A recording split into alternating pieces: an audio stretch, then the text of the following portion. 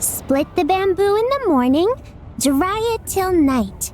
Shape and bend it nice and tight. Cross the strands to form a pattern, coat in silk, and you have a lantern. That's how you remember how to make a show lantern. Did you get all that, Chi-Chi? Morning, split bamboo, traveler, then get silk, make paimon. What? No, that doesn't even rhyme. Look, it's them. Hey, Yao Yao! Hey, Chi-Chi! Whoa, Traveler! Paimon, you're here! Happy Lantern Rite! What you up to? I'm teaching Chi-Chi to make show lanterns. It's a real test of finger dexterity, so it'll help keep her nice and loose. Yes, I do finger exercises to be a nimble zombie. Wanna try too, you two?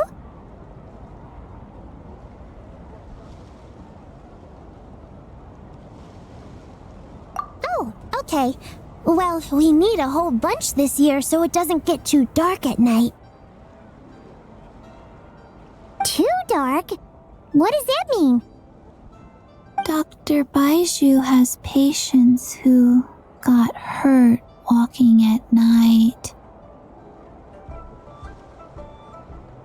The moon disappeared, so it was too dark to see. The moon disappeared? Like, behind the clouds? It was Jeonju, the moon devourer. Changshan told me about it, but now I forgot. It's an old myth from Chenyu Vale about a giant toad in the sky that eats the moon. What? The moon gets eaten? It's just a story. It's not like there's actually a giant toad in the sky.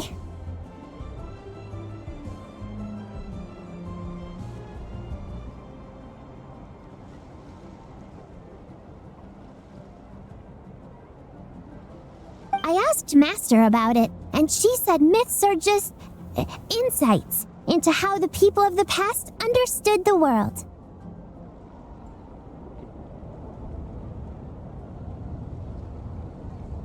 Well, I didn't see it that night. But I've checked several nights since, and it's been there same as ever. According to Chi-Chi, though, the Ministry of Civil Affairs sent someone to do some kind of serious investigation. So, I don't know. Maybe something did happen.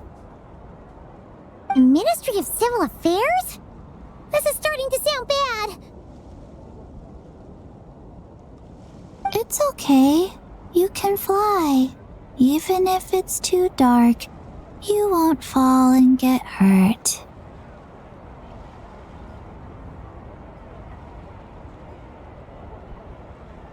Yeah, exactly. So turn that frown upside down, Paimon, or someday you'll get a whole bunch of wrinkles and wake up looking like an old granny.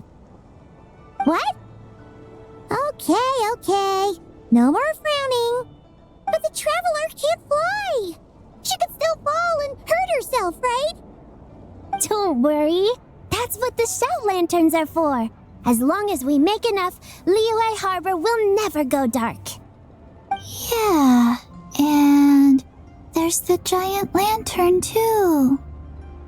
Oh, right! I almost forgot. Look! This year's Grand Lantern commemorates the Adeptus who guard guards the moon. With her watching over it, the moon will be safe for sure. A white horse? Wait! So that's the white horse Adeptus? Yeah! Legend has it she used to live on the moon. So if it were ever in danger, I'm sure she wouldn't just stand by and watch.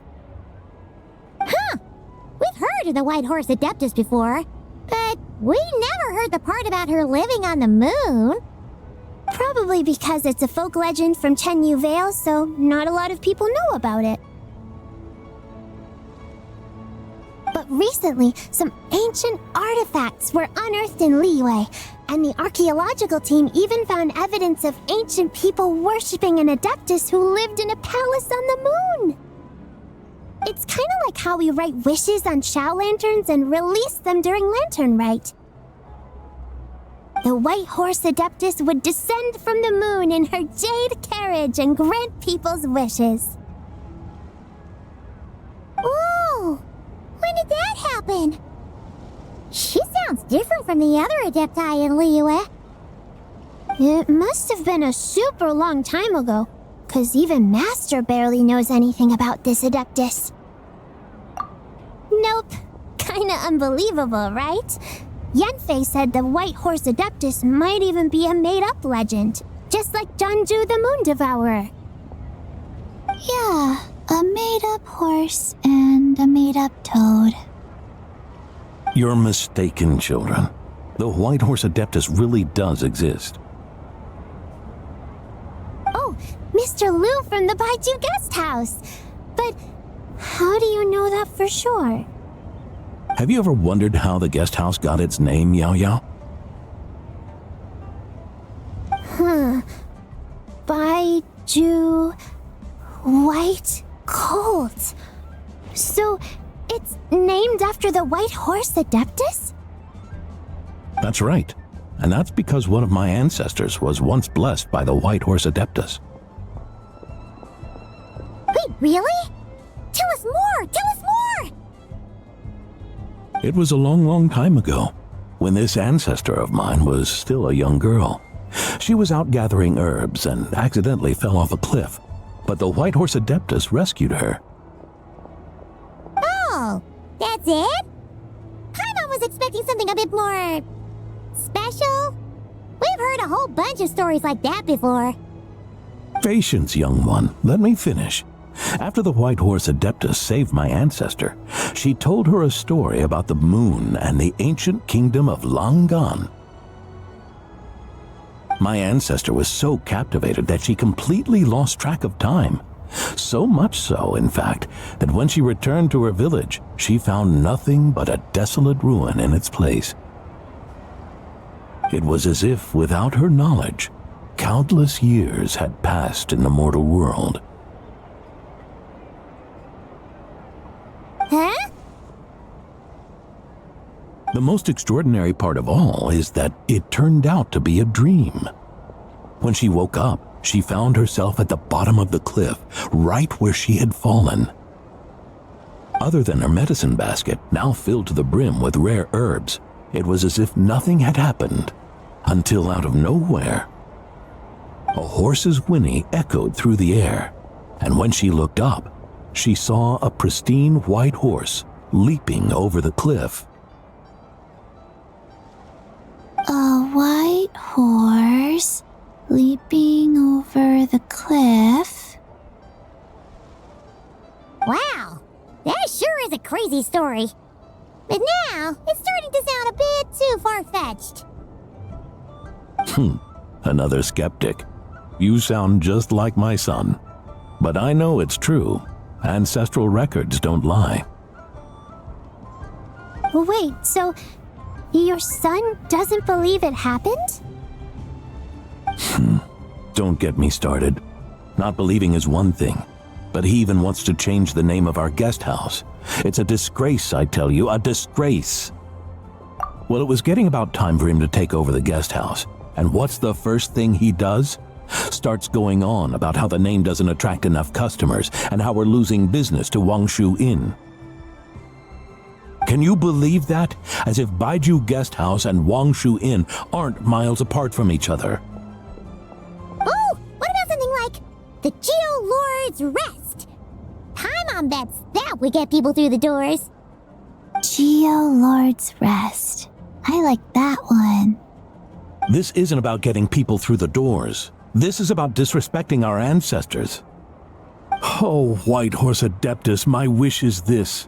Let your divine power be known. Teach my foolish son the error of his ways. Paimon wants to learn more about this Adeptus. Hey, maybe we should ask Zhongli. Good idea. Mr. Zhongli is super knowledgeable. He can answer questions even Master has no clue about. Yeah, we just saw him having tea at third round knockout. Alright, then that's our next stop. Chi-Chi and I are gonna keep making Shao lanterns. Careful on the road. Goodbye, Paimon.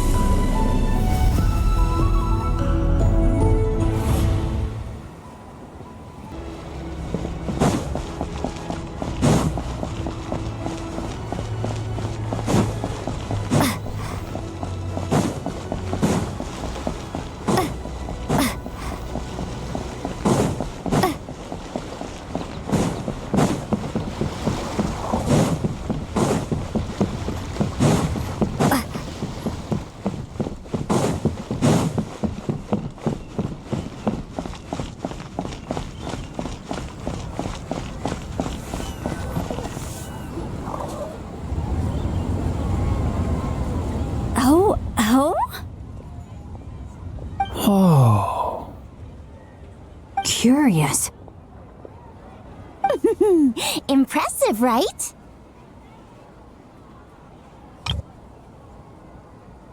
What's with all the commotion over here? Oh, Traveler and Paimon! Perfect timing! I have something amazing to show you! What is it? Huh? What the? Part of the moon is blacked out! Was it really eaten by a giant toad? Huh.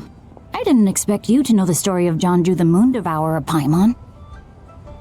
Don't underestimate Paimon. She learned a whole bunch of things in Sumeru. But Jonju the Moon Devourer is a Liyue legend.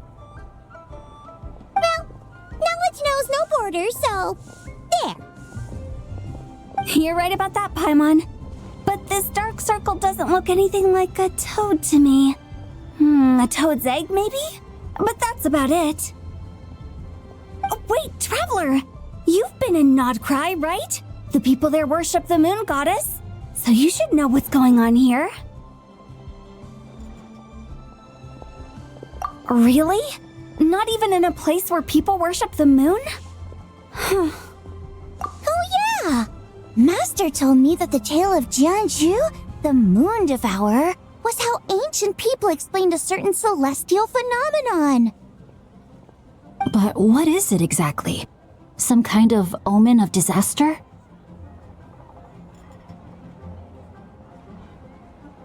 How so? Oh, but in this picture, the moon is being covered from the center. So this can't be a normal eclipse. Then it's still an omen of some impending calamity? We never said that! Ugh, some crazy customer left it at the restaurant. Just thinking about it gives me the chills. Come and see these rare... Attention, everyone! As the auspicious festival season approaches, I have an announcement to make. I, Lu Xiong, am on the verge of becoming one of the most renowned archaeologists in all of Liyue Harbor. No, scratch that, in all of Tibet. Even though I never trained at a prestigious academy, I've still managed to dig up tons of treasures.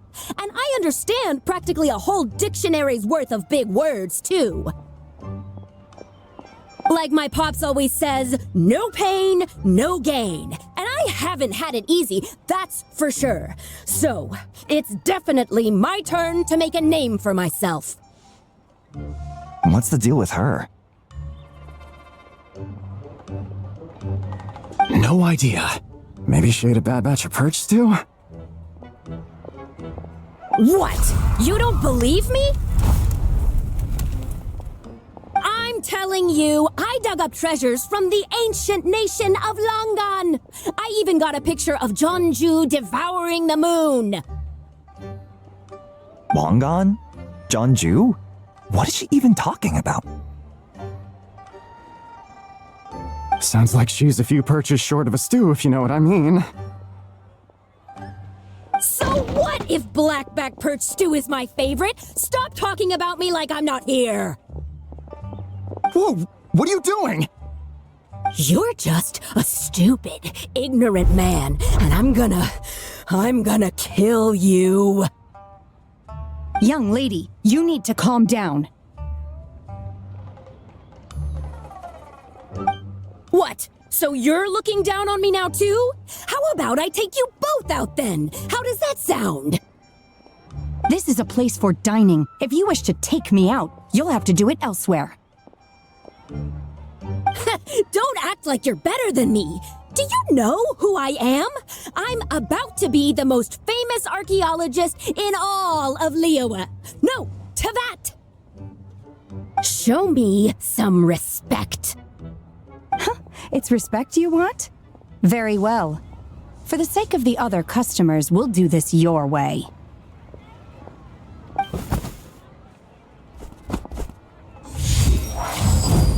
What? So Shen has started the fight? She had no choice. The woman pulled a shovel out of nowhere and started going crazy, flipping tables left and right. She even injured 2 other customers.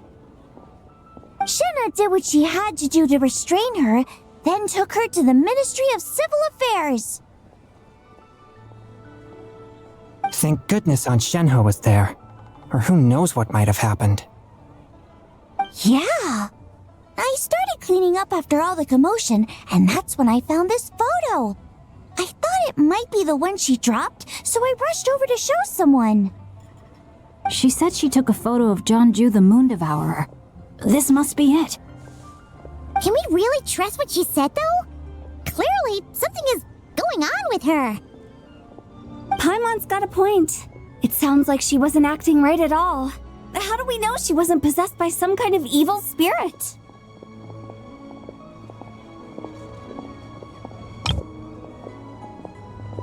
Aunt Shenhe would have noticed if she was possessed.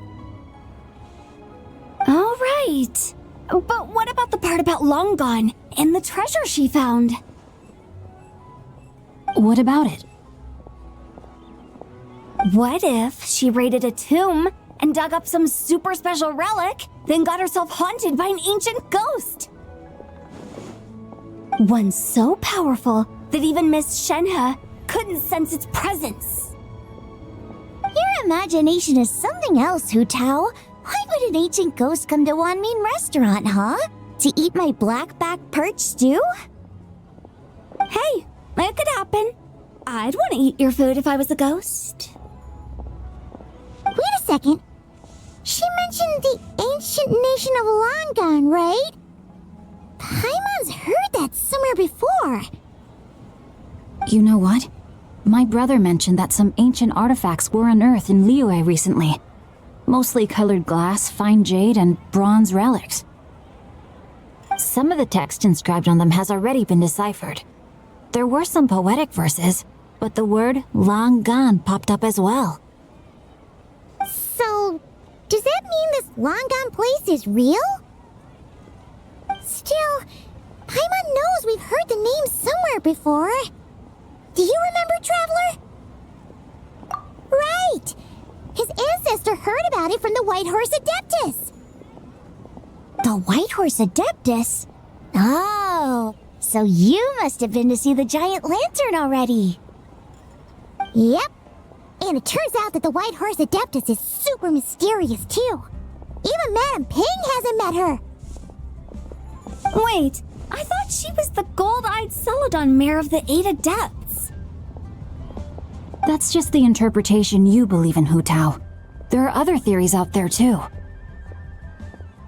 The elders of Qingce village believe that during the Archon War, a white horse leapt from a clear spring, transforming into an Adeptus who aided Rex Lapis in battle. In Chenyu Vale, some of the tribes take her to be the daughter of time and trace her deeds to an even earlier era. Yet in other ancient texts, including the relics I just mentioned, she appears as an emissary who listens to mortal wishes, bestowing the blessings of the heavens and moon upon the mortal realm. Which is why we write our wishes on Shao lanterns. That's so complicated. So what's the verdict? Which version is the truth? I'm afraid there's no definitive answer to that. You two have been all over Teyvat. Do you have an idea? Nope, sorry. We were actually on our way to ask Zhongli. He knows even more about this kind of stuff than us. Ah, looking for a consultant, huh? He's having tea with Miss Linlong. Shigu Antiques is hosting an exhibition tonight. An exhibition? For what? All those antiques Sing-Cho just mentioned. So if you head to the big ship docked in the harbor tonight, I'm sure you'll find him. So, where to next? How about we go to the Ministry of Civil Affairs to ask about the White Horse Adeptus? We might be able to find out more about the recent moon situation, too. If you're heading to the Ministry of Civil Affairs, could you give them this picture for me? Since it belongs to that customer, she deserves to get it back at least. It might even help the Ministry with their investigation. Ha! Alright! We're off! Oh wait! I almost forgot! Happy Lantern Rite! Come have a meal with us when you're free. We'll be there, or we'll be... square.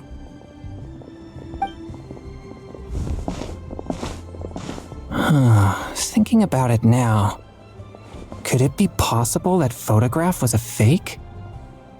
A fake? You mean like the customer fabricated it to gain academic recognition? Nice one, Chongyun. I never even thought of it like that. How about we go check out that place tonight? I know exactly where it is. All right. I'll get scolded if I get home too late.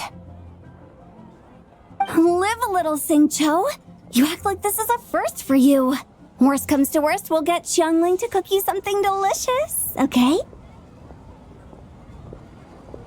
Well, when you put it like that, I suppose it's worth the risk. You were just waiting for the promise of free food, weren't you? Fine. It's a plan then. We'll meet up tonight.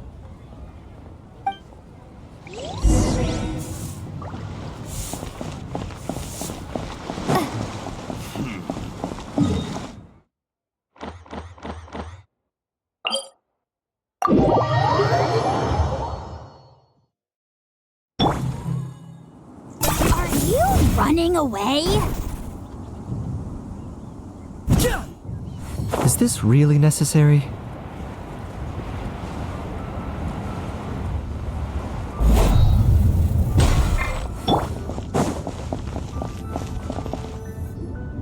And your grandfather is of the same opinion, Miss Lanyan? Yes. On Lantern Rite, the moon shall go dark.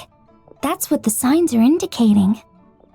Celestial observation isn't Grandpa's strong suit, but he discussed it with several other elders from our clan, and their conclusion was the same. It's consistent with the information we've received from other sources as well. You mean the whole thing?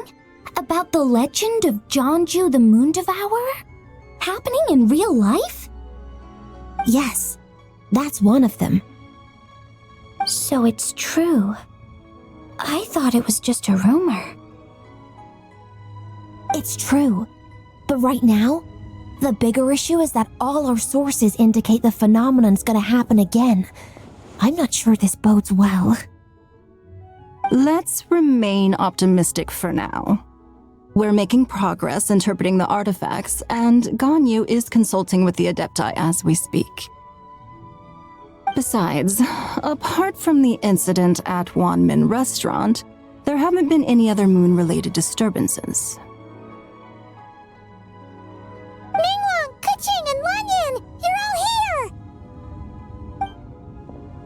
Oh, Traveler! And Paimon! It's been a while. Happy Lantern Rite. Yes, happy Lantern Rite. What brings you here, though? I thought you'd be in the harbor enjoying the Shao lanterns. You're certainly not the type to visit Yujing Terrace for no reason. Is there something I can help you with? What? We're not allowed to just drop in on our friends during the festive season? I was only teasing. You're welcome to visit us anytime you wish.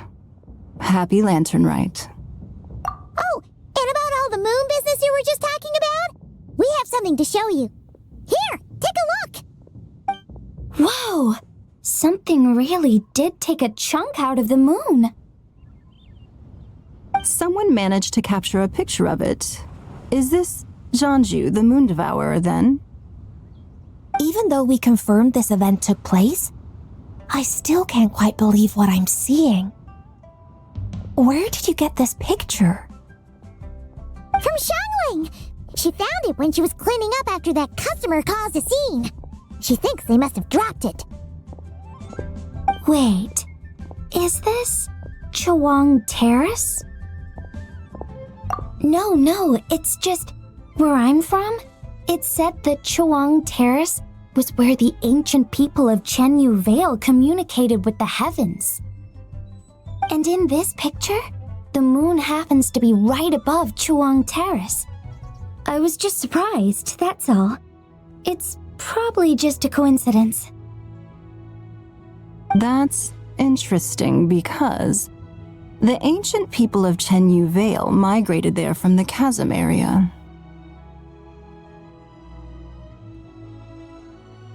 The chasm? So, that place is involved too?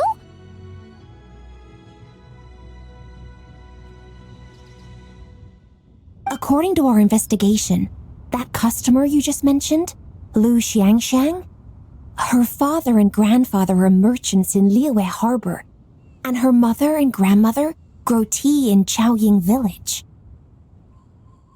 A few days ago, she left her home in Chaoying Village to join a civilian archaeological team funded by Hoishan Hall, and ended up excavating some artifacts in the chasm area. These artifacts were then entrusted to Shigu Antiques and are set to be featured in an upcoming exhibition. Then, of course, the incident at Wanmin Restaurant occurred. We suspect something happened during the excavation that left her with quite the shock. And now, it seems like she also went to Chuang Terrace and took that picture of the moon disappearing. The chasm? Chuang Terrace? Things are getting pretty complicated. She's not in a good mental state, so we took her to Boo Boo Pharmacy to get some help. Why don't you come with me to check up on her? At this point, you seem invested in this case too. Then let's head there now.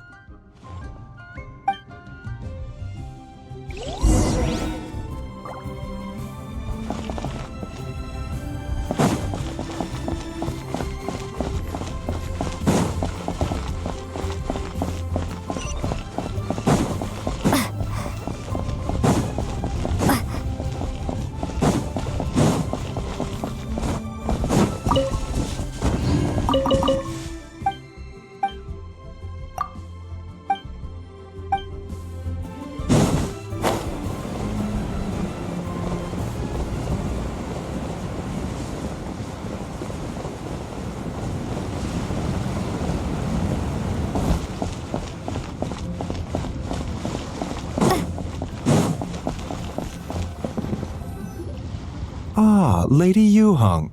Oh, and the Traveler and Paimon are here as well. What a pleasant surprise. Happy Lantern Rite. I hope we're not interrupting, Dr. Baiju. Not at all. I assume you're here to see the patient. Unless it's urgent, however, it would be best not to disturb her rest. It's quite unstable. She's even more agitated than when she first arrived. And she refused to cooperate when we tried to check her over. I had no choice but to prescribe a calming draught and to have her rest for 2 days. So she's getting worse? That isn't the news I was hoping for. It's just a precaution. Based on an earlier conversation with her, it seemed more like a fixation than anything else. She hasn't lost her mind. That's right. When we asked about it, she kept insisting she was going to be famous far and wide. Well, it might not be far and wide, but she certainly made a name for herself around Yujing Terrace. Even some of the Qixing know who she is. Not often, that's for certain. From my initial assessment, the patient appears to have experienced some sort of shock, and whatever it was seems to still be haunting her. But what could have caused such a thing? The relics from the chasm? Or the moon above Chuang Terrace that night? Come back in 2 days, and you might just have your answer. I suppose that's all we can do for now. We'll take our leave then, Dr. Baiju. Of course. If you need anything else, don't hesitate to stop by.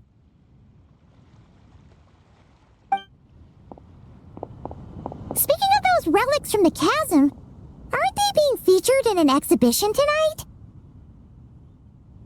That's right. Are you planning to attend?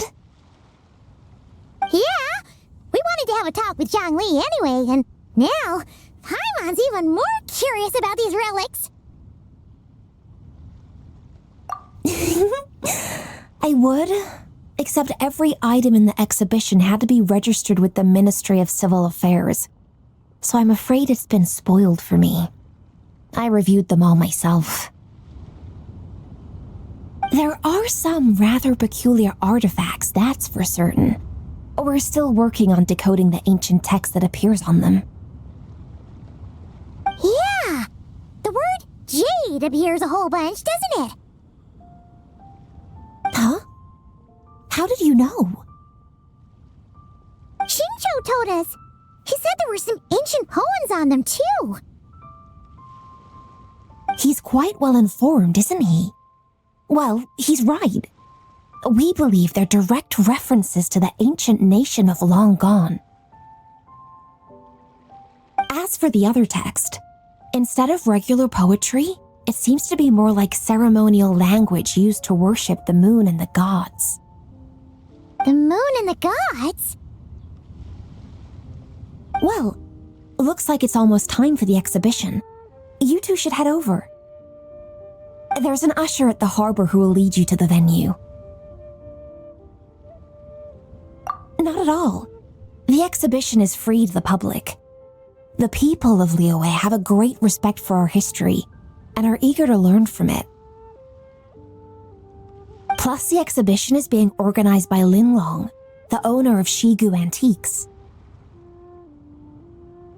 As far as I know, it's been a long-time goal of hers to hold a cultural exhibition of this scale, where people can learn all sorts of information about the past. Guess we're in for a real treat tonight, then. Yes, have a great time. There's still more artifact decoding work I need to finish, so we'll have to part ways here. After seeing the picture you brought, there's a few ideas I'd like to follow up on. You're hard at work even during festival season? Huh. You haven't changed one bit, Keqing. I'm simply fulfilling the responsibilities of my position. That's all. All right, I should get going. See you later.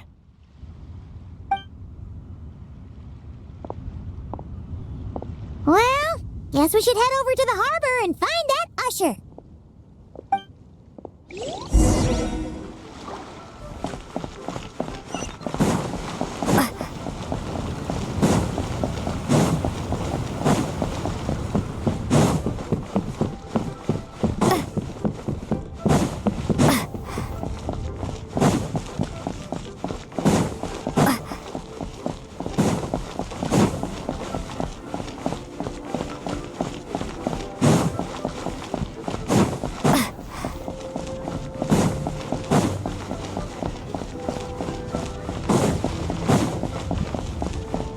Can't beat the atmosphere here and Here for the exhibition?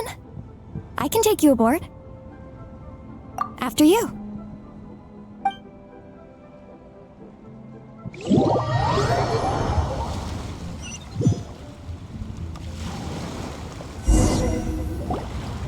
Whoa! Look at all the antiques on this ship! It's almost too much to take in! Greetings. I trust you've been well since last we met? Aha! Speak of the devil! You're right where Hootel said you'd be! Ah, so Director Who gave me away, did she? Don't act like you're up to some super secret business! We know you just do whatever you feel like. Yo, Traveler! Paimon! What's up? It's been a while, you two. Happy Lantern Rite. Beidou! Yunchin! It's great to see you! You're here for the exhibition too? Yes. When I heard these artifacts were from ancient times, I just knew I had to come learn more about them. I mean, what a discovery, right? Yeah, Ningguang pretty much said the same thing. She thought coming here might help culture me up or something. But as you know, I'm more of a fists and punches type of person. I doubt one exhibition is gonna change that. You're too modest, Captain. You're the leader of the Crux fleet. That takes far more skill than just fists and punches. Plus, at the end of the day, you still decided to come, even though you didn't have to listen to Ningguang. Well, she's the Tianquan. If she can't even get an average ship captain like me to do her bidding, how's that gonna look? You sure know how to think from her perspective, huh?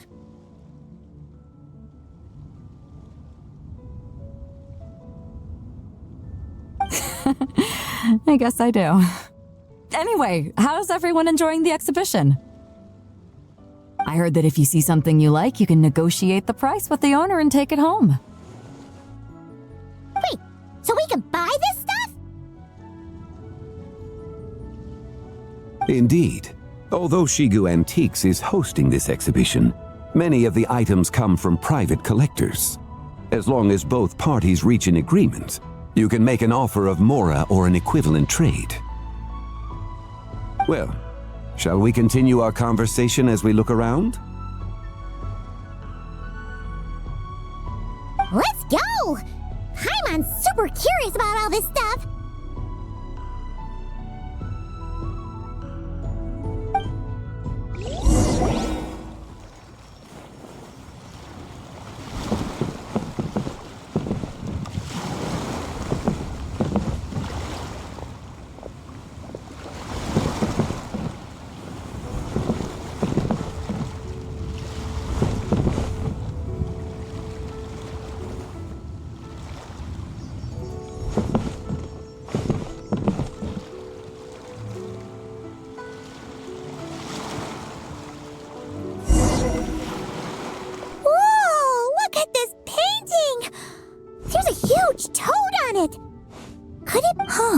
This material is quite unusual.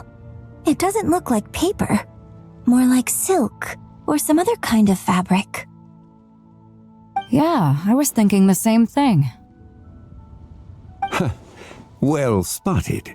This is a painting of Jianju, the Moon Devourer, made primarily with mulberry silk. Such craftsmanship is rarely seen in modern-day Liyue. Ha! Jianju the Moon Devourer! Paimon knew it! That toad made it super obvious. What's that? A new dish at Wanmin restaurant? No! It's a kind of lunar eclipse. You heard about how the moon disappeared recently, right? Oh, yeah. You're saying a toad did that? That's what the legend says. So, nothing to do with food then. Noted. And the figure next to the toad, is that the white horse Adeptus? From the stories I've heard, her palace lies on the moon. That would seem to be a logical assumption. No. In fact, this item was discovered in Chenyu Vale, and many years ago at that. Oh, so it's from Chenyu Vale? Actually, that's not quite right. You see, this painting is primarily comprised of mineral-based pigments, such as cinnabar and azurite, which are usually found within stratified rock. This suggests its place of origin may very well have been the chasm. You could have just started with that. You're as knowledgeable as ever, Mr. Zhongli. I had only ever heard the legend of Zhangju the Moon Devourer, but now seeing it depicted in this painting, I wonder. If I purchased it, perhaps it could serve as inspiration for a new opera. Though I'm not quite sure who the painting belongs to right now. A splendid idea, Miss Yoon. Perhaps in lieu of Mora, you could offer the lyrics to said opera as recompense. The lyrics? But to whom? Why, to me, of course. I am the owner of this painting, after all. Wait, so you're one of the private collectors of the exhibition? No wonder you knew so much about the painting. But lyrics in exchange for a precious antique? My work could never possibly be of equal value. I don't know about that. I'm not much of a scholar, but even I know your operas are in a league of their own. An astute observation, Captain Beto. In my possession, this painting is nothing but a lifeless artifact. In your hands, however, it could be transformed into a new piece of art entirely. Quite the worthy exchange, no? But I'm not sure when I'll be able to finish writing it. It certainly won't be ready this year. Allow me to be equally forthright, Miss Yoon. This silk painting is merely a copy I made of the original work. There is no need for such concern over its value.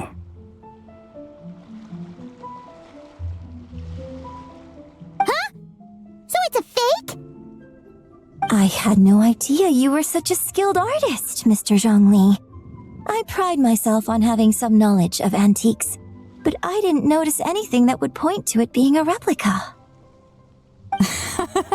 You never cease to amaze me, Mr. Zhongli.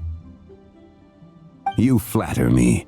All that said, Miss Yoon, you must accept. Truly, I insist. Huh. He's gone from handing out fake Mora to fake paintings now, huh? Your kindness is impossible to refuse, Mr. Zhongli. Rest assured, I'll be sure to return the favor. I shall look forward to it. Man, that was quite the find. I should buy something too, if only so I can show it off to Nangguang. Let's keep going and see what we can find.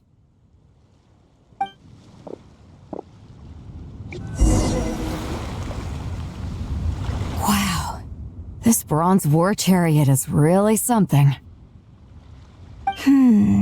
It must have quite the story behind it.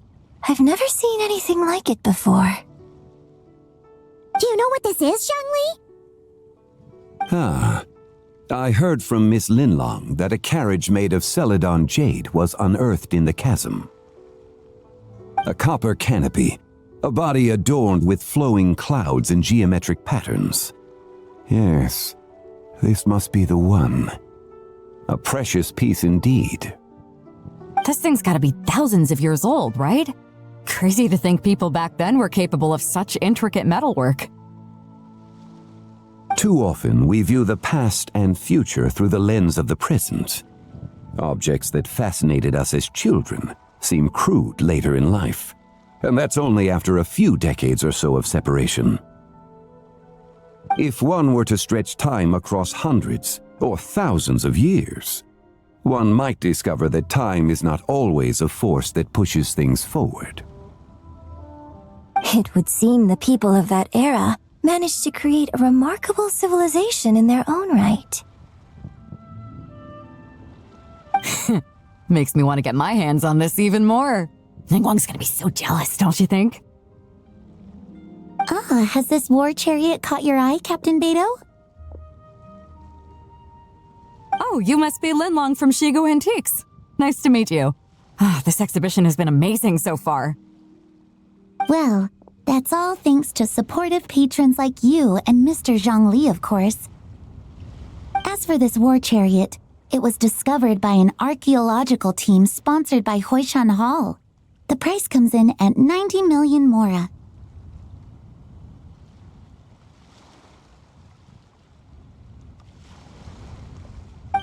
How much?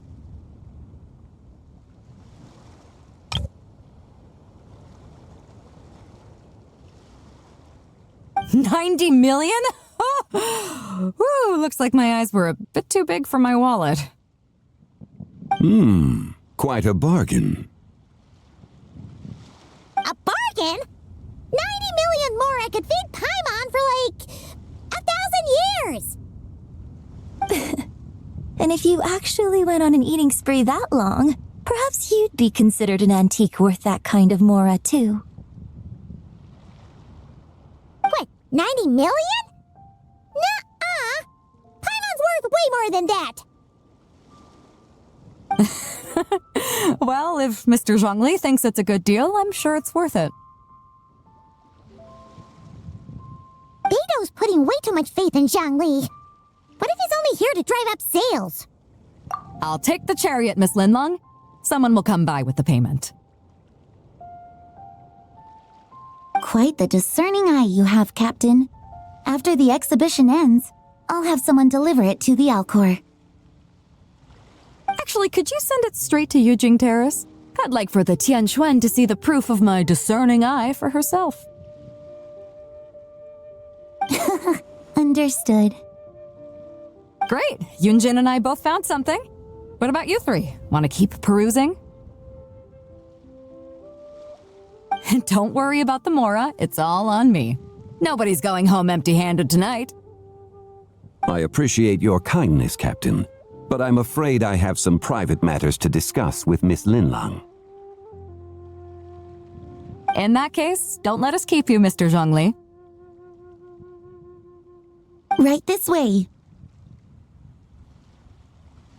Traveler, Paimon, perhaps you would like to accompany me. What? So you can show us another bargain antique that's so far out of our price range it's not even funny? Other people are always demanding Mr. Zhongli's time, but it's quite rare for him to extend an invitation himself. I wouldn't pass up this opportunity if I were you, Paimon. Yeah, just don't forget to come aboard the Alcor for a drink later.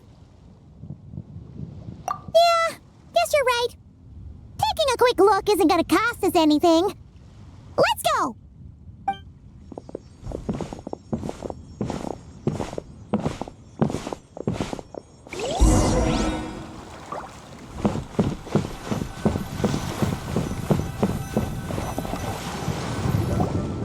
These are all the jade pieces that were found, Mr. Zhongli. Wow!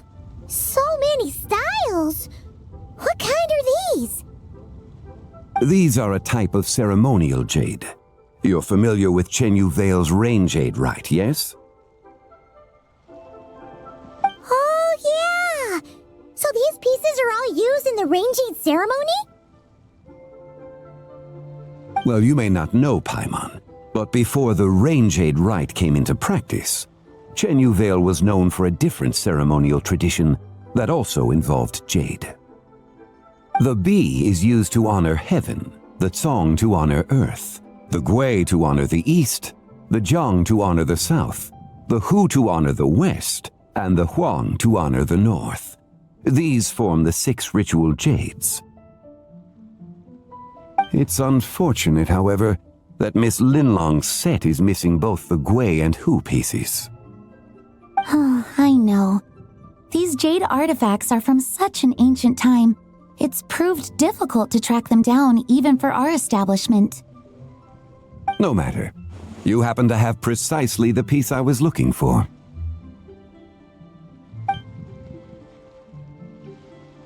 Huh? This broken jade token? I didn't expect this to catch your eye, Mr. Zhongli. It isn't one of the 6 ritual jades. An affect belonging to an old acquaintance of mine. An old acquaintance? One of your collector friends, Mr. Zhongli? You could say that. Traveler, take a closer look.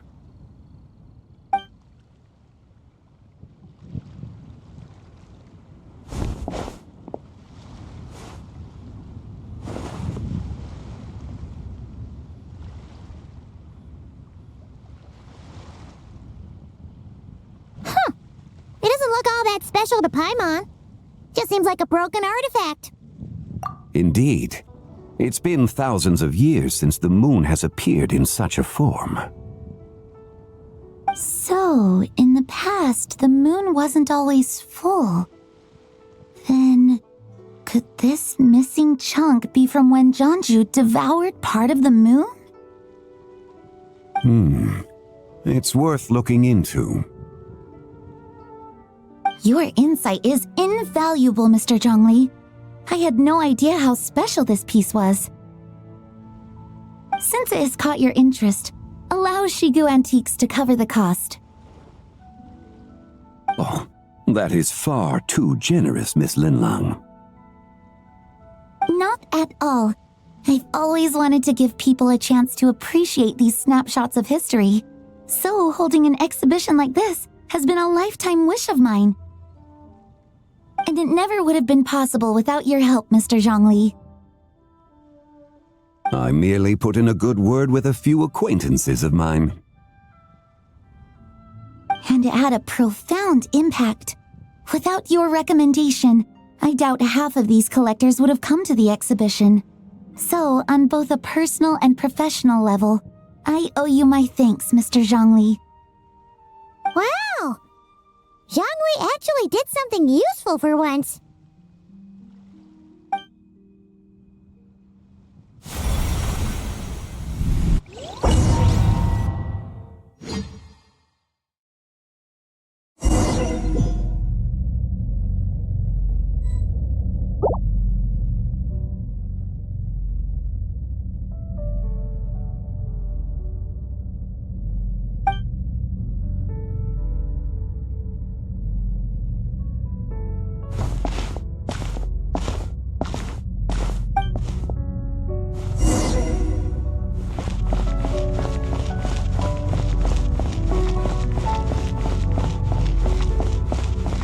Three, 5, 7.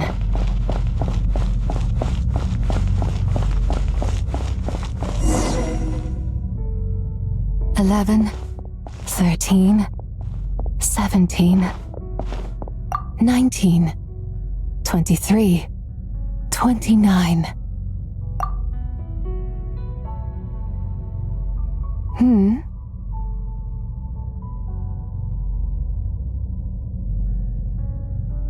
You also enjoy counting in such a fashion, lost child? The same loneliness as them. It seems to exist in your heart as well. Me? I'm sorry, I don't remember. The shadow of the moon? Or a dream of time?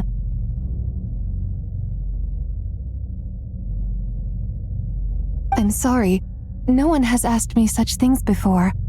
I've been here for so long. There is much I have forgotten. I know nothing of your arrival. All I know is the longing in people's hearts. Yet, I sense the moonlight's guidance within you, child. Perhaps that is what brought you here. You seem confused. Perhaps I can help in some way. The path home is... that direction. I believe someone told me that before. But I was never able to reach the end. You should take a look. No need. It would seem... my time has already run out. Farewell. May the moonlight ever shine upon you.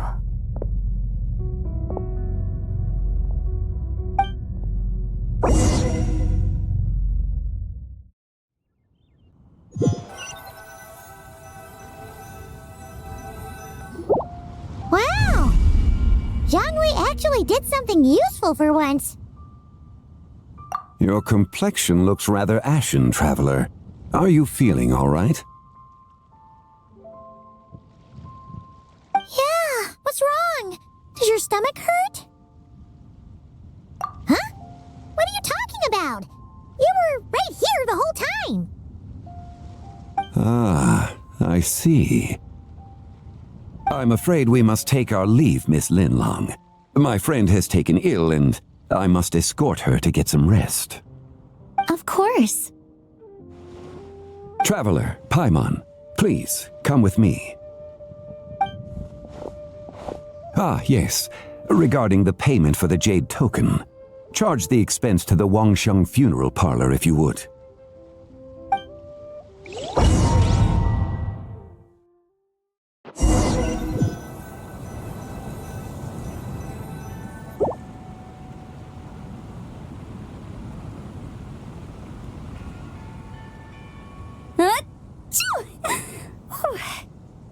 Guess someone's thinking of me. But this late at night? Must be that consultant of yours. I bet he's out there spending all year more at the exhibition.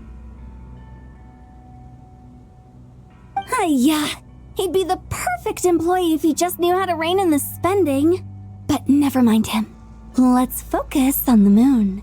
We gotta see if it gets eaten tonight. I don't think it's going to happen. We've been out here all night and the moon's the same as ever. It is quite late, and Chongyun's getting tired. How about we head back? We can come back another time. Head back? Already? Actually, I do have a new dish I'm testing out tomorrow. And as part of my New Year's resolution, I'm trying not to oversleep. All right. Guess it just wasn't meant to be. Let's go.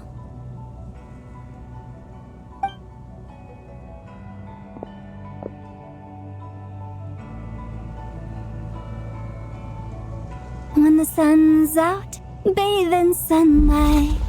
When the moon's out, bathe in moonlight.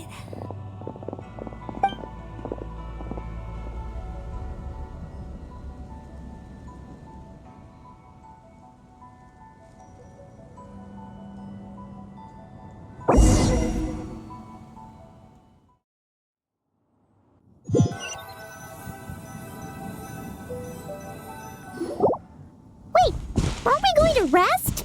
Why did you bring us here? Because I imagine the traveler would like to know what just happened to her. Oh, right. Paimon's confused, though. She could have sworn you were there the whole time.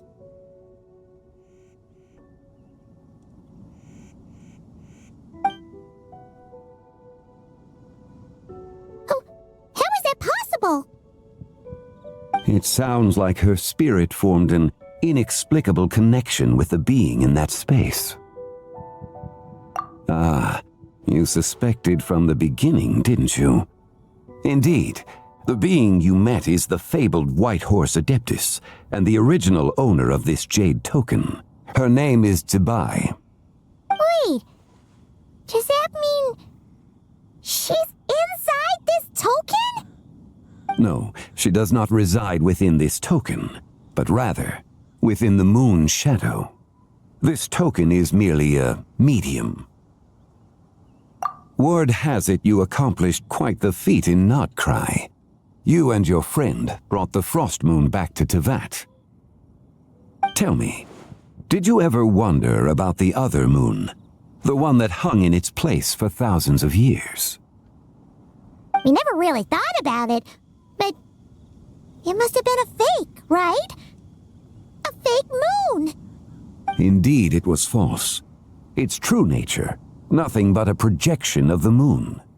It also happens to be the prison that confines Début to this day. Wait, the White Horse Adeptus is trapped inside that projection? Then we need to rescue her! But the moon in the sky right now is the real one, right? Where did the fake moon go? And why can't Paimon see it? With the return of the true moon, the shadow naturally lost its place in the heavens. Now, it is disintegrating bit by bit. It's a process that comes and goes. When it occurs, it looks like the moon is being obscured by a black shadow. But when it stops, the shadow disappears and becomes invisible to the eye. So, you're saying there's an invisible fake moon blocking the real moon right now? Indeed. Okay, this is not what Paimon was expecting. My hypothesis is that people's wishes could be what trigger the periods of disintegration. After all, when you experienced that episode just now, it was precisely when Miss Linlong spoke of her own wish. Wait, is that because the White Horse Adeptus answers people's wishes? The legend must be true then. So, that means the more wishes we make, the faster the fake moon will disintegrate, right? Then it won't be long before the White Horse Adeptus is free! Quite the contrary. After countless years trapped inside, the two have merged into one. When the moon shadow is gone, Début will cease to exist in this world. Oh no! So, by bringing the moon back, we actually hurt the White Horse Adeptus? Do not burden yourself with such thoughts. Because of your actions, a promising opportunity has presented itself to us. Let us not forget, what is crumbling is also precisely that which imprisons her. Yes, and that is why I invited you here tonight. Your connection to that broken jade token confirms that you can do what I envision. However, while I had hoped to receive your assistance, this matter could have significant ramifications. I must admit a certain reluctance to implicate you in more of Teyvat's secrets. Often, the deeper one's knowledge of such matters, the harder it becomes to extricate oneself from them. You are someone who once traveled through the boundless sea of stars. I cannot help but wonder, perhaps it is wrong for your fate to become too entangled with the fate of any one world. Such is your conviction, then. Since journeying beyond Lille, you have had ample time to reflect on these matters, it would seem. Very well. The first secret I must reveal is that Début has long since passed away. The being within the Shadow Moon is merely one of the 3 deadly selves she severed before her death. Wait, the White Horse Adeptus is dead? Weren't you supposed to tell us how to fix this? Now it just seems even more impossible! Please, remain calm, Paimon, and allow me to explain. The 3 deadly selves is a practice used by those engaged in spiritual cultivation. The intent is to sever the 3 vice-laden mortal selves to reveal one's true, pure self beneath. However, Zibai's 3 selves are more complicated in nature. Because in the moment before her death, someone preserved the shattered essence of her soul and placed the fragments within her 3 deadly selves. If we retrieve the 3 fragments of her soul, there is a chance we can restore her presence in the mortal realm. So that means we can bring her back to life? Yes, provided we retrieve the fragments of her soul's essence from the 3 deadly selves. Indeed, the being you encountered was Zibai's first deadly self, Ziju. After Zibai's death, she ascended to the heavens and became one with the Shadow Moon. The essence that resides within her is a heavenly soul, also known as Taiguang. Thus, this self is the closest to Zibai's true nature. That said, because she is trapped within the Shadow Moon, we have no choice but to seek out the other 2 soul essences first. Then we can unite them as one. Her second deadly self is called Ziju. After Zibai's death, she fell into a slumber deep beneath the earth in what is now known as the chasm. The essence within her is the Earth Soul, also known as Shuangling. She is the self that inherited most of Zibai's memories and wisdom. The chasm? So, do we have to go there to find her? That won't be necessary. I sensed her presence on the jade carriage from earlier, the one at the exhibition. It's possible the return of the frost moon awakened her, and she emerged from the chasm alongside that batch of ancient artifacts. Wait! That must be why you agreed to help with the exhibition! To investigate the artifacts! Indeed. So in truth, Miss Linlong was the one who helped me. The 3rd deadly self is Zichao. The essence within her is the human soul, also known as Yojing, Zibai's shade. Thus she is the most free-spirited among the 3. She lent me her aid during the Archon War 1,000 years ago, but later, as her powers waned, she retreated into the mountains. I imagine finding Zichao should prove the most troublesome, so I shall take it upon myself to track her down. So, we need to find the 2nd deadly self, right? But where do we even start? Locating her should not prove difficult. In life, Zibai was fond of mortals, and as the self who inherited most of her memories and wisdom, Ziju should be the same. It's possible she has possessed someone, and is meandering the bustling streets of Liyue Harbor as we speak. Possess someone? Wait! Are you thinking what Paimon's thinking, Traveler? What if she raided a tomb and dug up some super special relic, then got herself haunted by an ancient ghost? Exactly! Lu Xiangxiang! It seems you have a lead in mind already. She'd still be at Boo Boo Pharmacy. She was super agitated when she first got there, so Baishu gave her some calming medicine and told us to come back in 2 days. Do you think it could be her, Zhengli? It's quite possible. The deadly selves are impure beings that can easily influence mortal minds. A sound plan. Well, I should get started on my own investigation then. But you're leaving already? I must. Zichao went into hiding after the Archon War. If I am to have any success tracking her down, then there's no guarantee. I should start sooner rather than later. But there's White Horse Adeptus actually is, and how she died in the first place. Not to mention who it was that preserved the fragments of her soul. Should our endeavor prove successful, then naturally those answers will follow. If not, speaking of them would be rather meaningless. It would seem that this is a question you are unwilling to set aside. Very well. I shall tell you. It was the avatar of time. Ah, so you know of her existence.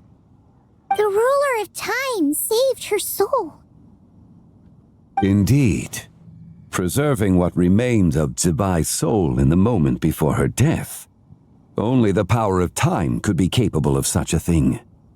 However, there is no telling what effect it has had on the three deadly selves. In other words, you must exercise caution when seeking out Zija. On the night of Lantern Rite, countless Shao lanterns and the wishes written upon them will be released into the sky. I estimate that this event will trigger the Shadow Moon's collapse. When that happens, the cage that confines the first deadly self will open. That is our moment to act, but also the moment where all could be lost. For if we fail to retrieve the other two soul fragments in time, Zibai's resurrection is hopeless. As I mentioned before, the answers to your remaining questions should come in time, providing our efforts bear fruit. Let us hope that all proceeds smoothly in the days to come.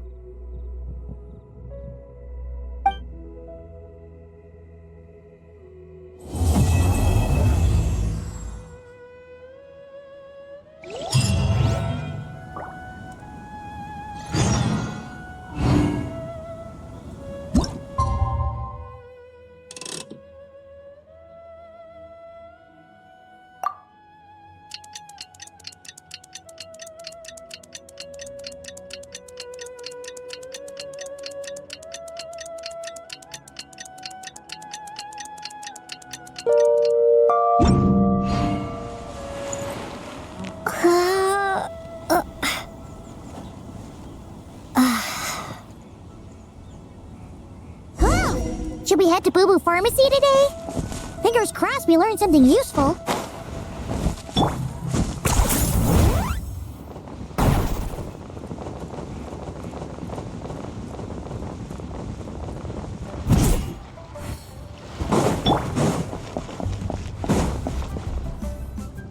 So let me get this straight. The patient disappeared right as you were delivering the medicine.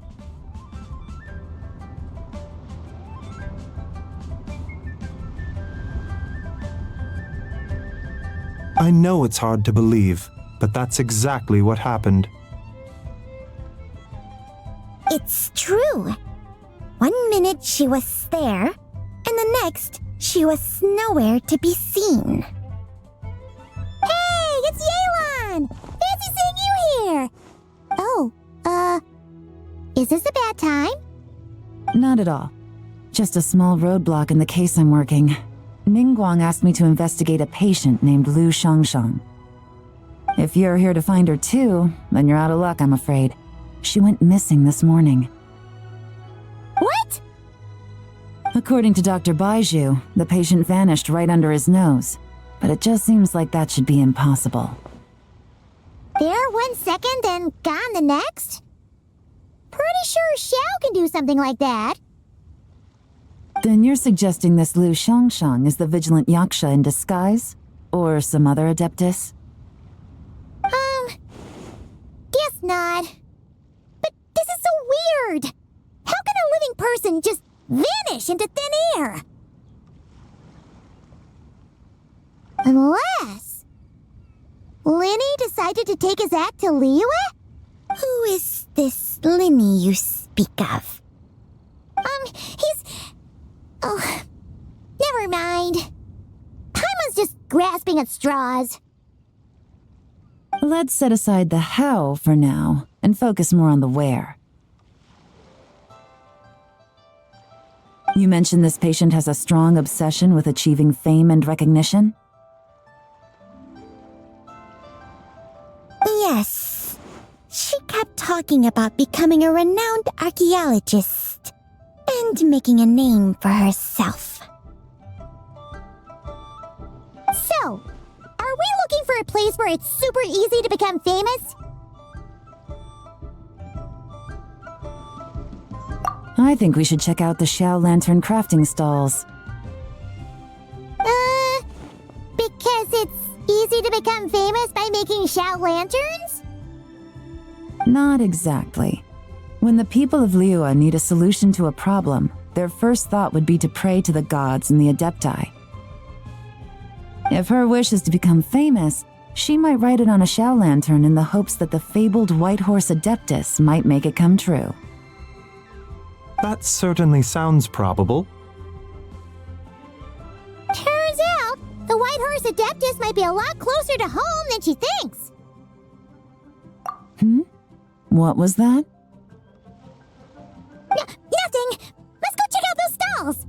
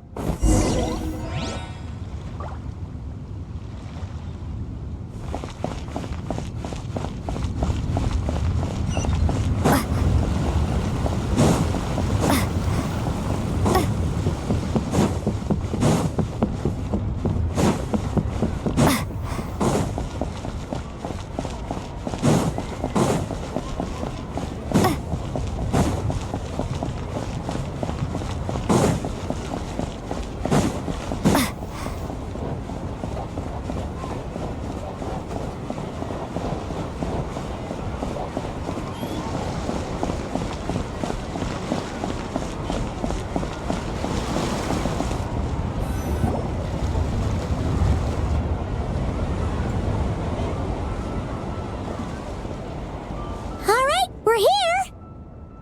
Still no sign of Lu Shang, though.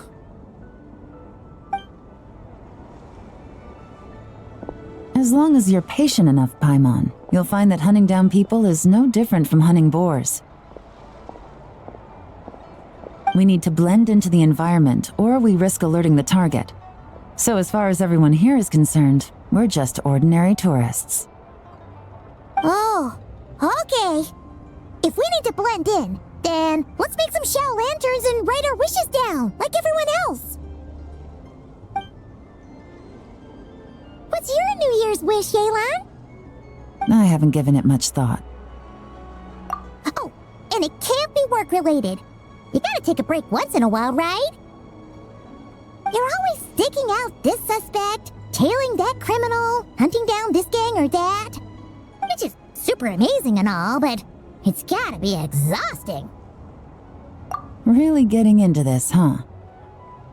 You said to blend in, right? Come on! It's all part of the act! So you gotta think of something! Then I suppose it'd be to go traveling the next time I get the chance. Traveling?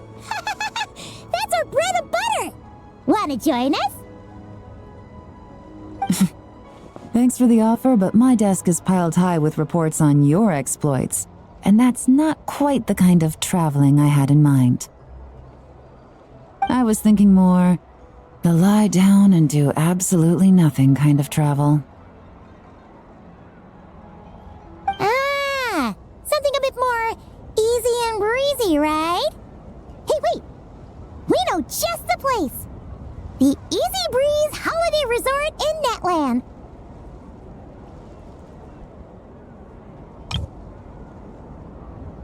It's super relaxing and full of fun activities. You've got the beautiful ocean and tons of cute little creatures called Asha. Seriously, you gotta go! I suppose I'll have to check it out. Hey guys, happy Lantern Rite! What a coincidence! You here to make Xiao Lanterns too? Well, it's that time of year, am I right? Thought I'd join in on the fun. You can't have Lantern Rite without making one of these.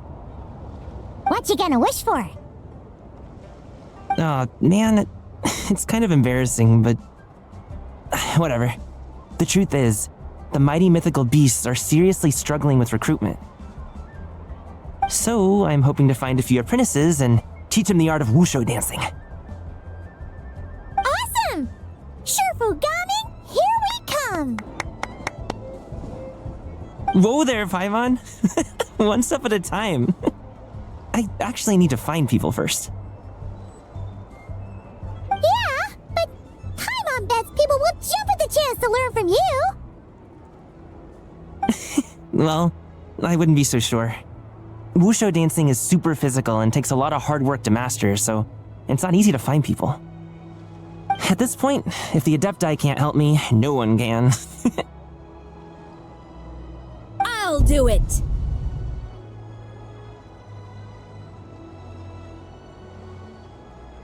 Huh? You just said you wanted an apprentice, right? Well, I'm offering. What do you think? Whoa, the White Horse Adeptus works faster than I thought. Traveler, it's her. Lu Shangshang. Our target! Hey, didn't you hear me? I said I wanted to be your apprentice. No need to shout. I heard you the first time. What's your name? Step back a bit, Gaming. This person could be dangerous. What? Hey, what are you trying to do? Do you know who I am? Get back! Lu Shangshang, we have no intention of harming you. We just need to ask you a few questions. Get back, I said! Try to remain calm. If you come any closer, I'll...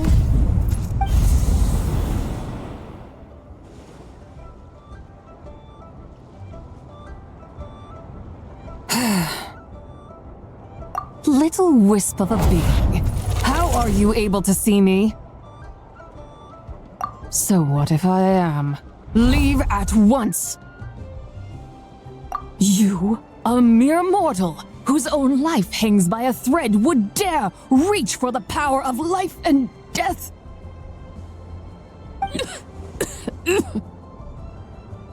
Unless you wish to be condemned to eternal damnation, you would do well to abandon this foolish endeavor.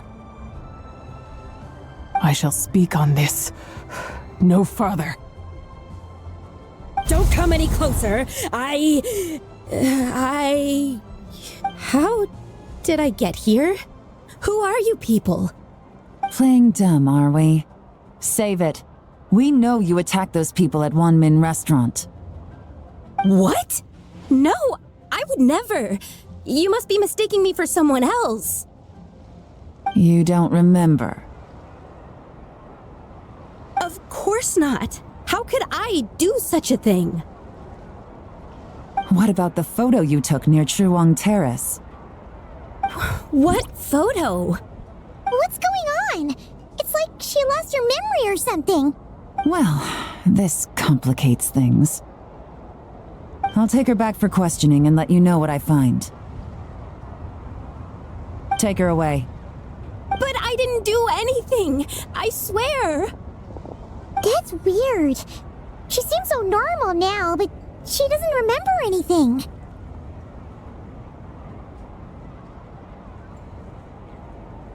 This is just great. An apprentice falls right into my lap and now she's gone! Don't worry, Gaming. This is a special case. Paimon's sure you'll find one soon. Unless you're gonna pony up and offer a real solution, Paimon, I don't want to hear it. Gaming? What's up with... I'm done here. I'm gonna go find an apprentice, and I won't take no for an answer. Gaming, wait! Is it just Paimon, or was Gaming acting super weird just now? What? How do you know? Whoa! So you saw the second deadly self? And you think she moved from Lu Shangxiang to Gaming? Uh-oh. Then we better find him before something bad happens. Let's go!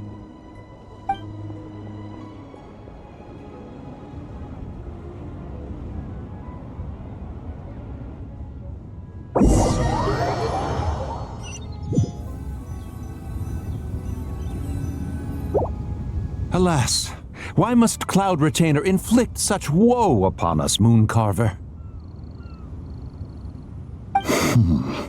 By the order of Rex Lapis, we were supposed to make haste to the harbor to stand watch. Yet we arrived late, for you, in your inscrutable wisdom, chose that very moment to tend the mint. It is no wonder Cloud Retainer banished us to the wilderness in anger. A pity only that I, blameless as I am, was made to share in the punishment. Blameless indeed. You speak as if it was not you who decided to plant all that mint in the first place. Yet now, in its wretched state, overrun by blight and vermin, you would turn away? Utterly heartless, I say. Were I truly that heartless, would I have rescued those seedlings from this desolate wasteland, granting them haven in your hallowed garden? Alas, if blame must be laid, let it fall upon Cloud Retainer for failing to recognize the virtue of our plight. Ah, at last a sentiment with which I can agree. If ever Cloud Retainer is away, we should steal into her abode and plant a veritable field of mint. A tempting little ruse, is it not?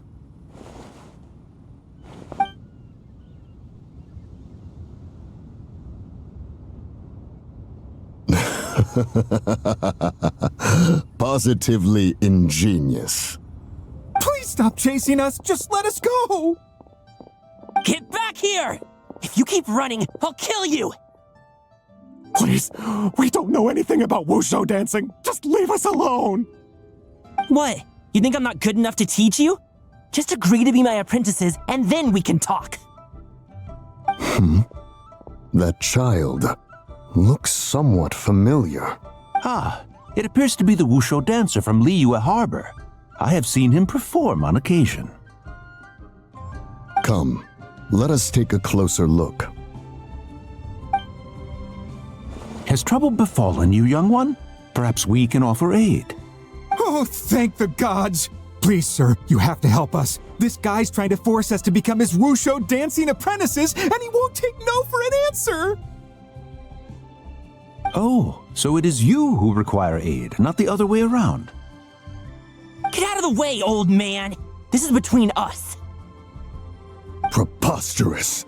You dare to presume we are of a mature age? Listen here, brazen youth. Skilled you may be in the art of dance, yet your offstage demeanor leaves much to be desired. Hold on, Mountain Shaper. Something is amiss. Look closer.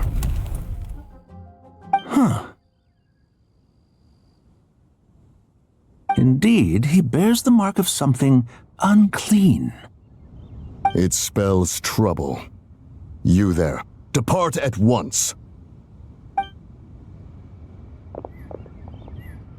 Hey! You drove off my recruits, old man! You'll just have to take their place, even if you're a bit on the decrepit side. Many years it has been since a being has dared speak to us in such a manner. Now let us see what evildoer has sought to use you as its puppet, young one. You two, you're Adepti! Does that strike fear in your soul? Whoa! Two Adepti recruits just fall right into my lap? That white horse sure knows how to grant a wish. Coming! Slow down! Wait for us! Jeez, take a hint, will you? I told you to stop following me! Traveler, Paimon, keep your distance from this youth. Evil has taken a hold of him. We know! It's one of the White Horse Adeptus' deadly selves! She's possessing Gaming! The White Horse Adeptus' deadly selves? Could it be that Rex Lapis called us to Liyue Harbor for this very reason? Hey! What are you two whispering about over there? Who's gonna be first apprentice and who's gonna be second? It doesn't matter! I'm not the kind of Sufu who plays favorites! Insolent spirit! Be gone from this child at once!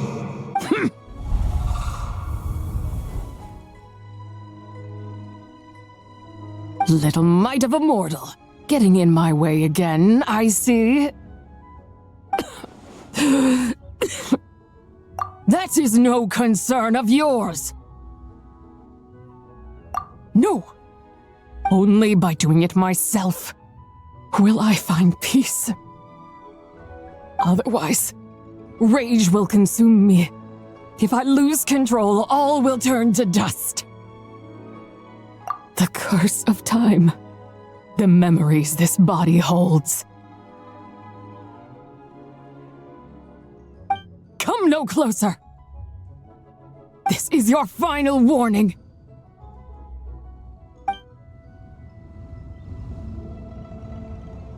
Insolent spirit! Be gone from this child at once! Huh? Traveler and Paimon? And two Adepti? Where are we? Weren't we just making Xiao lanterns in the harbor? Coming! You're back! The sun is most scorching.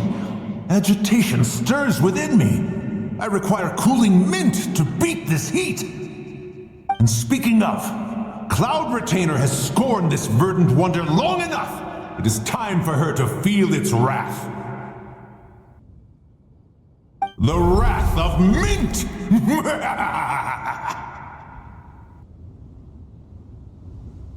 Mountain Shaper, where are you going? Oh no! Now Mountain Shaper's acting weird! Oh, you don't think it spread to him, do you? Spread to him? Quickly now, explain to me what has been happening. What? Was I really that rude? Jeez, someone get my dad to throw a slipper at me. I'm so... Whoa! You okay, Gaming? He is fine. It is simply exhaustion. But to think Mountain Shaper would succumb to something like this, it is most unexpected. So, what do? We can't just leave Gaming like this, but we can't ignore Mountain Shaper either, right? My cultivation level rivals that of Mountain Shaper. Were I to give chase, Zizha would but flee from his form and take refuge in mine. Seek out Streetward Rambler. Cloud Retainer and the Conqueror of Demons should be with her. I shall take this child back to the harbor and join you post-haste. Whoa! What are all the Adepti doing together? Rex Lapis charged us with keeping watch over Liyue Harbor should danger rear its head. I dare say this is the very crisis he anticipated. Come, we must devise a strategy before confronting Zizha.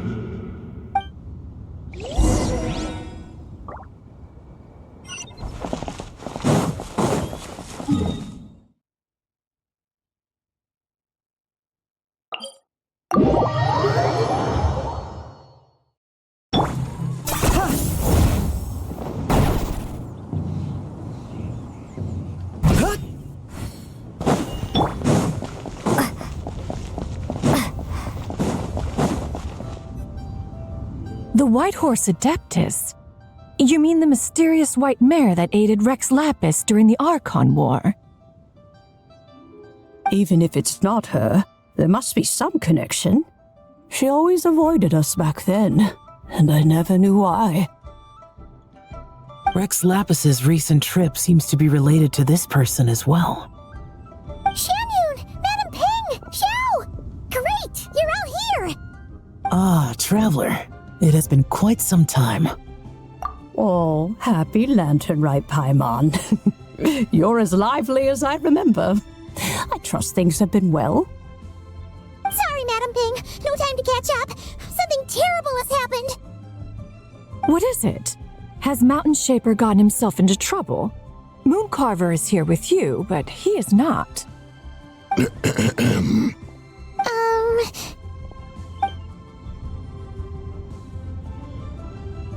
The Wrath of Mint? That old fool dares to utter such nonsense behind one's back.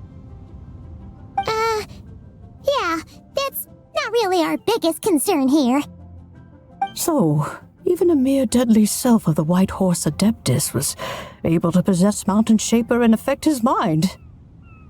No wonder Rex Lapis told us to gather here and await his orders. Mountain Shaper's cultivation is inadequate. He was caught unprepared. Were it one of us, Zizhi would hardly have found a vessel quite so ready for the taking. Hey, that's not what you said earlier. Where is Mountain Shaper now? A question that hardly bears pondering.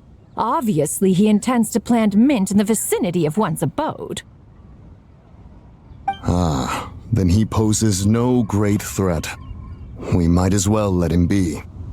Once he fulfills his wish, it's possible that Zizhi will relinquish him of her own volition. Your ulterior motive is most obvious, Mountain Shaper. You two hope for Mount Eltsong to be covered in mint. One can see it clear as day. Not to mention, deadly selves are born of malevolent human desires, and naturally pose a great risk to the form and mind of all living beings. We cannot let this go unchecked. Let me handle it. I have relevant experience and know how to deal with such situations. One has no doubt of that. Yet your involvement would likely end in armed confrontation. In one's own estimation, the time for such measures has not yet come. Before his departure, Rex Lapis knew that Zizhi was active in Liyue Harbor, yet told us only to wait. It would seem, then, that Rex Lapis did not believe extreme measures were warranted here. Yes, this is quite a peculiar case. After all, Zizhi's possession does not seem to come with ill intent.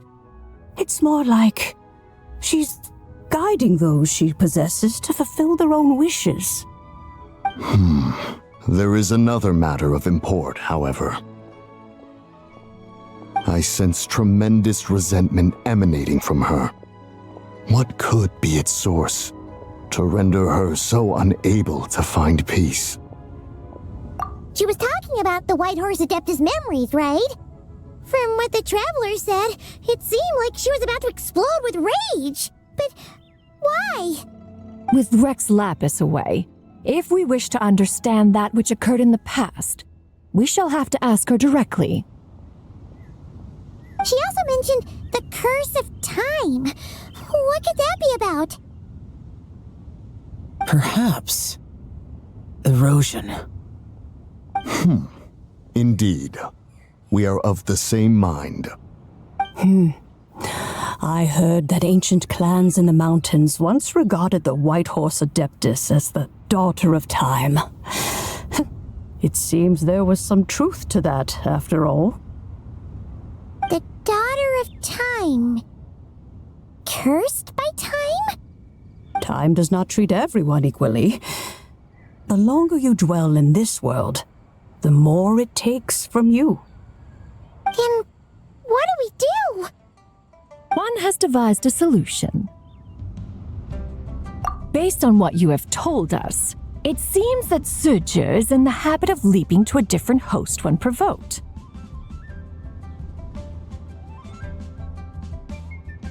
One's plan is for us to block all escape routes while you confront Mountain Shaper, forcing Zizhi to reveal herself.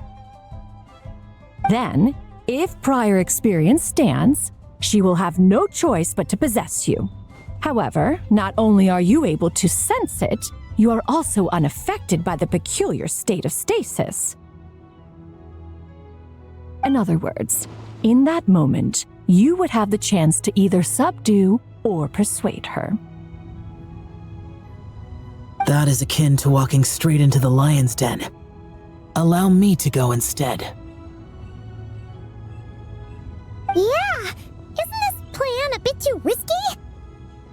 Why doesn't Paimon try first? After all, even if she got possessed, it's not like she would pose a danger to anyone.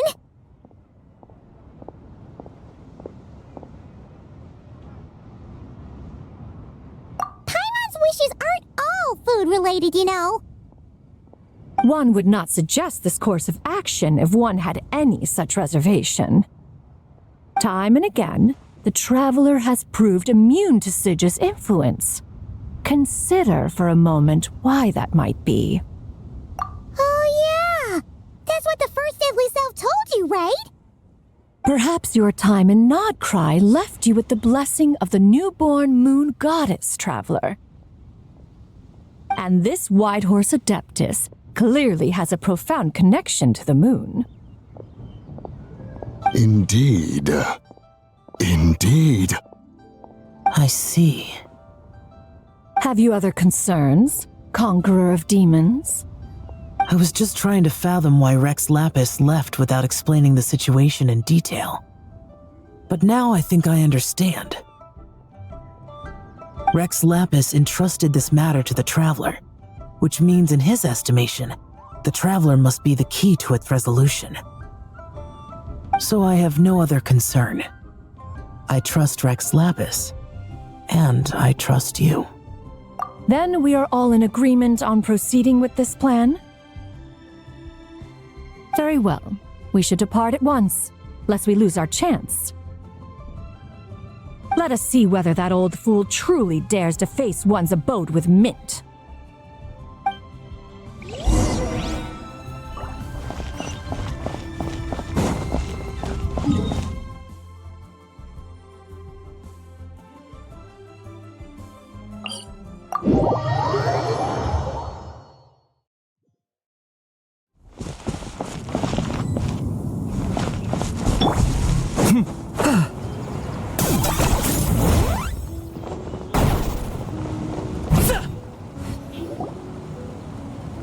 One mint, two mint, let us plant a whole slew of mint.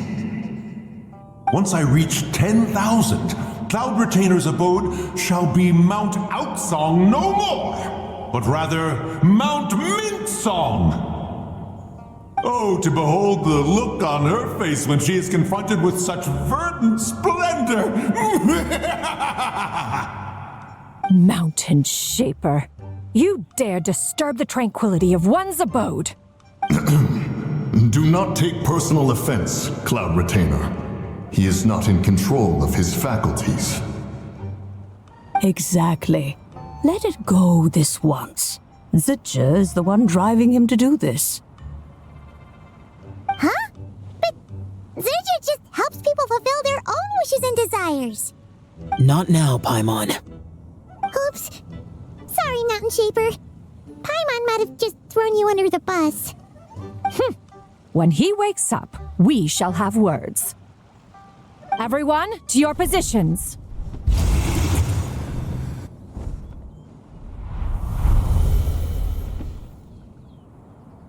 Be careful.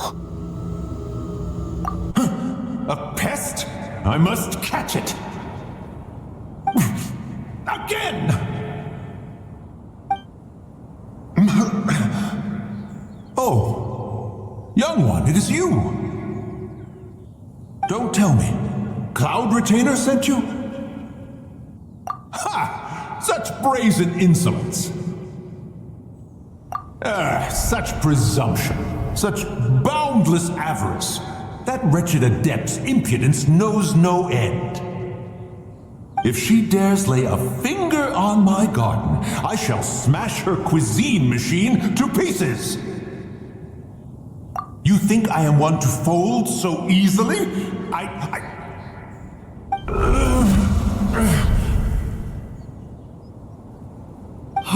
Insolent mortal! Time and again, you interfere in that which is beyond you. You make it exceedingly difficult to contain my rage. You have no conception of that which you seek. It is forbidden! You know nothing of my past. My warning was given. The cost entwined with this is beyond what you can bear. Stubborn mortal! You...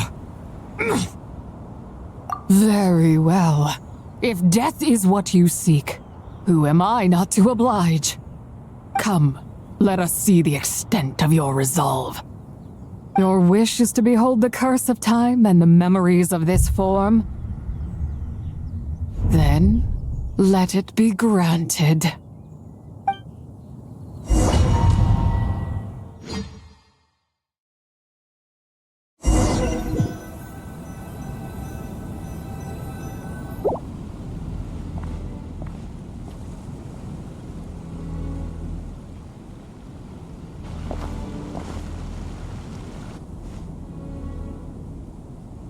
You who seek death, stand before me. My prison.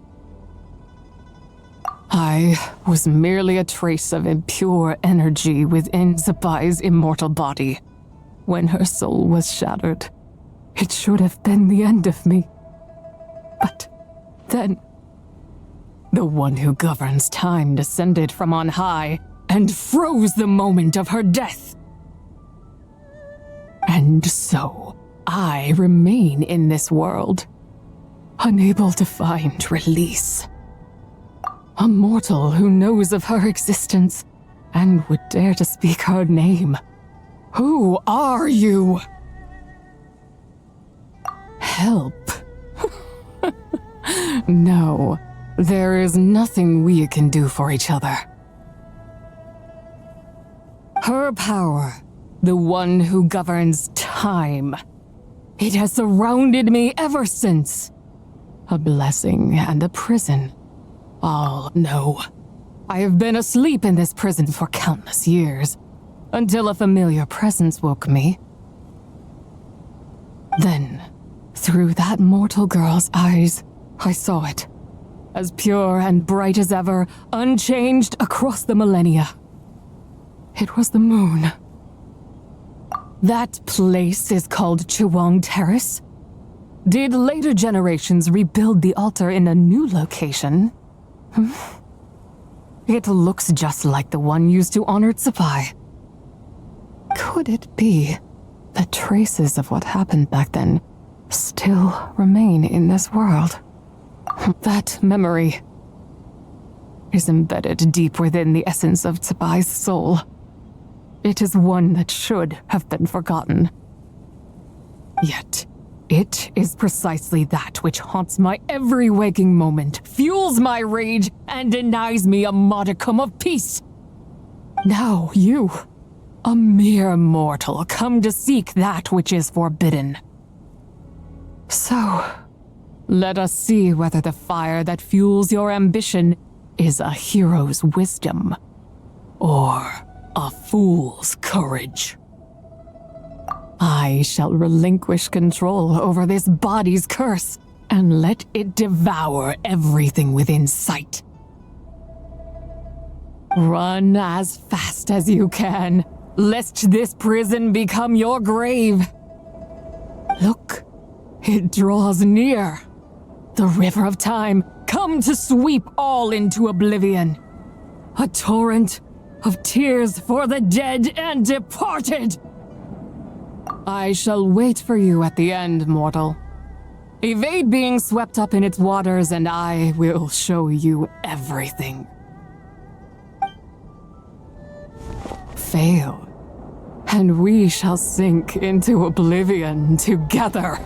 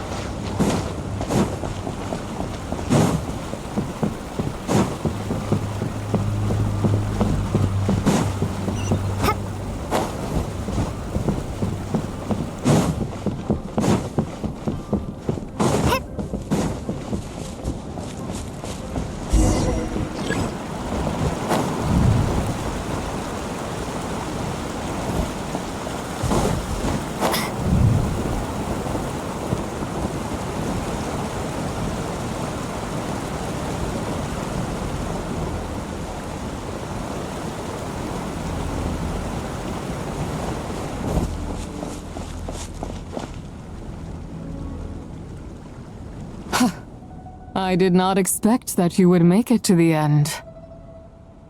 Yes, it would seem even time cannot hold you back. In that case, perhaps this truth is one you can bear. Come, let your wish be granted.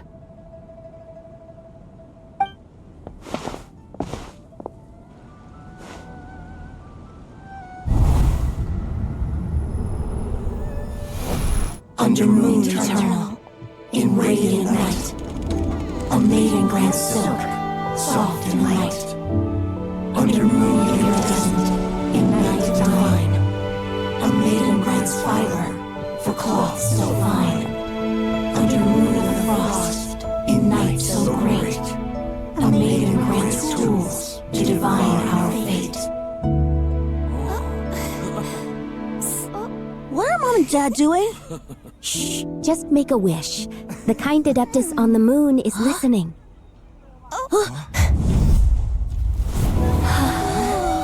Look, it's Lady Tsabai. Wow, Lady Tsabai? Is she powerful? Of course. She taught us how to grow grain and beans, millet and rice, how to peel hemp and reel silk, spin thread and weave cloth, how to cut stone and build houses, cast bronze and forge tools. According to Mom and Dad, the Adeptus Tsabai is the god of soil and grain, who blesses our land and its crops. Huh? Lady Tsabai's leaving? It's all right. We just have to wait till next year. She'll be back.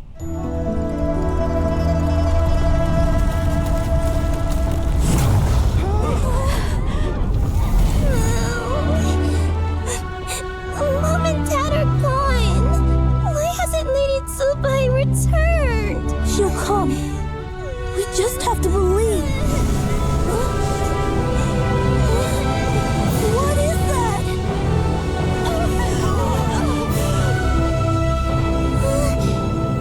Lady Tsabai abandoned us.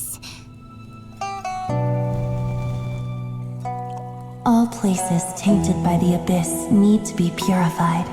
That includes Long Gone. And what of its people? You know what will happen. You are but an emissary to the mortal realm. This is Heaven's will. There is no need for guilt, and no place for hope. I wouldn't dare. But the people of Langan honor me, worship me, pray to me. If I do not answer, the guilt will be too much to bear. And if you do, you will meet the same end. Then as their god, I shall die among them.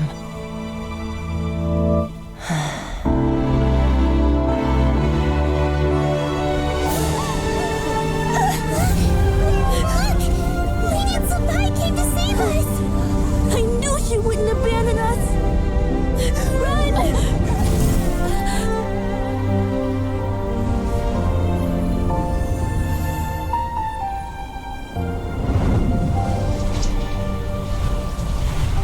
You have done enough.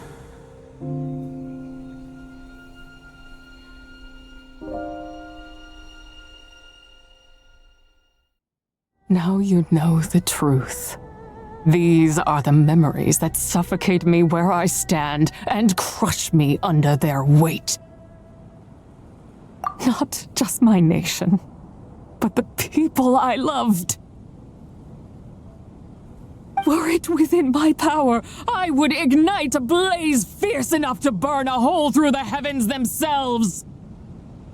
It was a time of war, one that ravaged heaven and earth. Remnants of the battles tainted with cursed power fell from on high and devastated Langan. The heavens decreed that the tainted filth had to be cleansed, no matter the cost. If I just had more time, I could have helped more people to escape. But it wasn't enough! I just needed a bit more, and they all could have survived.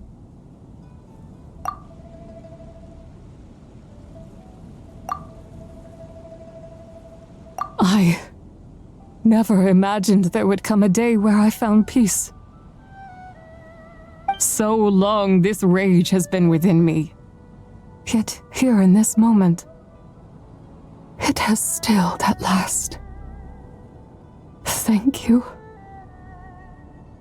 If you wish to bring Tsubai back to life, mortal, then you may take the part of her soul that lives in me. Just remember, from this moment onward, the fate of Langan's fallen rests on your shoulders.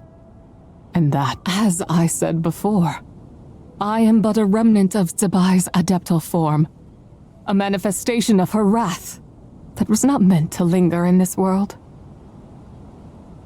By taking away this fragment of her soul, you take away my shackles as well. So, let it be done. Ah, it's your turn to grant one of my wishes, is it? Very well. In regard to my fate, and that of Langan's fallen, I know there is little I can demand of you. However, should another raise a war banner against the heavens someday, let my name be set upon its cloth. I ask for this, and nothing more. Now, take what you came for. I was a lone moon, shrouded and dimmed in cloud-veiled night. Now darkness breaks, free and unburdened. I reclaim my light.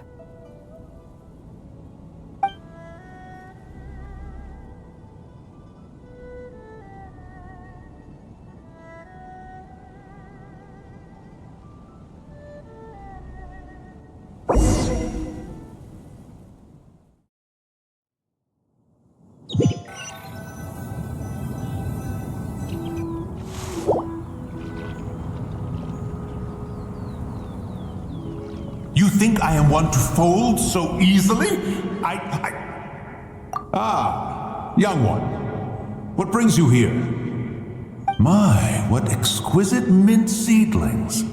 Was it you who planted them? I had not taken you for one so versed in the horticultural arts. I must insist that you visit Mount Hulao. There is much we could learn from one another. Ah, but this is Cloud Retainer's abode. She does not appreciate the verdant wonder that is mint. We should leave at once. If she sees us here, there is little I can do to protect you. You weren't? Was it Mooncarver then? My, what nerve he has. What? Looks like Mountain Shaper is back to normal. Has the matter with Zizhi been resolved then? Wow, that was fast. That took, what, like a second? A second to us, perhaps. But for the traveler, I imagine it felt much longer than that. One's plan was most successful then. And you're all right, traveler. You don't feel strange in any way? Well, sounds like good news all around. I'm glad this matter is resolved. What is this matter you speak of? The possession of that mortal child? The matter of Zizhi may have been resolved, but there is another that is far from over. The mint you planted around my abode. Perhaps you have a moment to spare for a little chat, Mountain Shaper.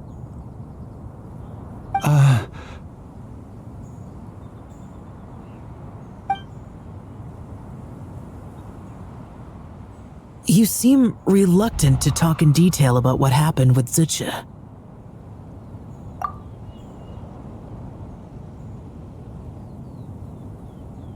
Don't worry. I won't ask you to reveal her secrets to me. And I doubt the other Adepti will either. Huh? You don't want to know what happened? The expression on your face. I know it well, traveler. It's one I've seen Rex Lapis wear on many occasions. Whatever you... But you're okay, right, Traveler? That deadly self didn't hurt you, did she? Well, as long as you're not hurt, Paimon doesn't need to know anything else. Even so, I hope you feel like you can entrust me with it. If I learned anything from our time together, it's that one should not have to shoulder such a weight alone. Not to mention that certain knowledge brings danger in its wake. I would never want you to feel forced to be the sole keeper of such secrets. Yeah! Kinda like how one person can't finish a whole slime, you know? Better to grab a bunch of friends and eat it all together. Exactly! Wait, no! Paimon's just saying we've got loads of friends who'll be more than willing to lend an ear.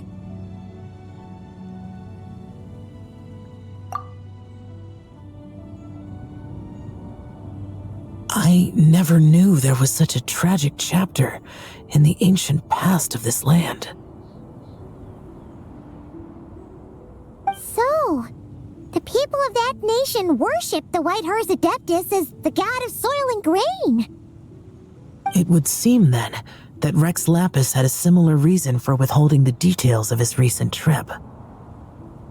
I've often wondered if he had companions to stand by him before we met, or if he was forced to face things alone. Regardless, Lantern Rite takes place in 2 days.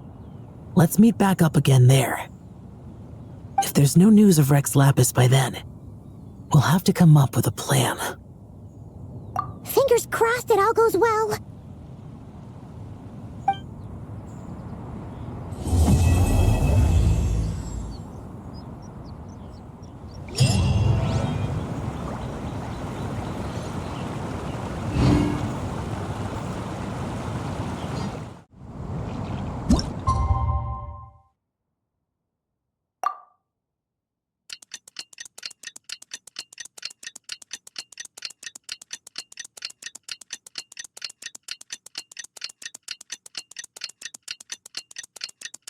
It's time to meet back up with Xiao. Let's head to Mount Outsong.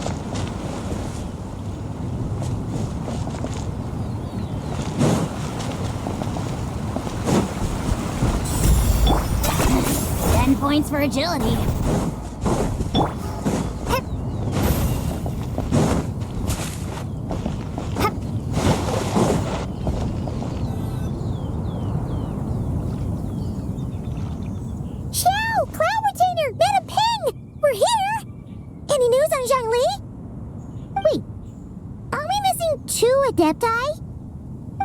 Well, Shenyun banned Mountain Shaper from Mount Outsong for 3 days.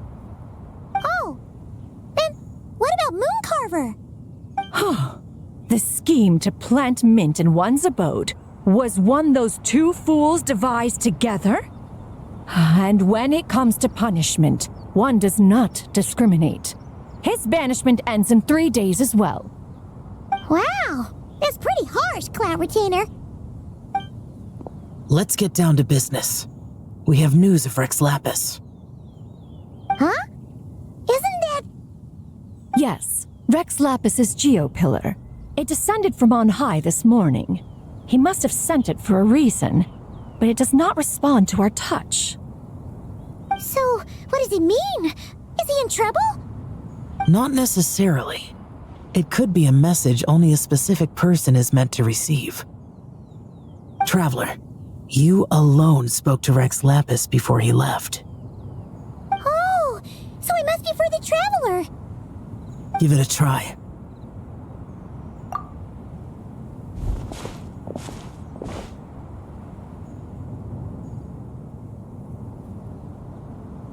Come to the spring on Mount Qingse. I have left an entrance for you.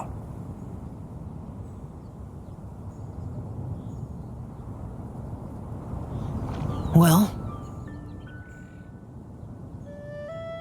Just as one surmised, it seems that Rex Lapis will not countenance our involvement in this matter. That would not surprise me in the slightest. He's always had a soft spot for the traveler, after all. But be that as it may, we have served Rex Lapis for millennia now. In other words, I'm sure this has nothing to do with favoritism. He's That's right.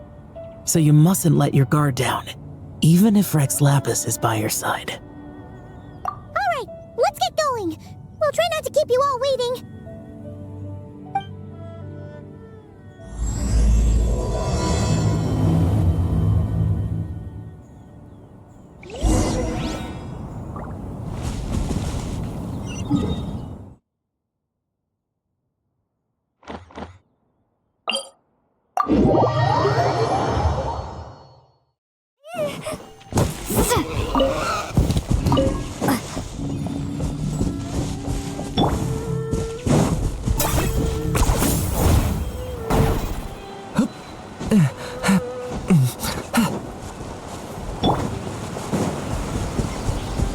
Keep your eyes peeled. He should be around here somewhere. Another test subject.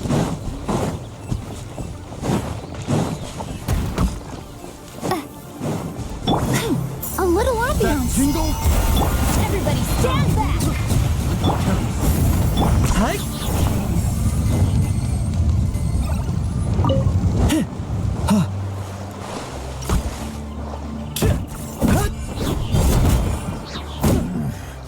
The hunter becomes the hunted.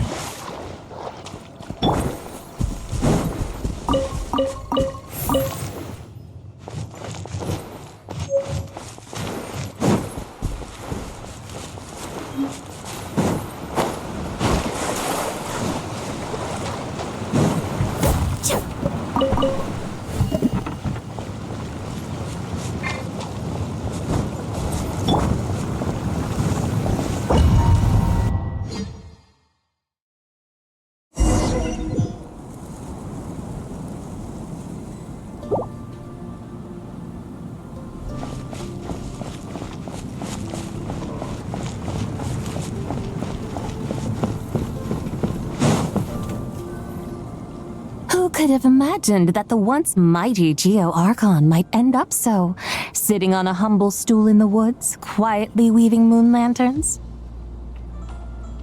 You really do look like an old man now. This is a Shao lantern, not a moon lantern. In ages past, when the gods waged war and the world was in turmoil, these lanterns were lit to guide fallen warriors back to their homes.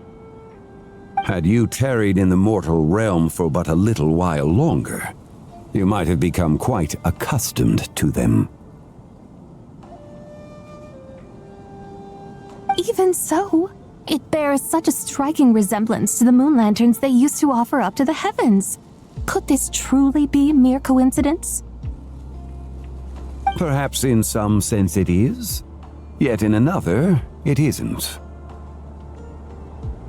For instance, who is to say that some of Langan's magnificent jade did not become part of the very foundations upon which Liyue Harbor now stands?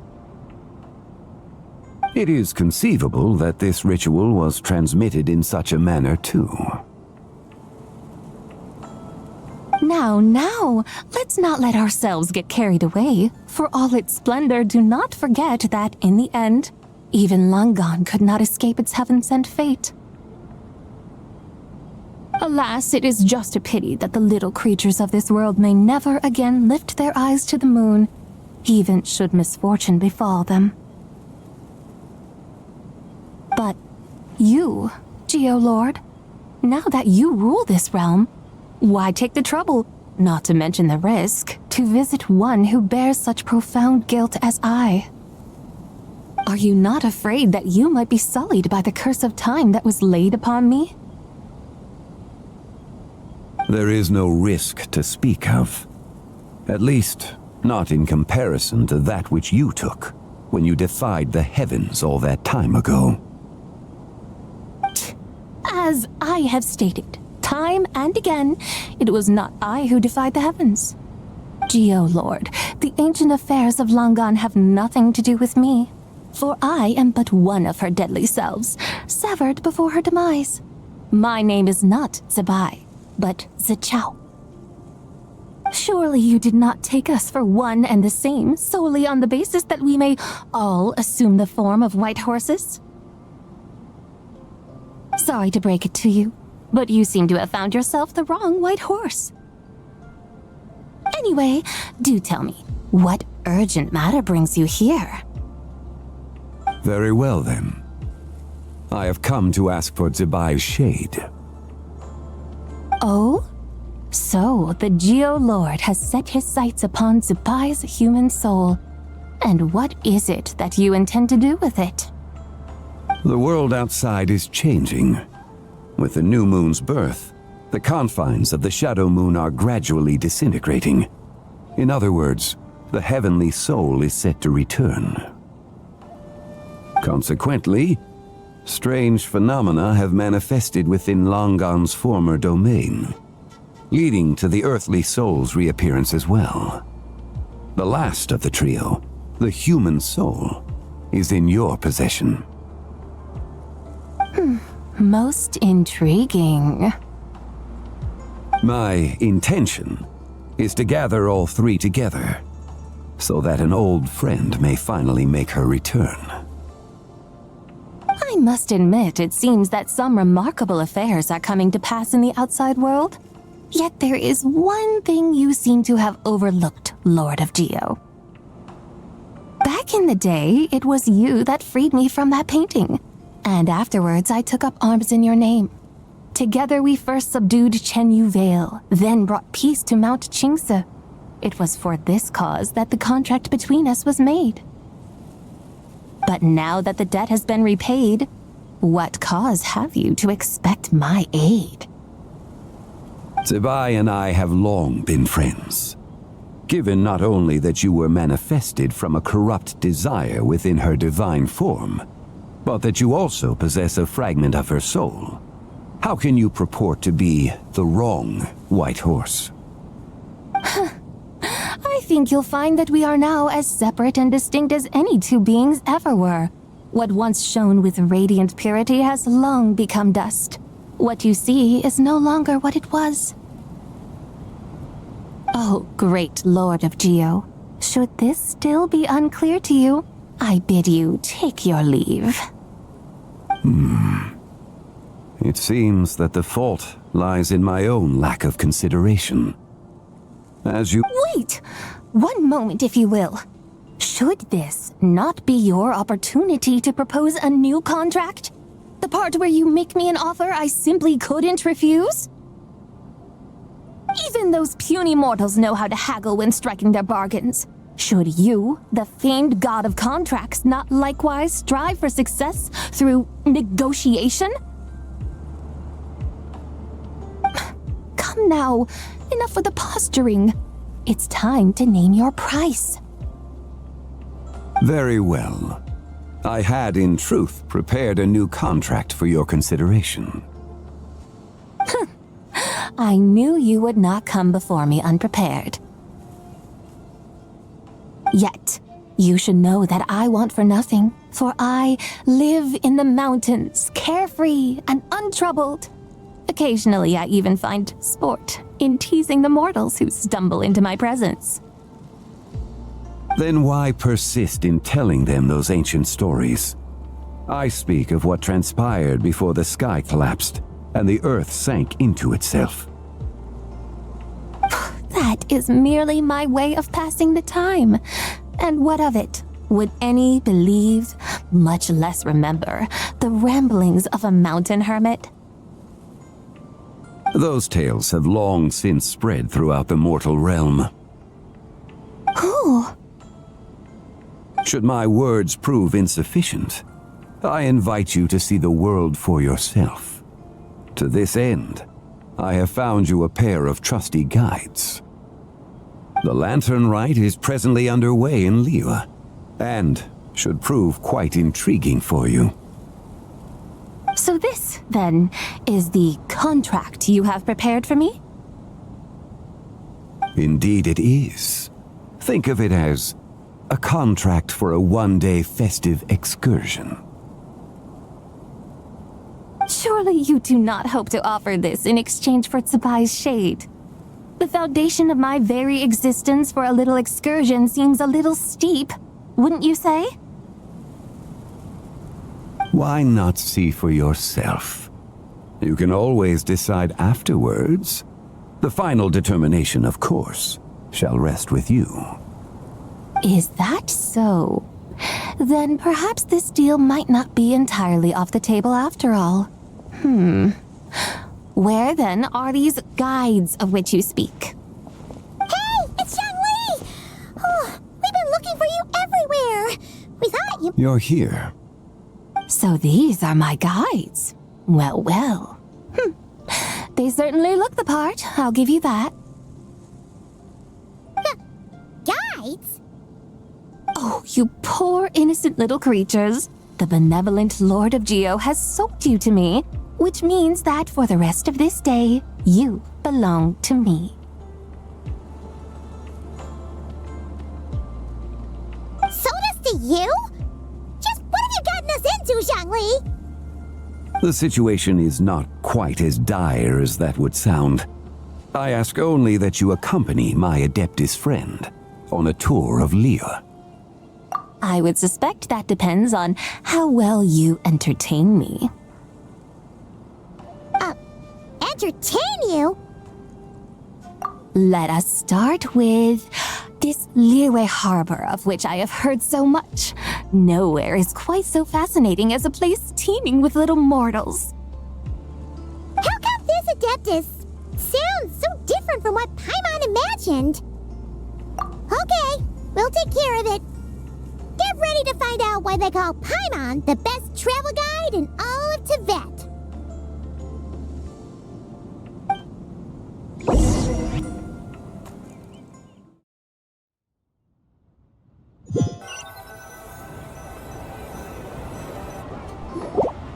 Look! We've arrived at Liyue Harbor. Not only is it Tibet's busiest port, it's also the beating heart of Liyue. So, dear Madam Adeptus, where would you like to go first? With humble fare and wine to sip, in comfort clothed and soul at ease, one eats, and all the heart's ills cease. So we're heading straight for the good stuff? Well, you're in luck, because Paimon's an expert when it comes to food. There are two main cooking styles in Liyue. Li cuisine, which is all about mountain delicacies, and Yue cuisine, which is centered on seafood. The most famous restaurants are Liuli Pavilion and Shinyue Kiosk. Oh, now Paimon's starting to drool. Yes, sir. Only option is to go try them both. 2 meals back to back. Both sound like excellent options to me. Are these the kind of establishments that most people might visit on a regular basis? Not exactly. Both Li cuisine and Yue cuisine are known for their pricey ingredients. Definitely not what you'd call the budget options. But don't you worry about that. Just think of it as Zhangli's little treat. Come on, aren't you supposed to be pals with Hu Tao? I'm unsure we can afford to spend a little more of her mora at least. Hey, all Paimon wants is to provide our Adeptus with the best possible experience here. Don't you want that too? Both certainly sound like worthy choices. Just now, though, I happened to see a porter pass this way. Where might individuals like him go to eat? A hungry porter, huh? Oh, Paimon knows just the place. Yep, nothing fancy schmancy there. Just tasty dishes made with simple ingredients in a variety of different styles. Most importantly, it's great value for money, too. No wonder everyone loves it, huh? Oh, and the owner happens to be a good friend of ours, too. One mean restaurant. Yes, even the name itself feels lively and down to earth. All right, let's make it our first stop. Yippee! That's a great choice, too! Alrighty, let's head over there right away! Wamin Restaurant, here we come!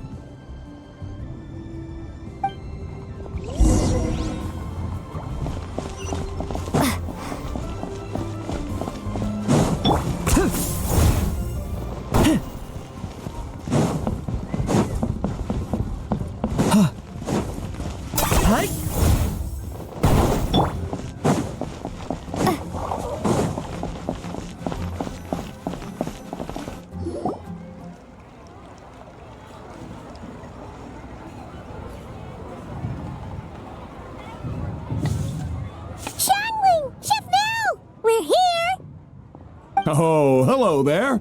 What a surprise to see you two. Welcome, welcome. Hey there, Traveler and Paimon. We're a little busy today, so grab a table while you still can. But I don't think I've met this lady before. Is she a new friend? You could say that. Oh, I see. Well, hey there. A friend of the Traveler's a friend of mine, too.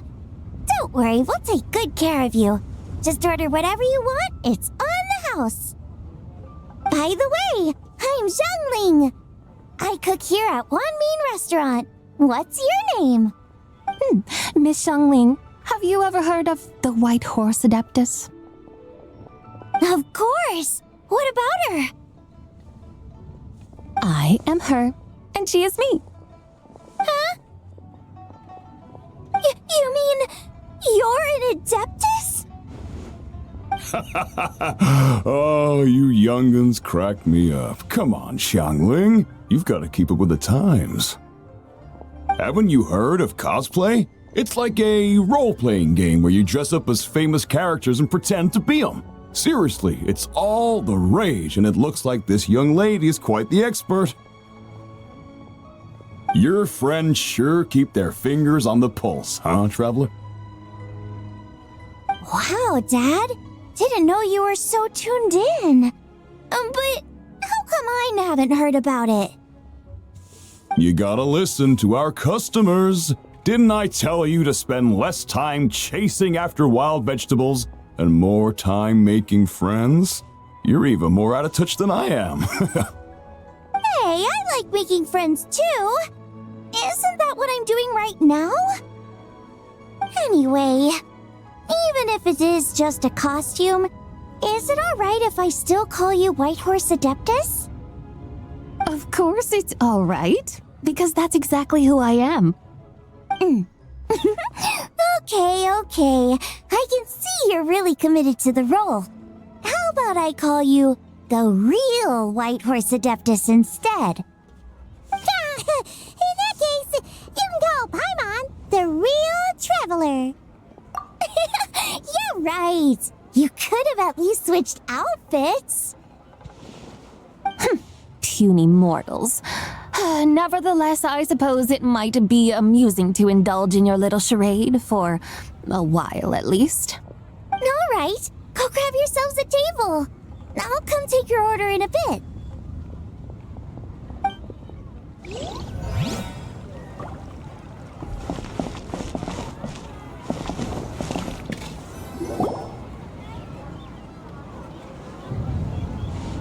Hello. May I ask if Miss Xiangling and Chef Mao are here? Yeah, they're just over there. Wait a sec. Aren't you? So, what would you like to... Hello, Miss Xiangling. It's me, Lu Xiangxiang, the one who broke some stuff here at your restaurant a few days ago. I just wanted you to know how sorry I am. I honestly don't know what came over me. Please forgive me. Oh, it's you. You really gave me a fright that day, young lady. You didn't actually get food poisoning from our black-back perch stew, right? Come on, Dad. She's come to say sorry. It's all right, Miss Lu. You must have been feeling a bit off that day. You're looking so much better now, though. Why don't you grab a table, too? This one's on the house. No, I couldn't possibly. Hey, it's totally okay.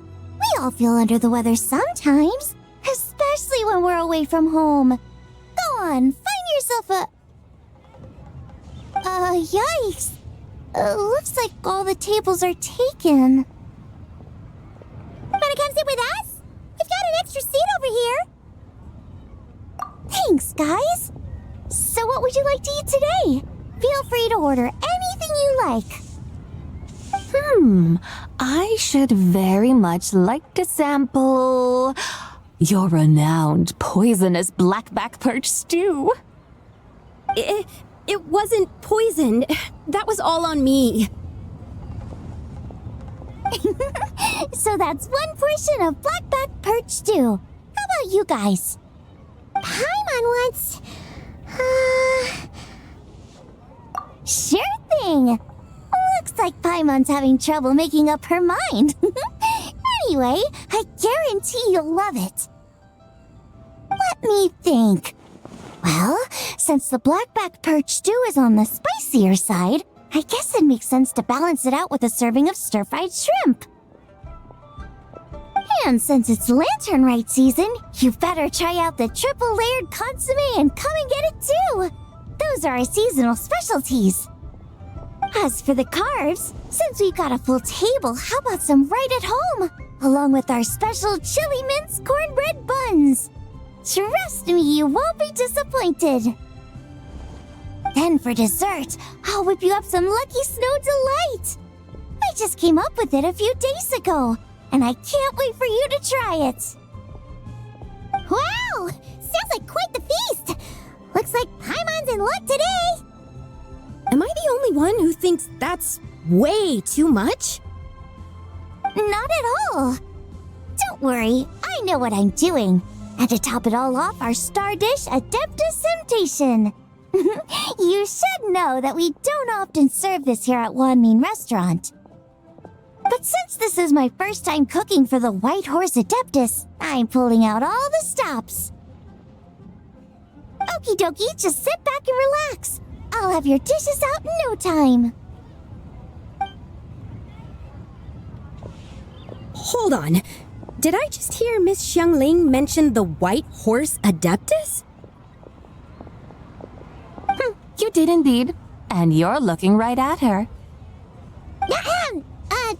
That's a joke, by the way. She's cosplaying. Oh, I see. Phew, almost believed you there for a moment.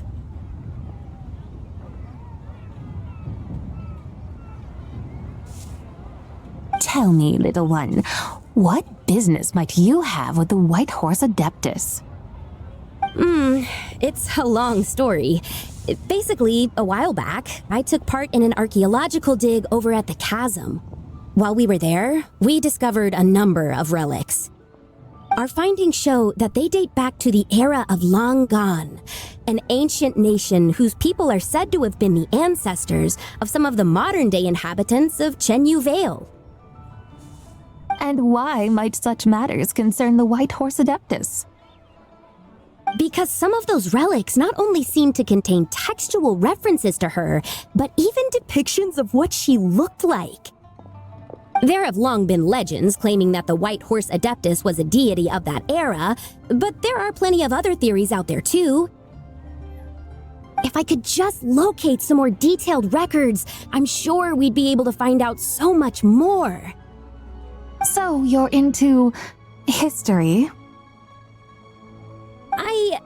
Well, to tell you the truth, I actually joined the archaeological team by sheer accident. But once I'd started down this path, I knew that I wanted to make something of myself. Recently, though, things seem to have taken a turn for the worse. Still can't believe I caused such a mess and even ended up hurting someone. Oh, so you're considering becoming a martial artist now instead? No, I mean, they weren't seriously hurt. It was just a few scratches, and they let it go after my mother compensated them. Either way, my career's pretty much over. And even though both the victim and the Ministry of Civil Affairs say they won't be pursuing the matter any further, my father says he's going to punish me according to our family rules. Family rules? Yeah, he's decided to ground me. I'll have to return to Chaoying Village after Lantern Rite, and goodness knows when I'll be allowed to leave again. Wow, that's harsh. Sounds like the kind of thing only rich, super traditional parents would do. We're not exactly rich, though. All we own are a few tea fields in Chaoying Village and a guest house in Liyue Harbor. A guest house? It isn't Baiju Guest House by any chance? Yep, he's my grandfather. So you've heard of the guest house before? Small world, huh? Come to think of it, didn't Boss Lu mention something about hoping that the White Horse Adeptus would show up and let her divine power be known? Sure, but Paimon's guessing this wasn't exactly what he had in mind. Little one, it sounds to me that your family is rather well off after all. What then drew you to archaeology? Why subject yourself to such unnecessary hardships? Even if I stayed at home, there's no guarantee I'd lead a nice, easy life. Just look at my father. Recently, my grandfather put him in charge of the guest house, and he came up with a bunch of ideas right away, starting with changing its name. That didn't turn out well, though. My grandfather yelled at him for days, even calling him a bad son, and they still haven't let it go. Oh, Paimon thinks we might have heard about that too. Long story short, being dependent on others is never fun. You just end up being completely under their thumb. That's why I want to make it on my own out here, no matter how hard it is. After all, as the saying goes, to rise above others, one must endure the hardest of hardships.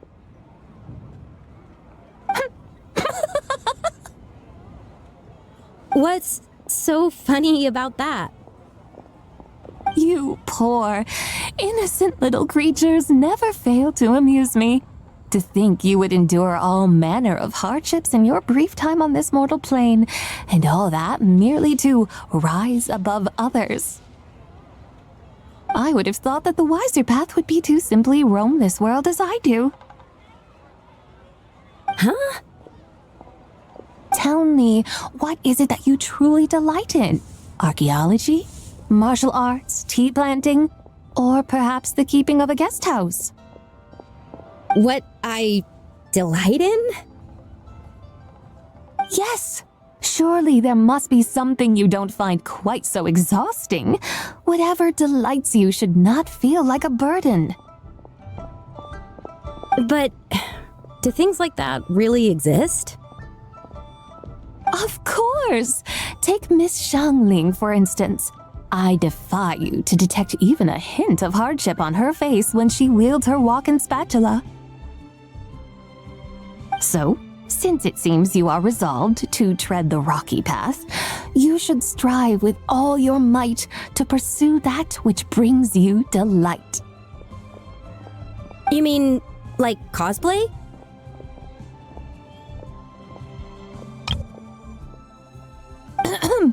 I suppose you might say that.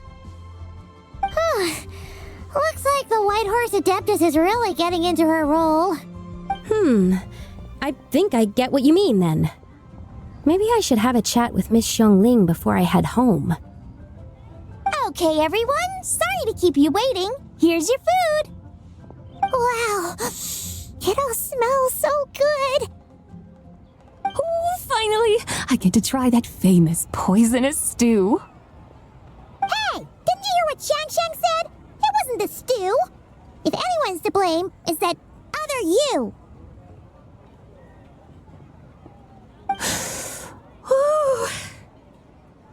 What's up? How fiercely this mortal fare burns upon the tongue!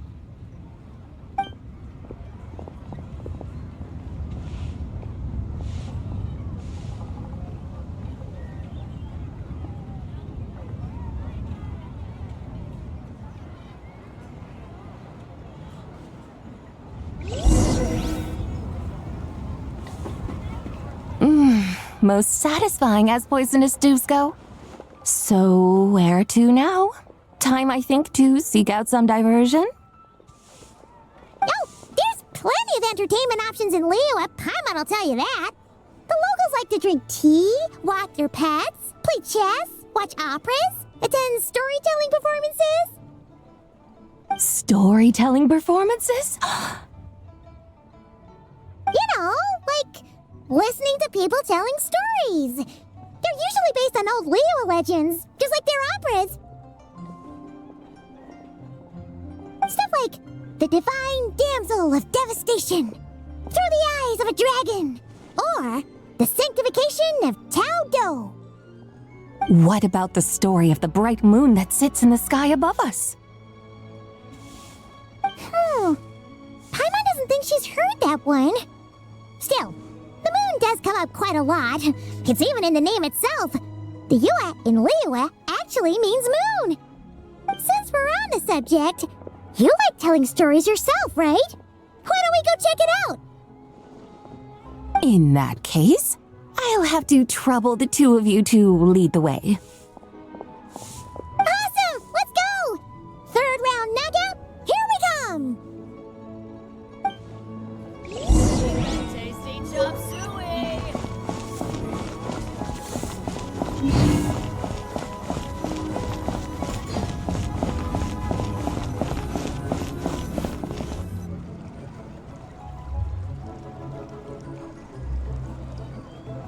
What a tongue twister! I'd have made a complete fool of myself if I tried to say it on stage without practicing it first. Call yourself Iron Tongue Tien. Wobbly Tongue Tien, more like. I used to have that problem a lot. But if you just take your time to grasp the meaning and commit it to memory, you'll be able to say it smoothly in no time. You're right, Miss Yoon. I'll give it another try. Hey, Yunchin! Fancy seeing you here! What are you two talking about?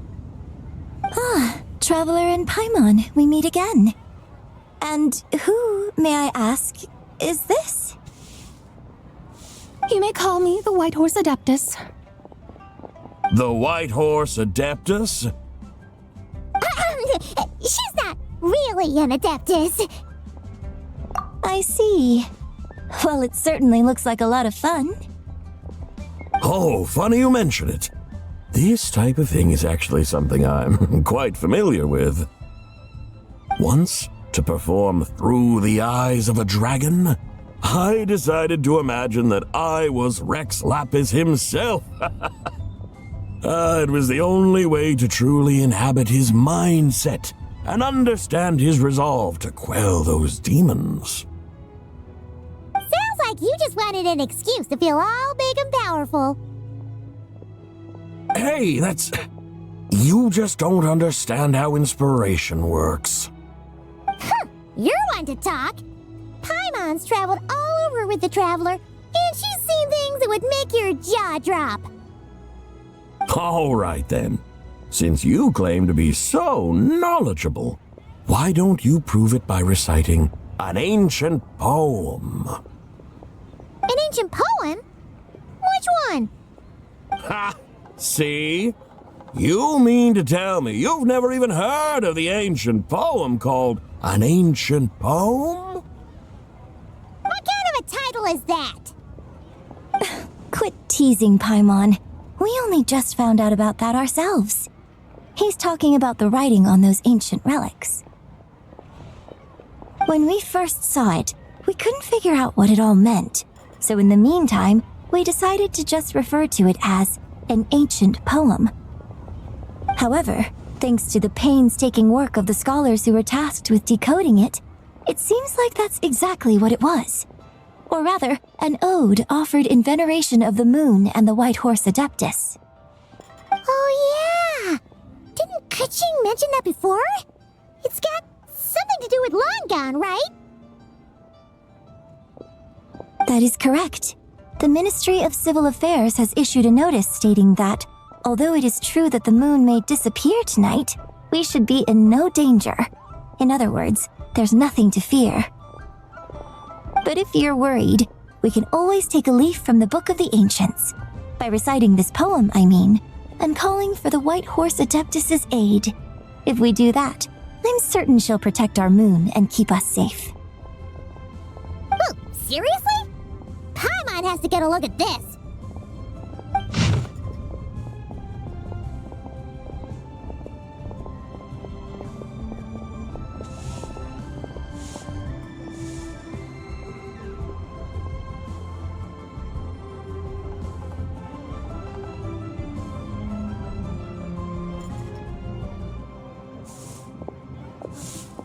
Under moon eternal in radiant night, a maiden grants silk, soft and light? What in Tibet's that supposed to mean? Under moon iridescent in night divine, blah blah blah, something cloth so fine. Something about fields being plowed, something else about seeds being sown from the earth. Seriously? What is this? The fields are plowed, the seeds are sown, and from the earth, life is grown. Whoa! You did that without even looking! Bravo! Bravo! We have an expert in our midst. Looks like this young lady really does know her role inside out. If I didn't know any better, I'd have taken her for the real deal. That's because I am the real deal. That's the spirit. This is exactly the kind of mindset I was talking about. Behold, mortals, I am none other than the indomitable Rex Lapis himself. Kneel before my godly splendor. Believe me, young lady, I know exactly why you do it. Back in the day, I was just like you. I must say you are rather amusing as mortals go. Miss White Horse Adeptus, it is a great pleasure to make your acquaintance today.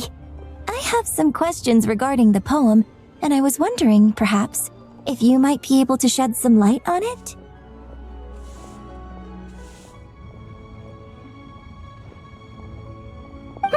You want me to explain the full meaning of its verses? Your guidance would be much appreciated. Fascinating. Tell me, do all the people of Liyue still express such reverence for the ancient ways? Well, it's true that we hold a deep fondness for our history, but it is hardly our only pursuit. One of my good friends, for instance, is even more devoted to the modern Fontanian art of rock and roll. Exactly! And don't forget, great practitioners of the role-playing arts walk among us too. People like me and you, young lady. Yes. So rather than placing too much emphasis on our reverence for the ancient ways, it might be better to say that here in Liyue, 100 passions bloom, each with a voice of its own. I see. Then, I suppose it wouldn't do any harm for me to enlighten you. In truth, it is but a simple poem of blessings. Its meaning is this. As the eternal moon rises in the night sky, a maiden adorned with lustrous jade descends upon the earth. She blesses the kudzu vines and mulberry leaves so that they may be used to make coarse cloth that is nevertheless soft, light, and comfortable to wear. As the iridescent moon rises in the night sky, a maiden adorned with lustrous jade descends upon the earth. She blesses the kudzu vines and hemp so that they may be used to make fine, luxurious cloth. As the frost moon rises in the night sky, a maiden adorned with lustrous jade descends upon the earth. She blesses the mugwort and artemisia so that they may be perfect for divination. So she really did come down from the moon?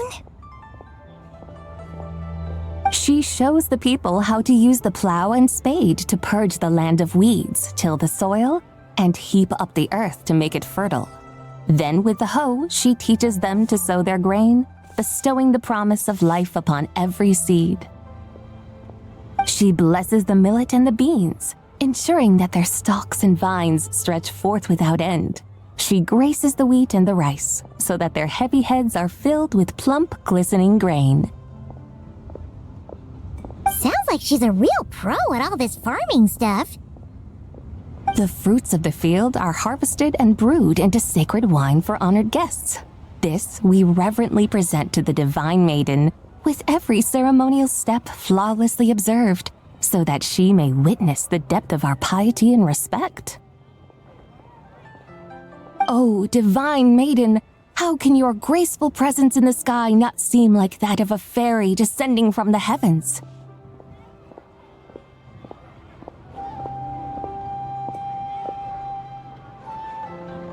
Oh, divine maiden, how does your pure and radiant form not resemble the guardian spirit of our land?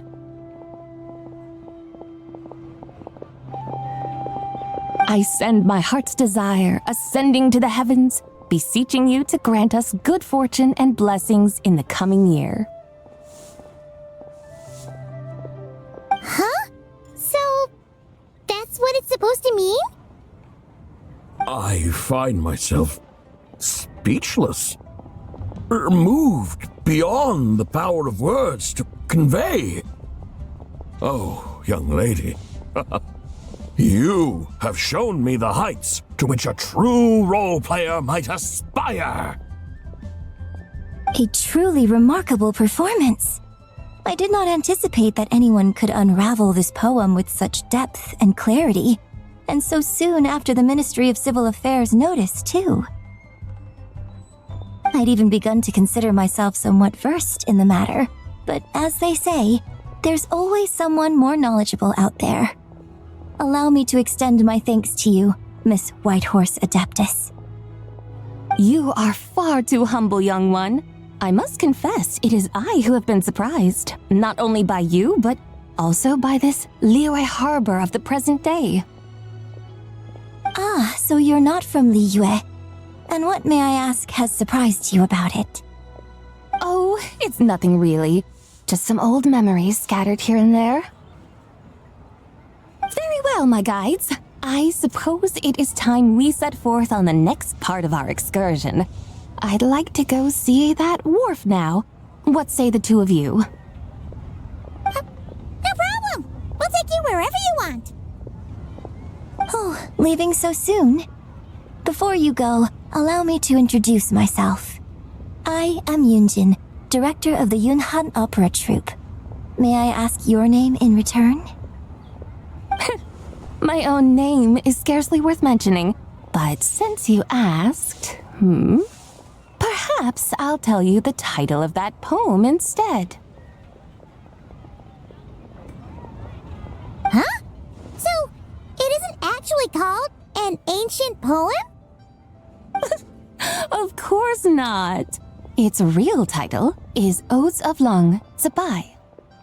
Odes of Long Zabai. All right then, until we meet again.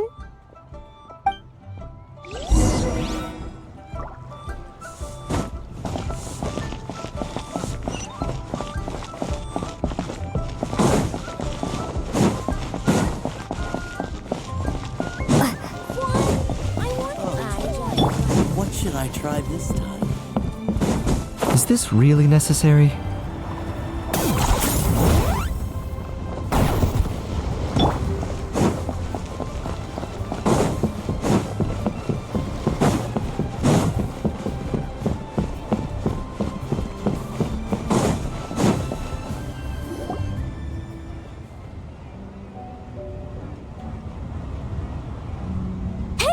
I almost forgot to mention. On my recent trip to Notcry, I came across something really fascinating in the Frost Moon Scion's library. I found records in their collection of another divine envoy living on the moon. a divine envoy on the moon. You don't think it could have been referring to the White Horse Adeptus too, do you? No way to say for sure. Still, the similarities between our legends are intriguing, to say the least. Isn't it amazing? Especially when you consider how far apart we are. It truly is. We might live in different lands, but when we look up at the night sky, we all see the same moon and stars. Right? It's like we're all bound together, no matter where we are. When you think of it like that, it's almost as if our friends from other nations will be right here celebrating with us. Isn't that a wonderful thought? No wonder you were so excited to go see the giant lantern when you first got back. Sounds like you're a real fan of the White Horse Adeptus, huh? I guess you could say that. Just a pity she's so elusive. Even Granny's never met her, you know? Maybe she really is just a legend after all. Hey, Yanfei and Ganyu! Trust, Paimon. The White Horse Adeptus is as real can be. Huh? Oh, look! It's the Traveler and Paimon! Feels like I haven't seen you two in, like, forever. Happy Lantern Rite. It's so good to see you again. Hey, you two. Happy Lantern Rite. Did I hear you right just now, Paimon? Does that mean you've actually seen the White Horse Adeptus? She has indeed. And now, so have you. And you are? Why, who else? The White Horse Adeptus, of course. Could you maybe start with something else next time? You're the White Horse Adeptus? That's right. Allow Paimon to introduce you to our new friend, Zichao.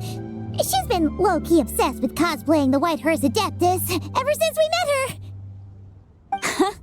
I see. Well then, greetings, Miss Zichao. My name is Yanfei, and recently I've been low-key obsessed with learning everything I can about the White Horse Adeptus. I'm sure the two of you will get along like a house on fire.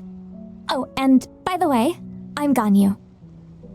So, Miss Zichao, you must be here to see the giant lantern too, right? A horse-shaped Zhao lantern? Is that? That's right. A lantern made to honor the White Horse Adeptus herself. Isn't it gorgeous?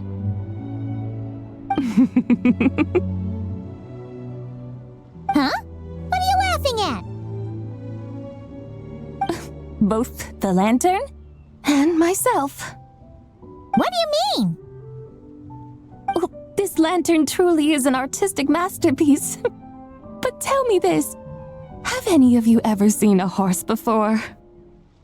Come to think of it, Paimon can't remember ever actually seeing one herself. What about you, Traveler?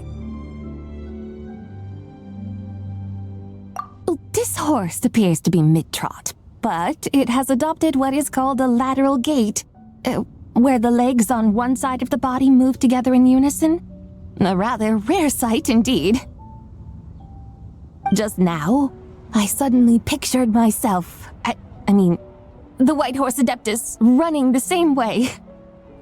The image was so absurd, I could barely contain my mirth.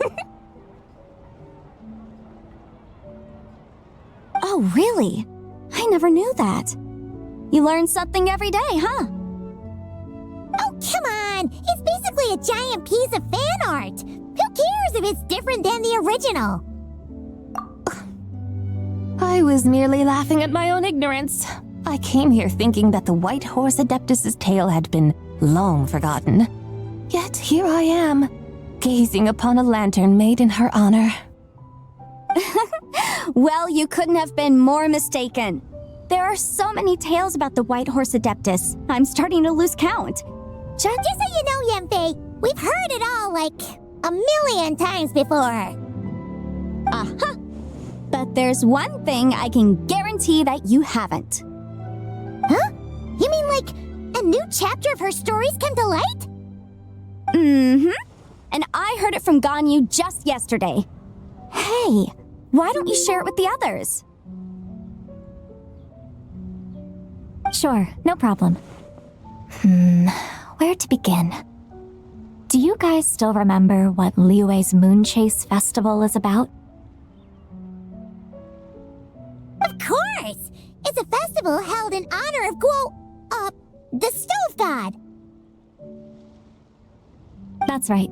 But it took a really long time for the Stove God Festival to become what it is today. In its earliest form, it was actually an adeptal ritual known as the Moon Chase Rite. Paimon remembers Madame Ping mentioning that before, but she never explained exactly what it was. According to Cloud Retainer, the Moon Chase Rite was originally a ritual meant for communicating with the moon. Communicating with the moon? But for what purpose? At first, Cloud Retainer wasn't entirely sure either, as it was always Rex Lapis who performed the ritual. Whoa! Rex Lapis did it himself? Must have been a really important ritual. That's right.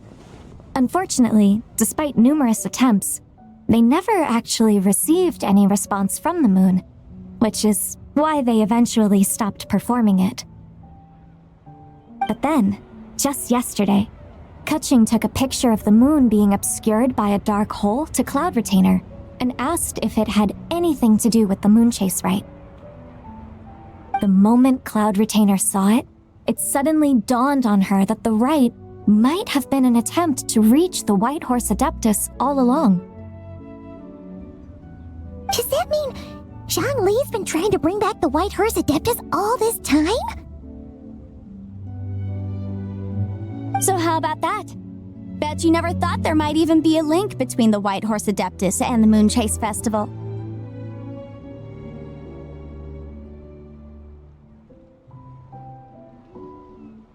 If Keqing hadn't taken that picture to Cloud Retainer, we would never have known any of this.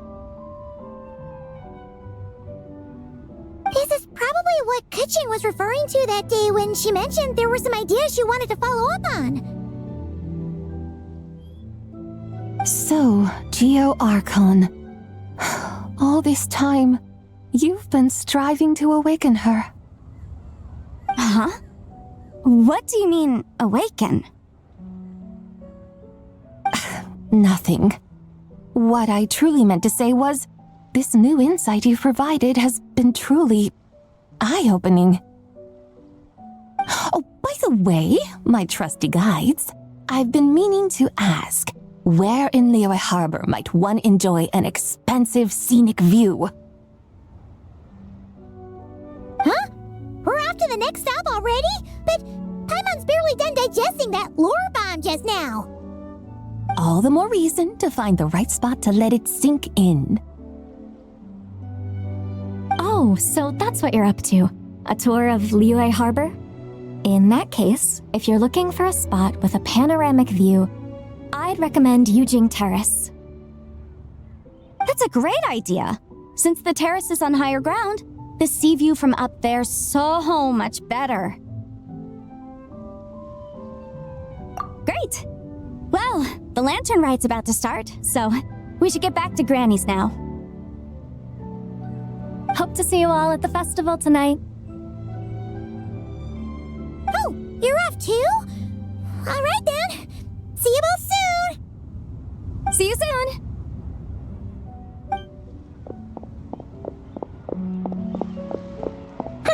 Very well, my guides. What are we waiting for? Okay, you're the boss. Yujing Terrace it is. After all, the customer's always right. Something else you needed to do? Oh, Paimon likes that idea. And what, may I ask, is a photo? It's this awesome invention that lets you record moments in the blink of an eye. Except, you've gotta try not to actually blink. Oh?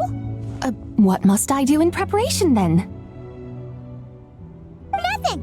All you gotta do is choose a pose. The Traveler will handle everything else.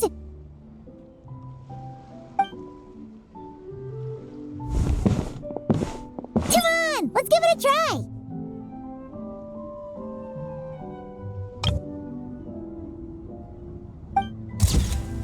Look! We got a great picture! Paimon's gonna call it The White Horse Adeptus Meets the White Horse Adeptus in Liyue Harbor. They've even discovered a way to preserve moments in time. Now I truly am curious to witness what else these mortals might accomplish. Very well, let us proceed. Eugene Terrace lies in that direction, does it not? Hey, wait for us!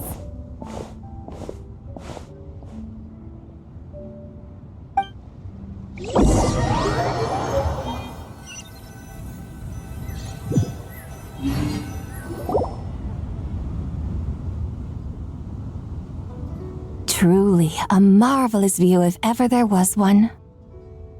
It seems the charm of this Liyue harbor is only heightened by the sun's dying light. And soon, people will start releasing their shell lanterns to mark the most important day of the year.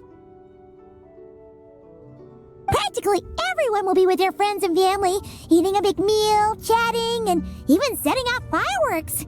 Trust Paimon, it'll look even more amazing then. What do you say? Want to stay to see that? No need. Let us bring this weary day to a close. Weary day? You mean you didn't enjoy your tour? I had imagined you would arrange for me to witness some grand spectacle. Perhaps the descent of divine beings, the manifestation of the sacred before mortal eyes, or the appearance of a selfless hero come to aid the helpless and downtrodden. Or, should that not come to pass, then at the very least spend a little more coin. For that, it seems, is how one finds true enjoyment. Alas, but there was none of these. Instead, we merely filled our bellies, listened to tales, and gazed upon a crude imitation of my likeness. And now the sun begins its descent. What a day of quiet tedium. Well, we're so sorry. If we'd known that was what you wanted, we'd have done it all differently. It's all that Zhang Li's fault for not making the customer's requirements clear. Well, it's too late now. Do you still believe I would part with that soul fragment, now so intertwined with my very being? But... I knew you were the more astute of the pair. Huh? You were just trying to scare Paimon? It seems the realm of the Geo-Archon has a way of making one more stony-faced. So, you were just pulling Paimon's leg? Of course. I was merely engaging in a little banter with the two of you. Long ago, I shared tales with various mortals who chanced upon my mountain abode. Never did I imagine that those stories would endure. It seems I greatly underestimated them. Perhaps, as your Geolord said, a few pieces of ancient Langan's magnificent jade have truly become part of the very foundation of this land. So, you've decided to help us? Again, that goes without saying. I made up my mind some time ago now. When I beheld a rather intriguing scene as I set foot in this city. I saw porters passing through the alleys, setting down heavy wooden crates from their weary shoulders. Peddlers pushing carts as the kites and lanterns upon them rustled gently in the breeze. I saw cooks cooking, actors acting, scholars reading, soldiers marching, children playing, Elders resting, officials officiating, and the common folk absorbed in this or that, reveling in the simple joys of life. Some, it seems, have already found that which stirs their hearts, while others continue to fret, troubled by uncertain futures. Yet, in this gentle and serene order, each holds fast to their anticipation, not only for the celebrations to come, but also for the first light of the morrow. Scenes I once yearned to behold now unfold before me, no longer in Langan, but in Liyue Harbor, thousands of years on. How wondrous is this mortal realm! Thank you, White Horse Adeptus! Thank you so much! Adeptus, Adepti, perhaps the singular art in which we are truly proficient is that of sequestering ourselves within the high mountains. But once we leave our mountain refuge, we find ourselves drawn back to mortal ways all the same. So, it is I who should offer my thanks to the two of you. Traveler, Paimon, you have made this day more delightful than any I've known in a long, long time. Come now, and take what it is you need. You mean, like, right now? But don't you think we should wait for Zhangli? That won't be necessary. All things shall meet again in their time, for the waters know no rest, and the flowers their appointed season. One need not fear that life is but a journey of goodbyes.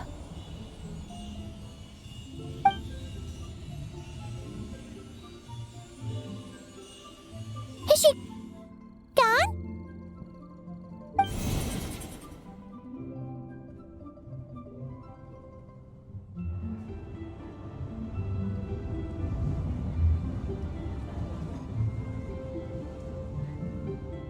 Yes, she's gone. A deadly self is formed from the body's impure vapors, so naturally it cannot survive long in this world. Had it not been sustained by the remnant of Zibai's soul, it would have faded away a long time past. Now that the remnant is gone, it has severed its ties to the mortal world. Zhangli! When did you get here? A while ago. I would have thought you'd at least want to say goodbye. Though mountains endure, the ceaseless waters will, at last, wear away their sharp edges. Thus must I meet the marks wrought upon her by the ruler of time with great caution.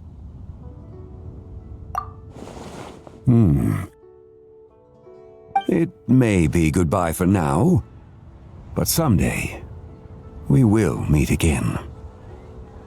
Really? And when might that be? Who can say for sure? Years and years from now, perhaps.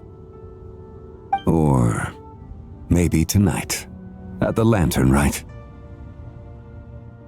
Are you saying that if the White Horse Adeptus were to be resurrected, she'd still have the memories of the three deadly selves? That she'd still remember us? We will find out soon enough.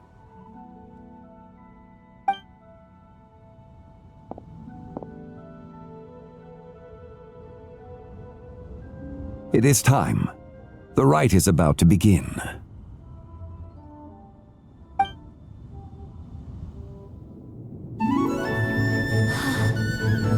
The rite is about to begin. Is the moon really gonna disappear? Got your lanterns ready, everyone? All set. Might be about time to put eyes to the sky. Wouldn't you say, Tianchuan? Look!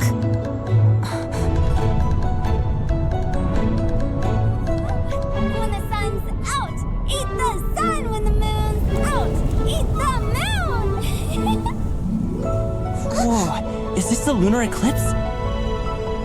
Under moon eternal, in radiant night, a maiden grants silk, soft and light. Under moon iridescent, in night divine, a maiden grants fiber, her cloth For so you. fine. Under moon of frost, in night so great, a maiden grants tools to divine our fate. The fields are plowed, the seeds are sown, and from the earth, life is grown.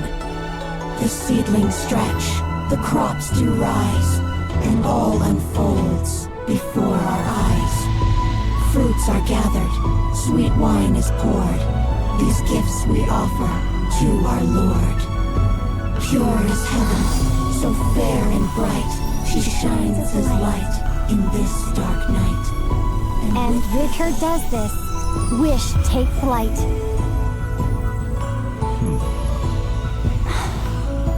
Devoted soul, scattered and unbound, let this lantern guide you home, by its light be found.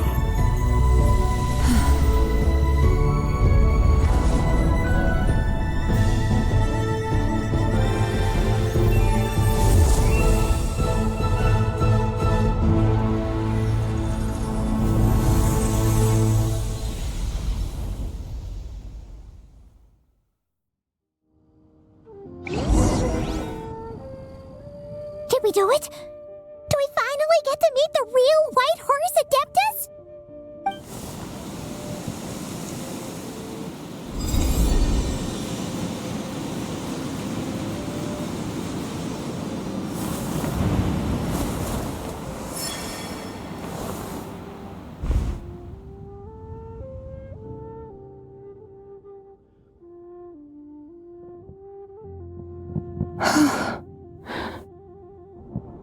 This place.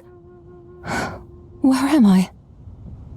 A familiar land, now known by the name of Liyue. Liyue? The peaks adorn the clouded moon. Then, who might you be? Oh no! She seems to have lost all her memories after all. And those countless lights in the sky, what are they? These lights, each like a dwelling in glad accord, usher in this day of joyous rebirth. And whose rebirth might that be? That of my old friend, Début. Début? Yeah, that's you! Don't you remember anything at all? That's... me? Oh, yes. The envoy of the Lunar Palace. My name is Début, indeed. Then you must be... the Lord of Geo, Heaven's Star. Many years have passed since we last saw one another. Début, my friend. Welcome home. Home? But why does this place, this Liyue, feel at once so strange and yet so familiar? Who you are? Who are you? Ah, yes, I remember now. You are that treasure-hunting damsel, the one stricken by the poisonous fish stew. How goes your quest for treasure? You must have achieved both fame and fortune by now, I trust. Hey, you've got it all wrong! You're talking about Lu Xiangxiang! And how many times do we have to tell you? She wasn't poisoned! Sheesh! But I could have sworn... Oh, that's right. You're that impudent blonde youngster who kept meddling in my affairs. And to think you even had the audacity to presume yourselves worthy of being... What was it again? Yes, of being my guides. How very wonderful to see you again, my most faithful and beloved guides. I trust all has been well in my absence?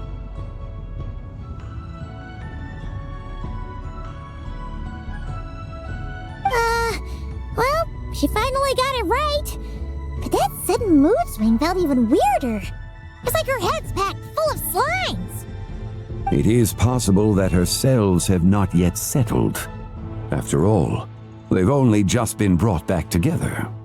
It may be some time before she fully recovers. Huh?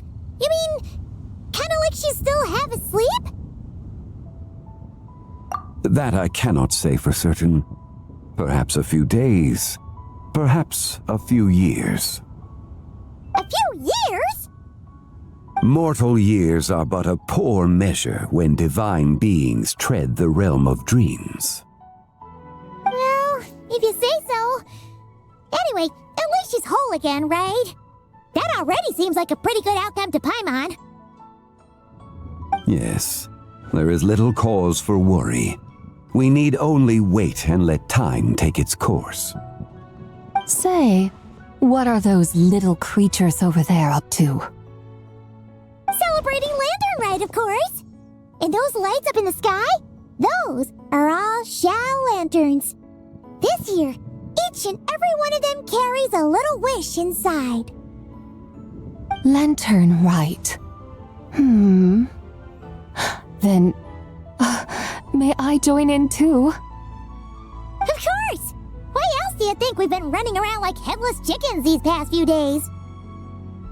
Tell you what, Traveler, why don't we take the White Horse Adeptus out to celebrate? Who knows? Maybe seeing some familiar faces might help her find her feet? Hey, Zhangli! You've got some time on your hands now, right? Why don't you come along with us? By no means a bad idea, Paimon. Oh, and Zabai, before Paimon forgets, when we meet the others later, remember to wish them a happy Lantern Rite. Happy, Lantern Rite? Happy Lantern Rite!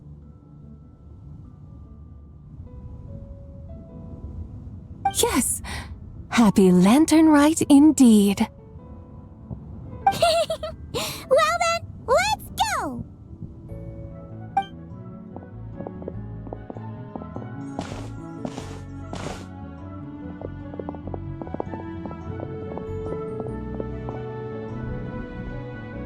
Lantern Rite. A night of joy, reunion, and moonlit blessings for all.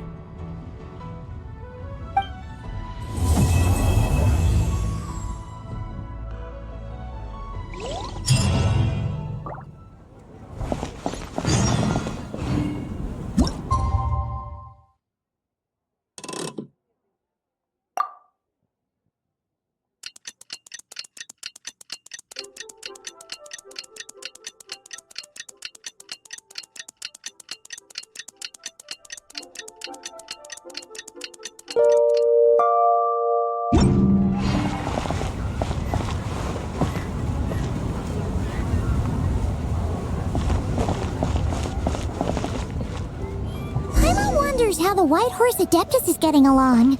Maybe we should check in on her? We can ask Zhangli where she is.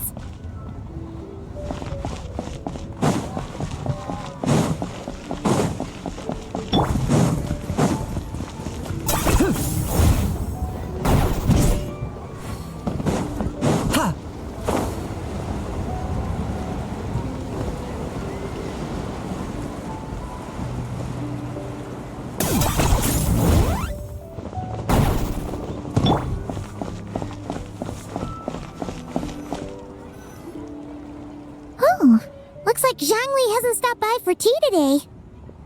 Hey, are you two looking for your friend? Try going up that way. Is Zhangli up that way?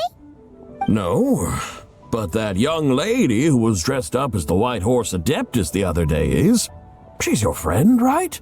I just saw her head toward Wanmin Restaurant. I was wondering why she was eating alone. But then you two showed up hot on her heels. Oh, what luck! We were just on our way to find her. But What's she doing at Wanmin restaurant? I have no idea. I said hello, but she completely ignored me. She couldn't have forgotten who I am, right? I mean, we're kindred spirits, aren't we?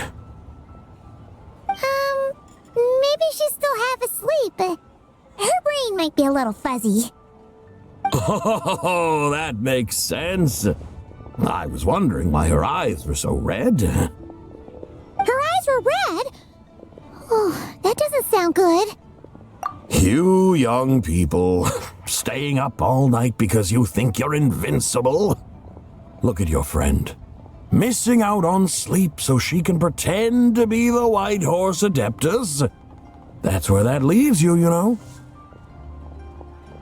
A word to your friend from someone who's older and wiser. She really needs some rest.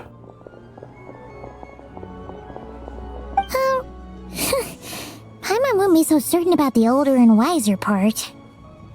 Yeah, what was that? Hurry along, then. Oh, and don't forget to come back and check out my Rex Lapis cosplay when you're done.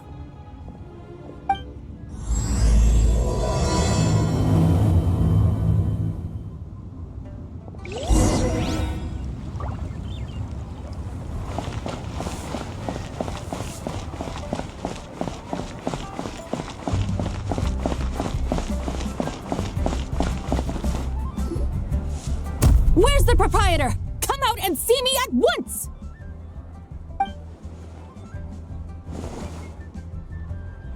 Xiangling and Chef Mao aren't here right now. What can I help you with? And who might you be? My name is Shenhe.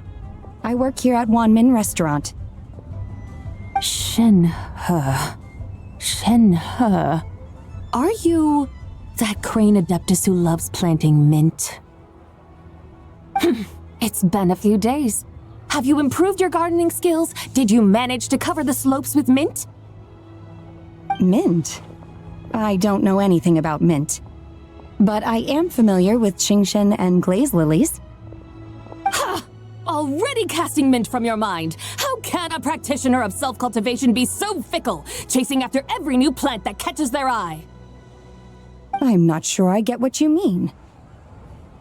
Are you delirious from hunger? Would you like something to eat? Shenhe! White Horse Zabai! So this is where everyone is! Traveler, Paimon. It's been a long time. Happy Lantern Rite. Is this customer a friend of yours? Don't mind her, Shenhe. She's just a little cranky because, she didn't sleep well last night and she's only just woken up. Look how red her eyes are. I see. In that case, Miss Zabai, I have a tonic here infused with Qingshen. It's cool and soothing when applied to the eyes. Would you like to try a few drops? Stop right there! Who are you two noisy children? Hey! Have you forgotten about us already? Guides. Yes, I seem to recall something about some guides. Ah, yes, now I remember. What luck! I was just looking for someone to show me the way to Elong Wharf. Huh. Is she starting to come around? Someone requested my help in purchasing some tea leaves. I was informed they have discounted prices during the festival and that I shall get a good deal there. Tea leaves? This sounds like Zhang Li's doing. He sure knows how to get people running errands for him. Your friend Rex Zhang Li initially requested the most expensive tea, but then a young lady in a hexagram hat mentioned he'd burned through the Wangsheng funeral parlor's yearly expenses at an exhibition a few days ago.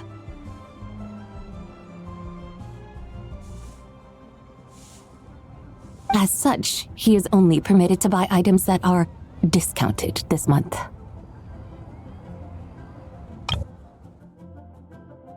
Oh, that's his boss, Hu Tao. It's about time she realized the problem and put a stop to his spending sprees. Oh, I see. So that's why you're here.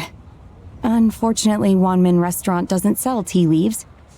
If you're truly in need, I could gather some wild tea from the mountain slopes. You don't sell tea leaves? But I remember your boss, Miss Lu, saying that she owns tea fields. You really should get some rest. The person you're talking about isn't the boss of Wanmin Restaurant. She's just like you. She came here to eat. Is that so? Life really is full of surprises. What surprises? Your brain really is as gooey as a pack of slimes. Paimon can't believe Zhongli entrusted you with going all the way to Yilong Wharf and buying tea. That would be excellent, my dutiful guides.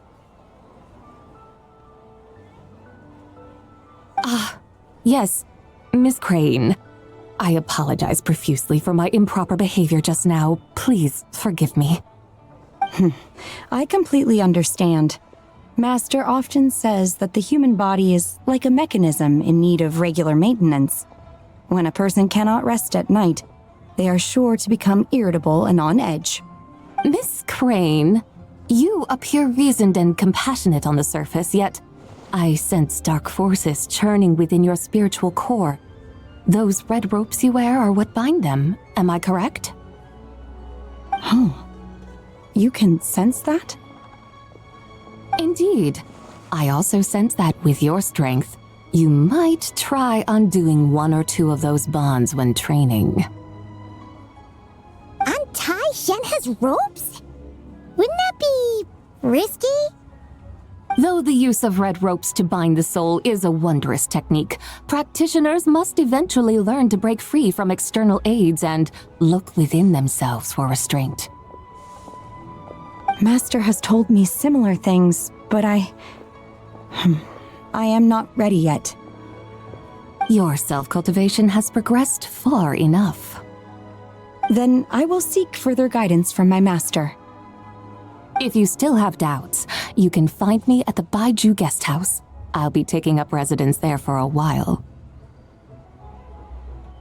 For now, my dutiful guides, let us be off.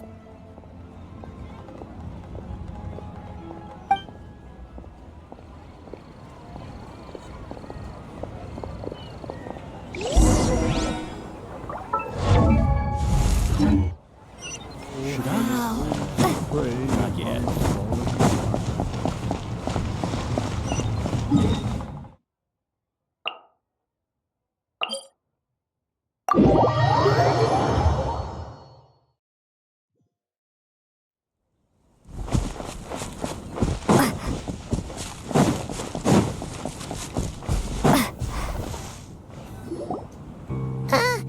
Weren't we going to Yilong Wharf? How do we end up on this mountain?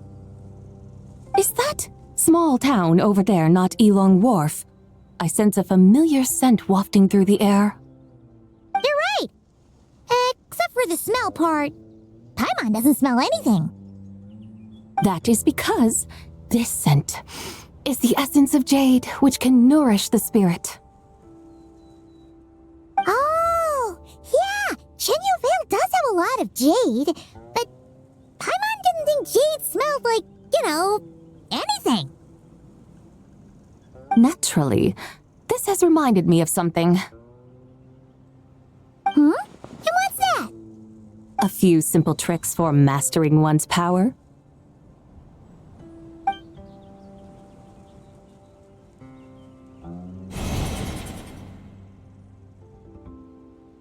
What is that thing? I'm sure you've been to Yilong Wharf many times before, but I wonder if you've done so while cruising through the air. You've been such dutiful, dedicated guides, so allow me to offer this fresh experience as recompense. Please step in.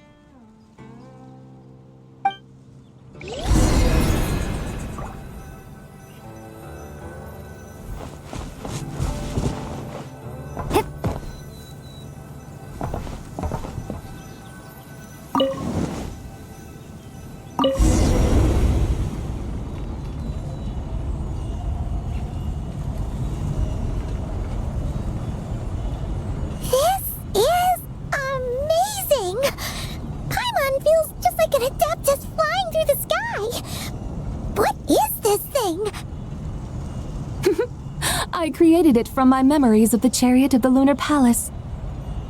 Many years have passed since I last laid eyes upon it, so there may be some discrepancies. Nonetheless, it is functionally much the same. A lunar chariot? Wow! Paimon never imagined she'd get to ride in one! So, Sabai, does that mean you used to work on the moon? Work. That's an interesting way to phrase it, though I suppose you are correct. I was once an angel, a member of a race tasked with guiding humanity. Then, graced by serendipity, I became a moon envoy. Huh? What's a moon envoy? Some kind of super important angel? As you would understand it, a moon envoy is a job title. Any angel, or non-angel, can become a moon envoy. Does that mean you're not the only one? Of course not. Though my memories are still hazy, I vaguely remember some of my colleagues. There was one who liked to take on the form of an ibis. An ibis? Could it be... Can all moon envoys turn into animals? Does that mean Lauma could take that job?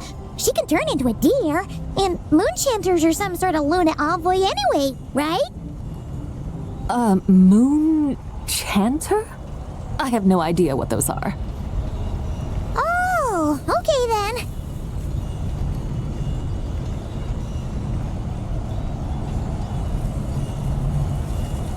Look! Paimon thinks she saw a tea vendor over there! Very well. Let's take a look.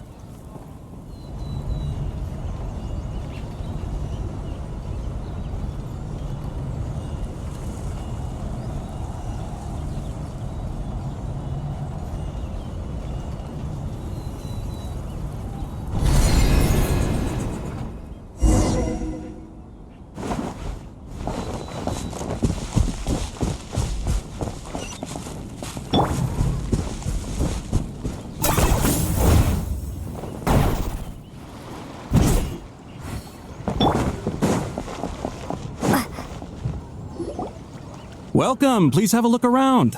We only sell teas of the finest quality sourced directly from Chaoying Village. Right now we're offering a special discount for Lantern Rite. Look over there! Discounted tea!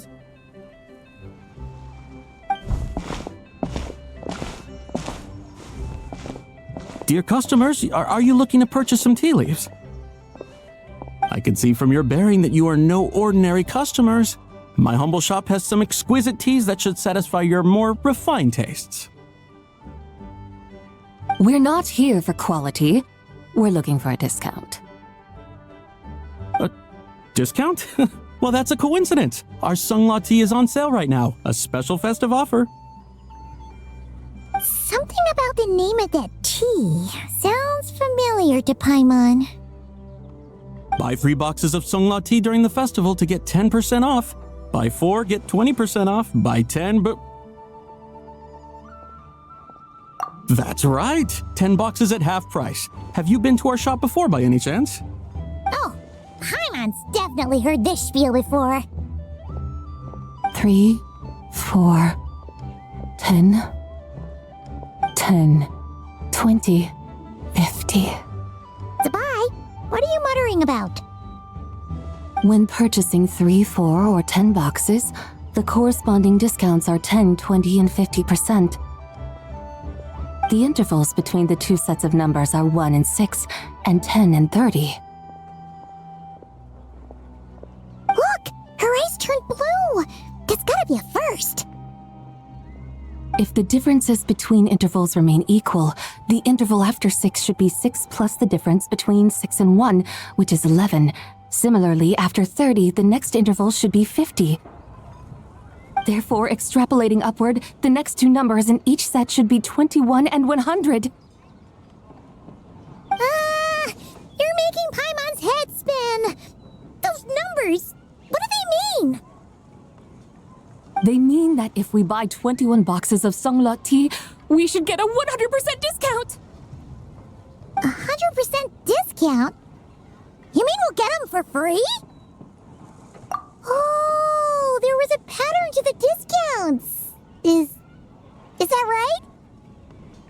pattern we speak of is mathematics, little one. A pattern that is always right. That's amazing! You're a shopping genius, Zabai! Oh, wait. Something feels off here. I had no idea our shop's discounts were tied to the laws of nature. I've learned so much from you, dear customer. No need to thank me. Now, please give us our 21 boxes of free tea. Wait! What's the matter? Paimon just realized what it is that's not right. It took you long enough. We got the short end of the stick! Think about it. If we don't have to pay when buying 21 boxes, then if we buy even more, the vendor should be paying us money instead, right?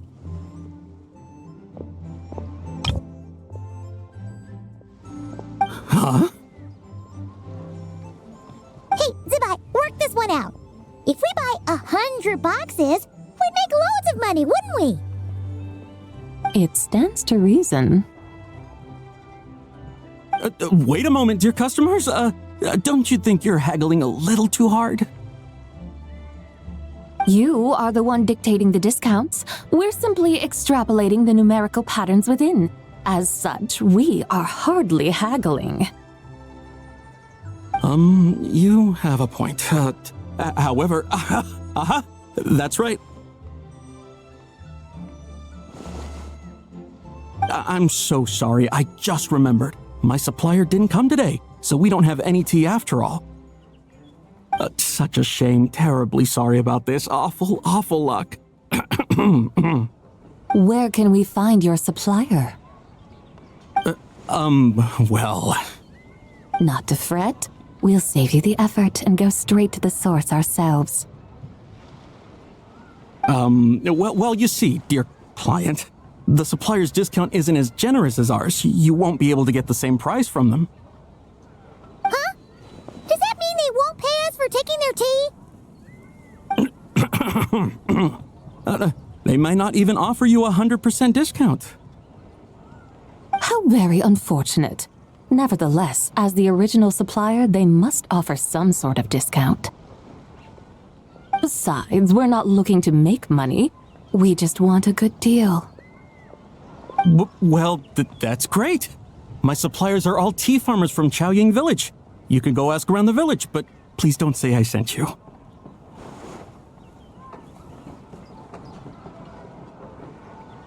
Do not worry, we appreciate your generosity. Referring customers to your business partners, even choosing to remain anonymous, the demeanor of a true gentleman indeed. Your business will surely prosper. I hope you're right. Then let us head to Chaoying Village. Do you know the way, my guides? Of course! Just follow us!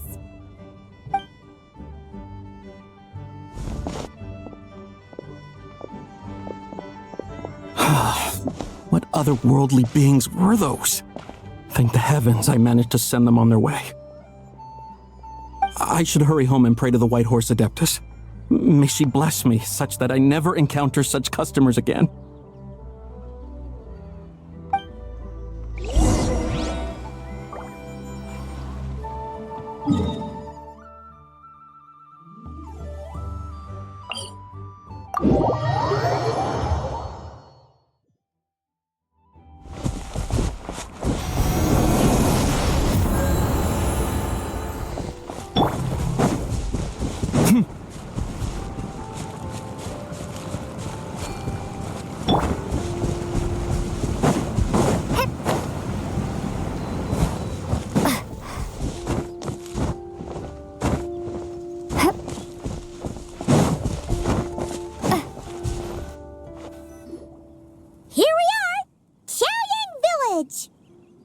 The mountains and waters are pristine. They embody the beauty of heaven and earth. It's a good-looking place, all right. But it's hard to enjoy the scenery when Paimon can't stop thinking about all that tea-buying Mora we're missing out on. Should fate dictate, Mora will find its way to you sooner or later. he finds us often enough. He even sought us out in person this lantern rite. For now, let's look around and see if any tea farmers are selling their crop.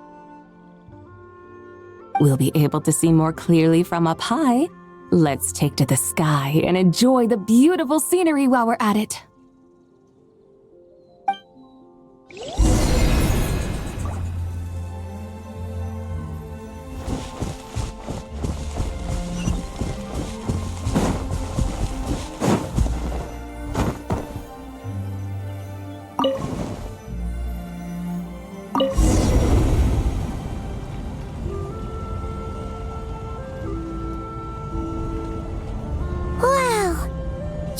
Village looks beautiful from up here. Indeed, the houses here are quite different from those in Liyue Harbor. They follow the natural contours of the mountains, forming unique, elegant structures. Yeah, it's super beautiful. The white walls and dark tiles frame the emerald waves of the terraced fields, while the curved eaves and tall gateways juxtapose each other with grace. It's almost too beautiful to be true. The crowing of roosters and barking of dogs, the calls of farmers working the fields, a vibrant pastoral chorus overflowing with earthly vitality. Yeah, it's incredibly beautiful, huh? Have you studied the linguistic arts by some chance? Huh? Your vocabulary for beauty seems rather constrained. Paimon knows how to say pretty as well. I see. Now then, let's take a look around and see if we can find any farmers selling tea. Look!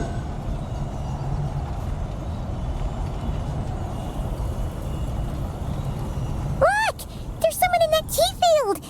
And they look kind of familiar. Wait, is that Lu Xiangxiang?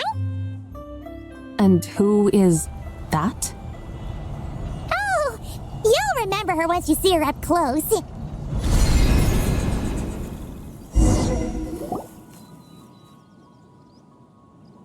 there, Lu Xiangxiang! It really is you! Huh?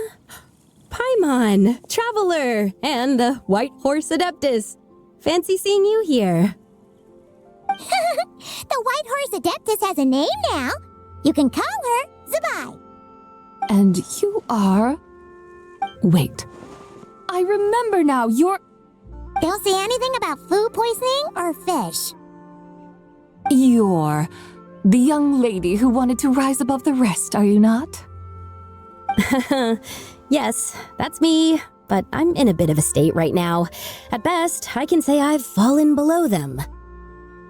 Fallen below them? What happened? Like I said the last time we met, I'm being punished according to family rules. My father, mother, grandfather, grandmother, other grandfather, other grandmother. Oh, that's a lot of family members. Yeah. And on the night of Lantern Rite, they held a family meeting to discuss my situation. So, they do care about you. There's no doubt they care. But they think that since I caused all that trouble in Liyue Harbor, it shows I can't be trusted on my own. They decided to ground me. Ground you? Yeah, though they're not confining me to my room. Instead, I have to personally nurture a tea seedling until it grows big enough to be sold at market. Aw, a tiny little tea baby. Do they want you to experience what it's like to be a parent? It's supposed to cultivate my character and temperament. They say this will help me calm down and reflect on my issues. What happened in Liyue Harbor really wasn't your fault. Oh well, at least this punishment doesn't sound too harsh. So, how long will it take for the little tea baby to grow? Actually, I don't know. I've never grown a tea tree before. It usually takes 2 or 3 years. 2 or 3 years? Yes, the tea in this garden requires 2 or 3 years to mature. That long? Sabai, you're not making this up, are you? How do you know so much about growing tea? When the plants thrive and grow, that is the meaning of my name. I can tell at a glance when their season of ripening will come. Do I really have to waste 2 or 3 years here? Why is this happening to me? I'd only just found my direction in life. Yes, during the Night of Lantern Rite, I heard many people reciting poems from long gone in praise of the moon. In that moment, I suddenly felt a great sense of pride. I mean, I helped excavate cultural artifacts from long gone, so I contributed to the revival of these poems too, right? So I decided to stay with the archaeological team. I want to unearth even more history. I see. And are you sure that's what you want to do? If you don't achieve anything significant in the years to come, will you still enjoy it? Yes, because archaeology gives me that boom shakalaka feeling. Wait, did Xiangling teach you that?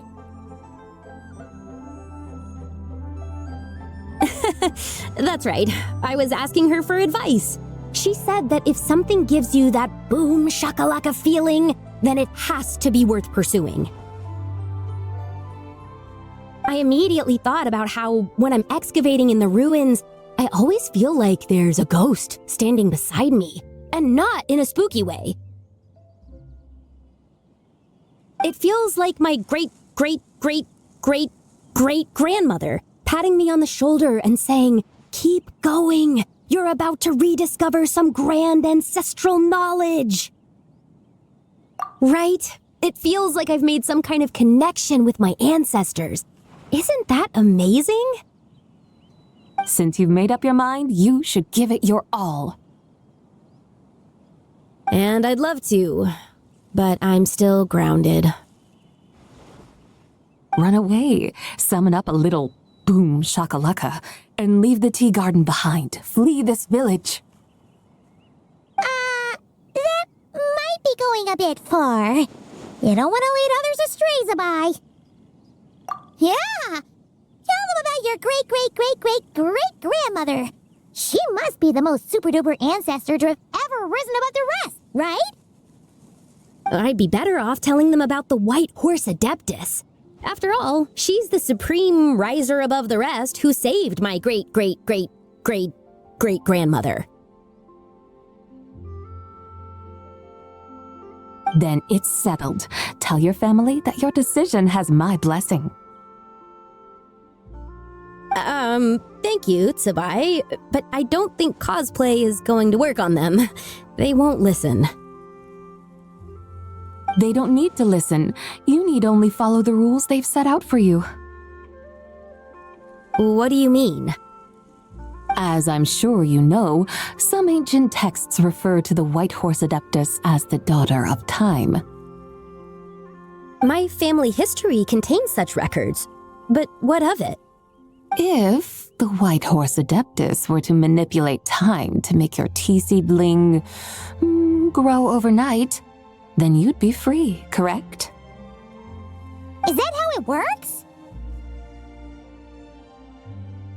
If the White Horse Adeptus were to really get involved, my grandfather would let me leave right away. But who really believes that she'd show up and help? It's not as if you have any other options. Why not try calling out for help? It won't cost you any more. Guess I might as well. I've got no better ideas anyway. White Horse Adeptus, if you can hear me, please save me from my predicament.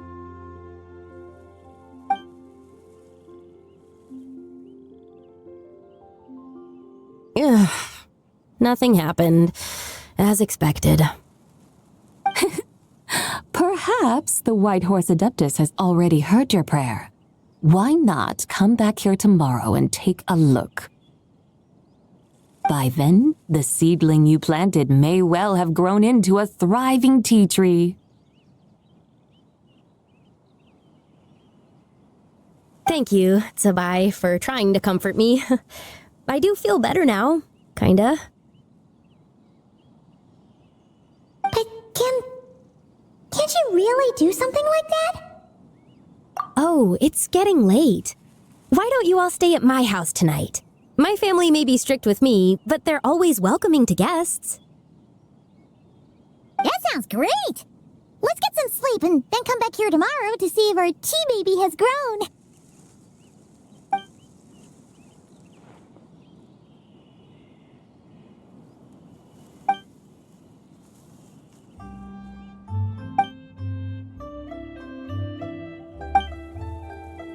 Oh, the tea tree! Whoa! Your tea baby is all grown up! Indeed, it has grown into a mature tea tree that can stand tall in the face of wind and rain. How is this possible? It must be the work of the White Horse Adeptus. Her prayer must have moved her. Are you sure? Perhaps she heard your prayer and chose to answer the call. She once saved my great-great-great-great-great-grandmother. This time, she saved me. That's incredible! Your family must be blessed by the White Horse Adeptus. I guess so. I need to tell everyone the news right away. They'd better. Since this is the will of the White Horse Adeptus, I don't see how they could object. Go, and if you run into any more trouble, call out to the White Horse Adeptus just like yesterday. Thank you so much. Paimon really thought you were going to use adeptal energy to make the tea baby grow, Zabai. When an Adeptus exerts effort, consuming their energy, is that not using adeptal energy?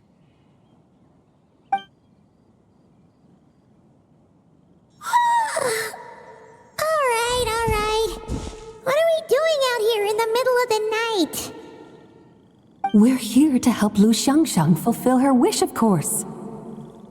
Can you really make the tea baby grow? It won't be easy, but there are ways.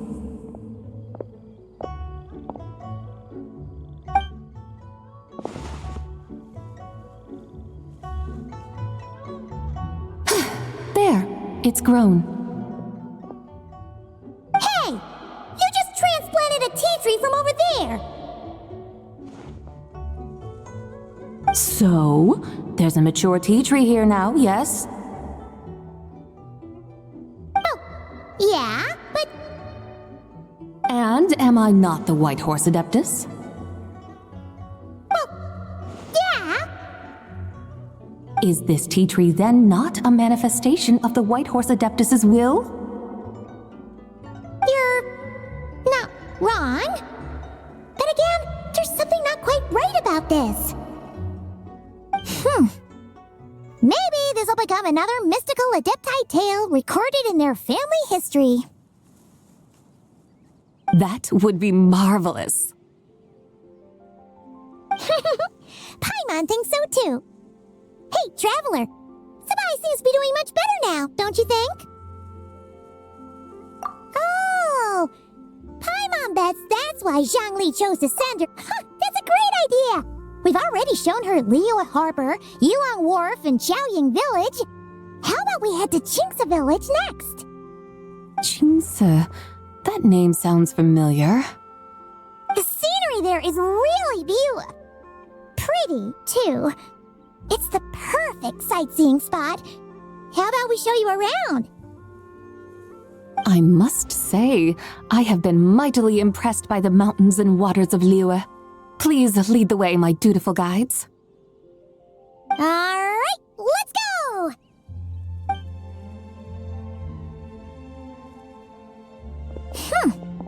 Paimon can't help feeling like we've forgotten something. Pay it no mind. I've already forgotten more than you will ever know. Alright. If we forgot something, it can't have been that important to begin with. Shinsa Village, here we come!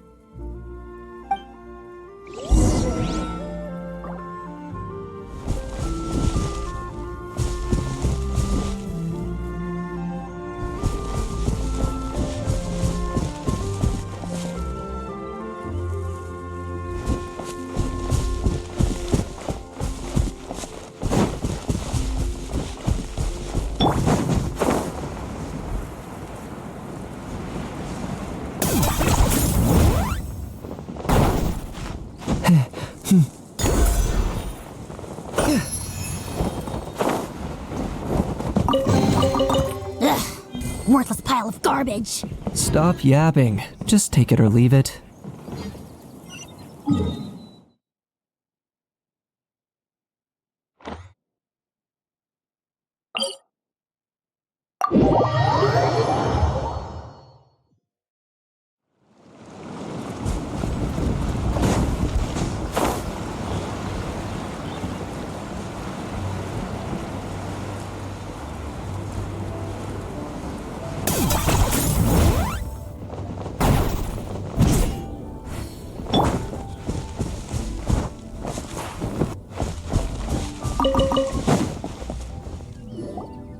We should plant cucumbers. We should plant canolas. We should plant cucumbers. They're easy to sow. We should plant canolas. The flowers are pretty. What are you arguing about, little ones? We're deciding what to plant in our field once Lantern Rite is over. Yeah. Dad gave us a small plot of land to grow our own crops. He said we can keep all the more we get from selling them. We should plant cucumbers, right?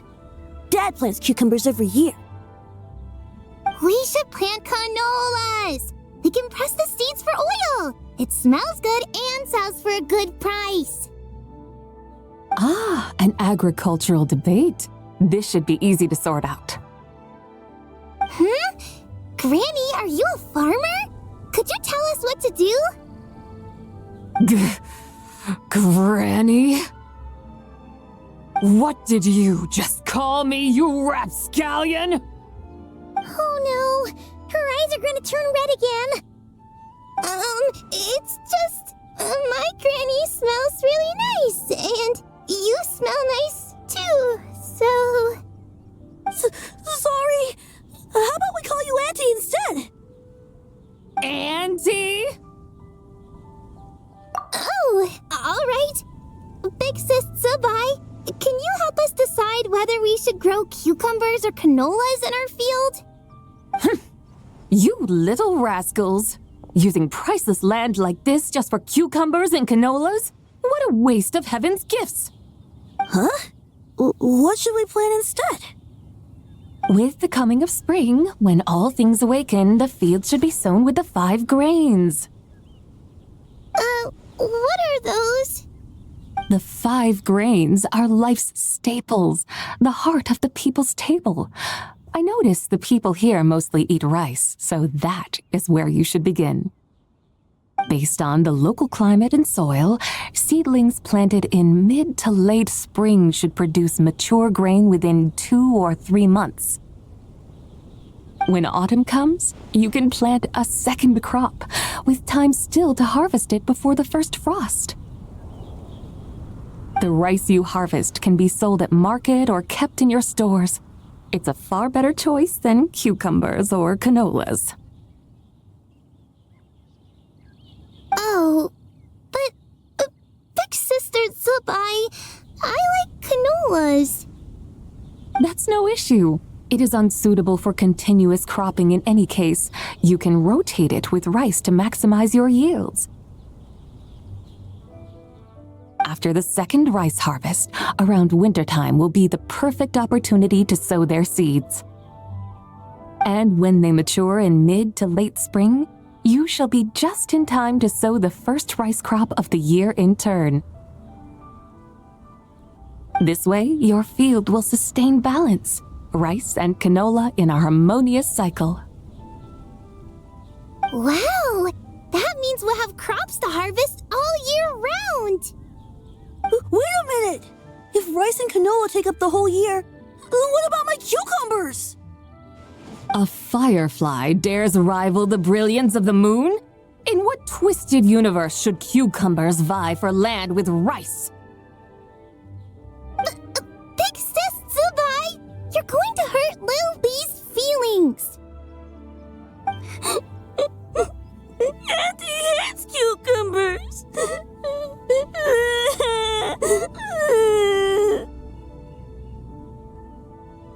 Stop crying this instant! I meant that cucumbers are simple enough to grow. There's no need to devote a whole field to them. Just find an empty corner of your yard, scatter some cucumber seeds in the earth, and before you know it, you'll have a thriving patch of vines. Cucumbers delight in sunlight and moisture, but they suffer in cold weather. If you wish to plant them this early in the year, you should make sure they're protected from frost.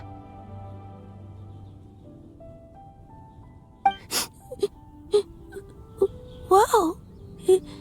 Is it really that simple? Let's hurry home and get started right away! Are you really in that much of a rush? Well, thanks, Big Sis Tsubai, who's fierce but really good at farming. We gotta go! Thanks, Big Sis Tsubai! See you around! Paimon never imagined you'd know so much about farming. What's so strange about that? The people of long gone called me the god of soil and grain. Are the fields not made of soil? Is rice not one of the 5 grains? Huh. That's true. So, if the god of soil and grain is a farming god, that means the White Horse Adeptus must be a farming adeptus, right? Of course the god of farming is down to earth. Mind your tongue, impertinent child. How dare you diminish the lofty bearing of an adeptus? Hey! You're the one who said the god of soil and grain is all about farming. Enough! It's time for us to take to the skies once more. Join me now. Witness the majesty of mountain, water, and field, and broaden your horizons.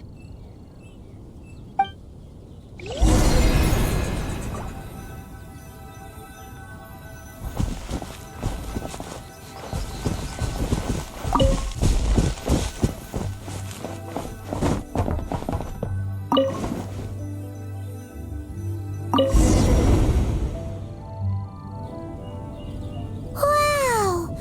The terraces look so pretty from up here. The mountains tower like pagodas, the hills coiling at their feet like shells. Layers built upon layers, rising and falling in harmony.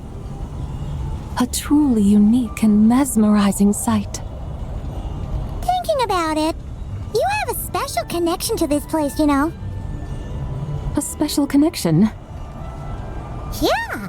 There's a local legend about a white horse leaping from a pure spring to follow Rex Lapis into battle. Don't you remember? You must have been living in seclusion around here. That does sound somewhat familiar. Oh, and if we keep going up this way, we'll reach a super duper spooky spot. You might have a connection to that place too. There's an ancient array that seals away the remains of a fallen god. A god's remains? Yeah? The people of Liyue turned that story into an opera called The Sanctification of Tao Do. Does that ring any bells? Tao Do. Huh. The 7 and 8 gates array. That's right, that's right! You do remember! Bune, the god of the underworld, who could pacify the forces of life and death. Huh? So, Tao Do had another name? Let's go take a look.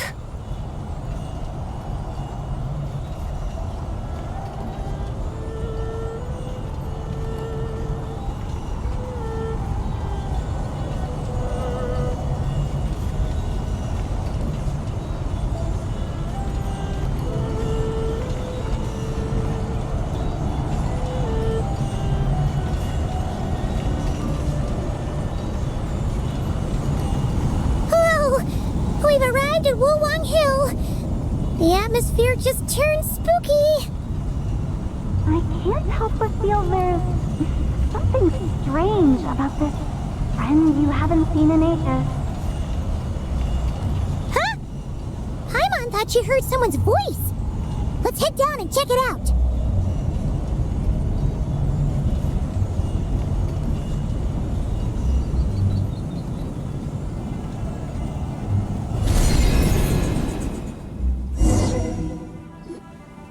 I can't help but feel there's something strange about this friend you haven't seen in ages. Strange? Whatever do you mean? Her strangeness defies description. This Miss Zabai is a full-blown enigma, don't you think? I'm afraid I have no idea what you're talking about. Aren't you worried about sending her all the way to Yilong Wharf on her own to buy tea? What if she gets lost? Where there are people, there are paths. Now I'm the one with no clue what you're saying. She can ask for directions. And then what? She will meet strangers in unfamiliar lands, build friendships, part ways. Hers will be a long journey indeed. The further the journey, the more footprints one leaves behind. The deeper those footprints, the harder it is for time to erase them. Ah, so you want her to make new friends? I see. But from what you say, it sounds as though she's not from Liyue. I believe she was not, but perhaps she will be. You're sounding stranger by the second. Huh. Oh, over there. Oh, look who's here. Hu Tao! Zhongli! What are you, traveler? Paimon, fancy meeting in a place like this. Oh my, and Miss Zabai too. Sounds like fate to me. We were taking Zabai to buy some tea from Yilong Wharf. Zhongli sent her there, though she didn't even know the way, and... Oh, drat! We forgot the tea! Oh, Paimon knew we were forgetting something! Why didn't you say so earlier then? What's done is done. There's no need to dwell on it. Fresh tea grows with each passing year. Let fate deliver it as it wills. Exactly. You can get tea wherever you go. You're hardly running low now, are you? Paimon feels a lot better now that you've said that. Still, I'm a little confused. If you were buying tea, how did you end up all the way out here? We're taking Zabai on a sightseeing tour. We started at Liyue Harbor, stopped in at Yilong Wharf, went sightseeing around Xiaoying Village, made our way to Qingce Village, and now we're here. Wow, that is quite the itinerary. Yeah, actually, Paimon thinks it's about time we headed back. I'm here to pay my respects to my ancestors. My dear consultant kindly agreed to join me. It is Lantern Rite, after all. Adepti and ancestors should be venerated alike. Ancestors? Wait, could you be? Are you heir to the Woo-Wong Kid? Or perhaps the lone butterfly of the Crimson Flame? Whoa! Have you got all your memories back? Huh? Miss Zabai, you know about the Wangsheng funeral parlor and the 8 adepts? I happened to hear a storyteller expound on the sanctification of Tao Do. Lots of people know that story, sure, but very few can discern my family lineage from just a glance. Well, Zhongli, your friend here really is quite something. Unfortunately, there's no time to dally right now. We have a hill to climb. Perhaps once today is done, we can find time to chat over tea, recite poetry, and admire the moon? That would be wonderful, Director Hu. Oh, and before we go, you've been traipsing around all day. I suggest you stop off at the Wangshu Inn on your way back for a good night's rest. Wouldn't do to exhaust yourselves, Don't mention it. All right, we'll take our leave now. See you later. Hotel's so thoughtful. Why don't we follow her advice and stay at the Wangshu Inn tonight? Zabai, you can see the whole of Dihua Marsh from up there. The view's amazing. Plus, you can sample Smiley Yin-Xiao's cooking. Wangshu, an intriguing name. It couldn't hurt to check it out. Awesome! Let's go!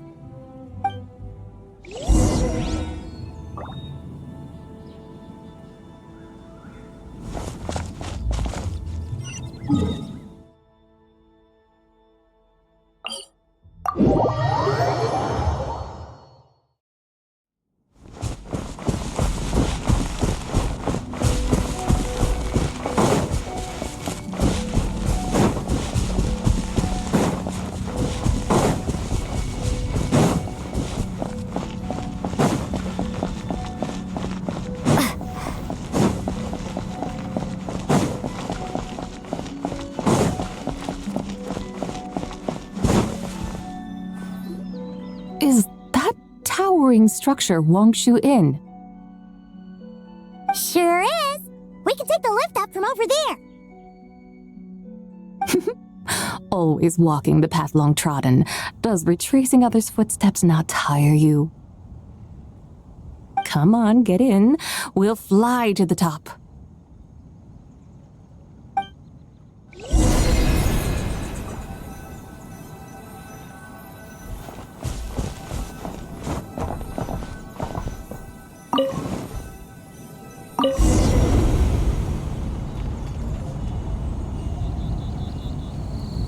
Are we really going to fly up to Wangshu Inn? Isn't that a bit showy? All the guests are going to see us. Is that a bad thing? To be able to witness an Adeptus. This will surely add to the inn's appeal, not to mention the room prices. The owner will thank us. You seem to really like showing off your powers. This inn's architecture is incredible, and the surrounding countryside radiates a picturesque charm. No wonder the new proprietor of the Baiju guest house thinks he can't compete and has decided to change his own establishment's name. The new proprietor? Ah, you mean Lu Shengsheng's dad. So you know about that too. Personally, Paimon thinks it should go with something like Rex's Rest. That's a contender's name if Paimon's ever heard one. A fitting name indeed. So you think the guest house should change its name too? Paimon kinda thought you'd say something like, such sacrosanct traditions must never change.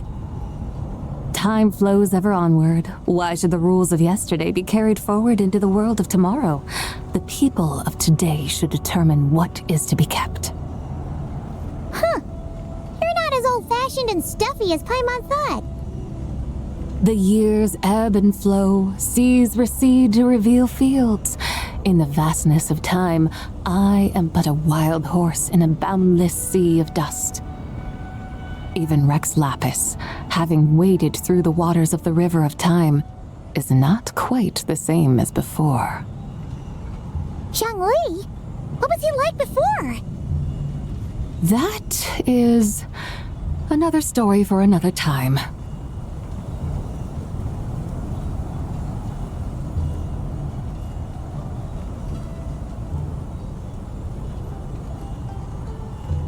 We have arrived.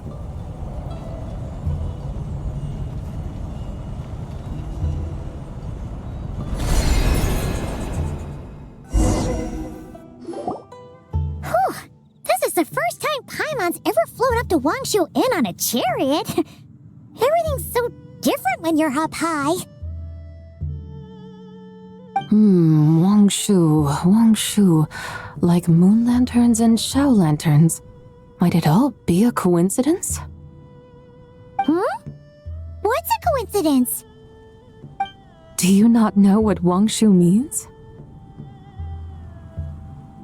Wangshu can refer to the moon, but its original meaning is actually the goddess who rides the bright moon's chariot. And you must be the conqueror of demons. Xiao! Paimon was wondering if we'd disturbed you by flying down from the sky. Not at all. I sensed an unusual presence long before you arrived, though I didn't expect it to be you in a flying chariot. Ah, a witness at last.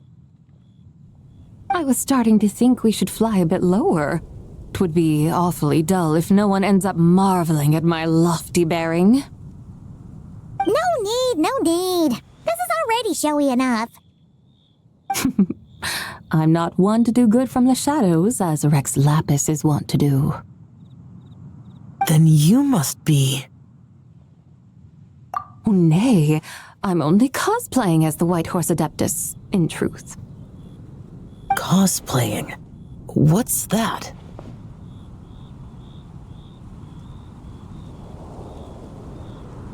Ugh, ignore her nonsense. She's a genuine article. The one and only, completely authentic Xiao. Did Zhongli say anything about her being a teensy bit...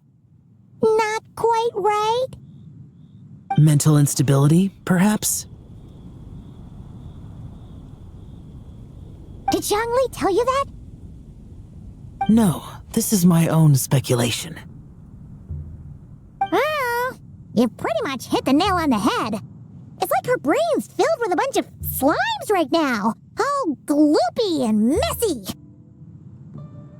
There's a hot-tempered pyro slime, a math-obsessed hydro slime, and a mischievous little animo slime. But don't tell her Paimon said that, or she'll come and tell us all off. You white-haired rascal! Do you think I can't hear you? Uh-oh! We're in for it now! White Horse Adeptus. You must be wary from your journey. Why not take a rest? Oh, yes! You must be hungry, right, Sabai? How about we get some food? Oh, the chef here is incredible!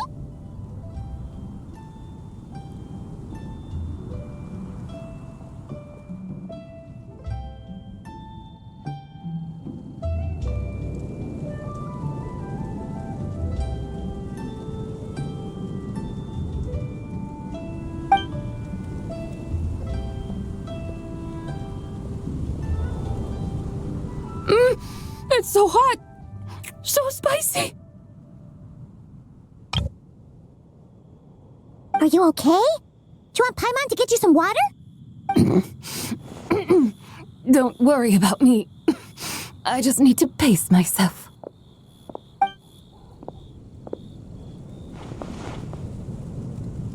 So, regarding your friend and her condition, does even the Lord of Geo have no solution? Zhongli said we should wait and she'll get better on her own. But who knows how long that's gonna take. Is that why her personalities change so easily? Paimon thinks that has something to do with her 3 deadly selves. Zhangli told us that the deadly selves are impure, affecting living things that get too close. The White Horse Adeptus's remnant spirit was attached to the deadly selves for a long time. It makes sense that her temperament and memories would have been influenced by them. But Paimon still doesn't really understand what the 3 deadly selves actually are. Paimon, as you do not practice self-cultivation, I cannot help you fully understand, but you can think of them simply as emotions and desires. The act of severing the 3 deadly selves is a means of exercising wicked desires and cultivating one's true self. I believe other nations have similar practices. In Sumeru, it is known as shattering Atmagraha. Oh! So it's about emotions, desires, and attachments, that sort of thing. It includes those. I wonder, does she still remember what happened in the past? Some of it, but right now, it's like she was suddenly awakened. Like she's still half dreaming. The half that's still dreaming might remember things, but the half that's awake doesn't quite get it. Conqueror of demons, are you looking to learn about Rex Lapis's past from me? You are an old friend of his, so please, call me by my name. But Conqueror of Demons sounds so much more imposing. In days of yore, he was the Lord of Geo, Heaven's Star. Huh? You said the same thing the day you came back. But what does it mean? I'm afraid I can't remember. Hey! Did you really forget? Or are you just pretending so you don't have to tell? Why not ask Rex Lapis himself? Whether I've forgotten might be up for debate, but I am certain he remembers. He must have his reasons for not raising the past, and you likely have similar concerns. I shouldn't have asked. An answer that suits your style, General Elatis. Now that we're on the subject, though, I suddenly remembered something. Which is? In the distant past, there was a feast, which I attended. I faintly recall the Lord of Geo also being present that day. Oh! And then? What happened? Among the dishes served, there was one that could be found in every household throughout Langan at the start of spring, a dish called Flavor of Spring. I suddenly remembered the recipe for this dish. Is that it?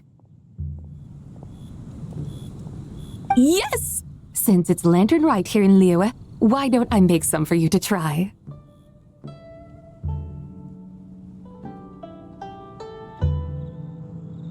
That sounds good.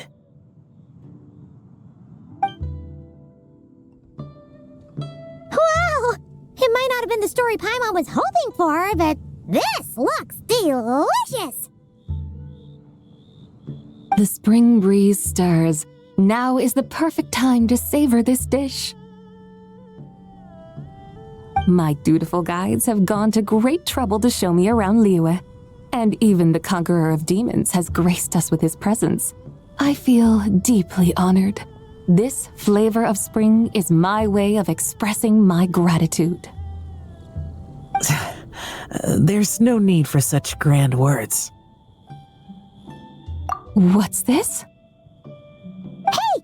It's that broken jade token from the Antiques exhibition! Indeed. This was once an Adeptal treasure of mine.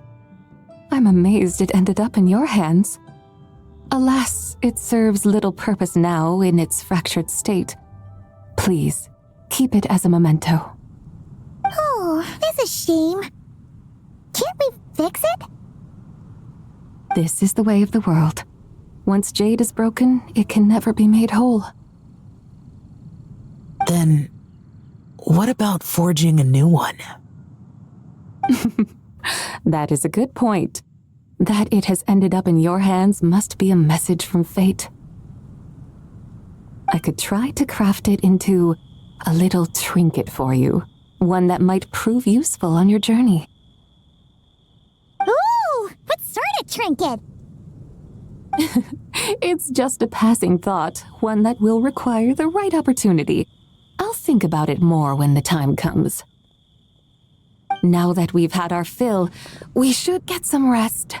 Tomorrow we return to Liyue Harbor, where I'll have need of your guidance once more.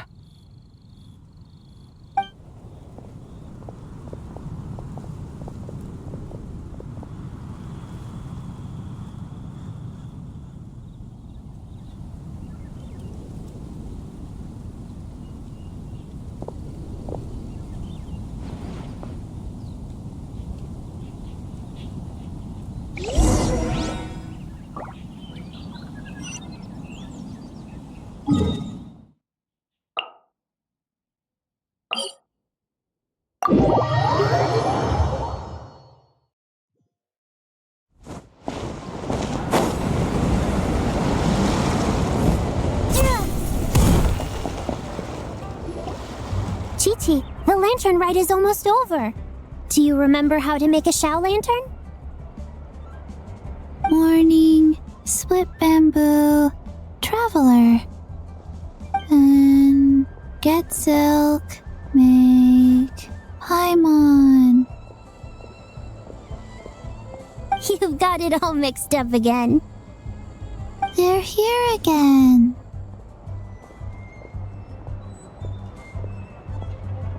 Yow! Looking good in that new outfit, huh? Hey, it's Paimon! Dr. Baiju gave this to me as a gift. How does it suit me?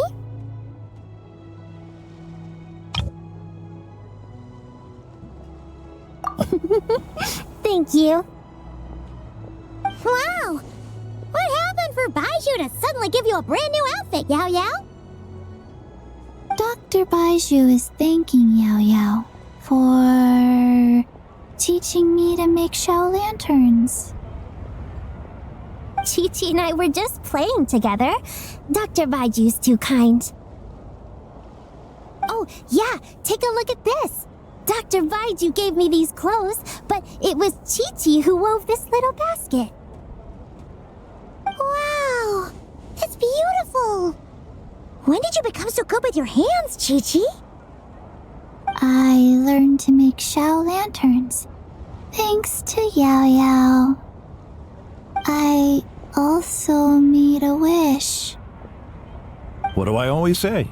The White Horse Adeptus answers prayers. Come, help this old man make an offering in thanks.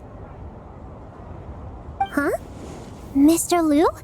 What did you pray for? For my idiot son to finally come to his senses and not change Baiju Guest House's name, which he has. Huh? He's keeping the old name? Listen to this. My granddaughter planted a tea seedling in our village just a few days ago. She made a prayer to the White Horse Adeptus to help it grow. Overnight, her seedling flourished into a mature tea tree. Oh, that sure does sound like a miracle. Could the White Horse Adeptus really have helped it grow? Of course she did. Oh, White Horse Adeptus, how blessed is our family over whom you keep watch. Truly, this is an extraordinary miracle. You must record it in your family history without delay. Of course. Huh? Is that you, Miss Zibai? Indeed.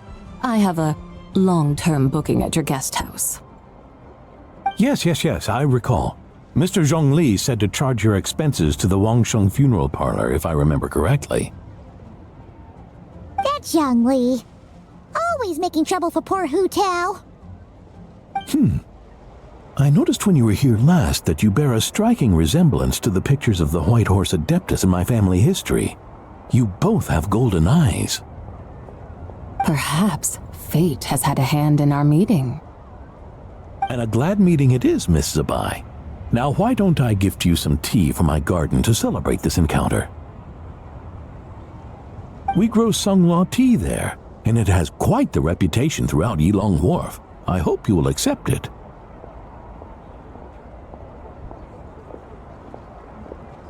Oh! Sunglaw, buy 10 boxes, get half off teas. Back on the menu. Buy 10 boxes, get half off? Don't be silly. This is a gift. It's free. Woohoo! Nice! Thank you so much, Boss Lou. There's no need to thank me. You're a visitor from out of town, which makes you an honored guest. Make yourself at home. Lantern Rite may have ended, but the streets are still bustling with activity. Make sure to take everything in, meet some new friends, and enjoy your time here. And that goes for you kids as well. Happy Lantern Rite. Got it, Mr. Liu. Happy Lantern Rite. Yeah! Happy Lantern Rite, everyone! Happy Lantern Rite indeed.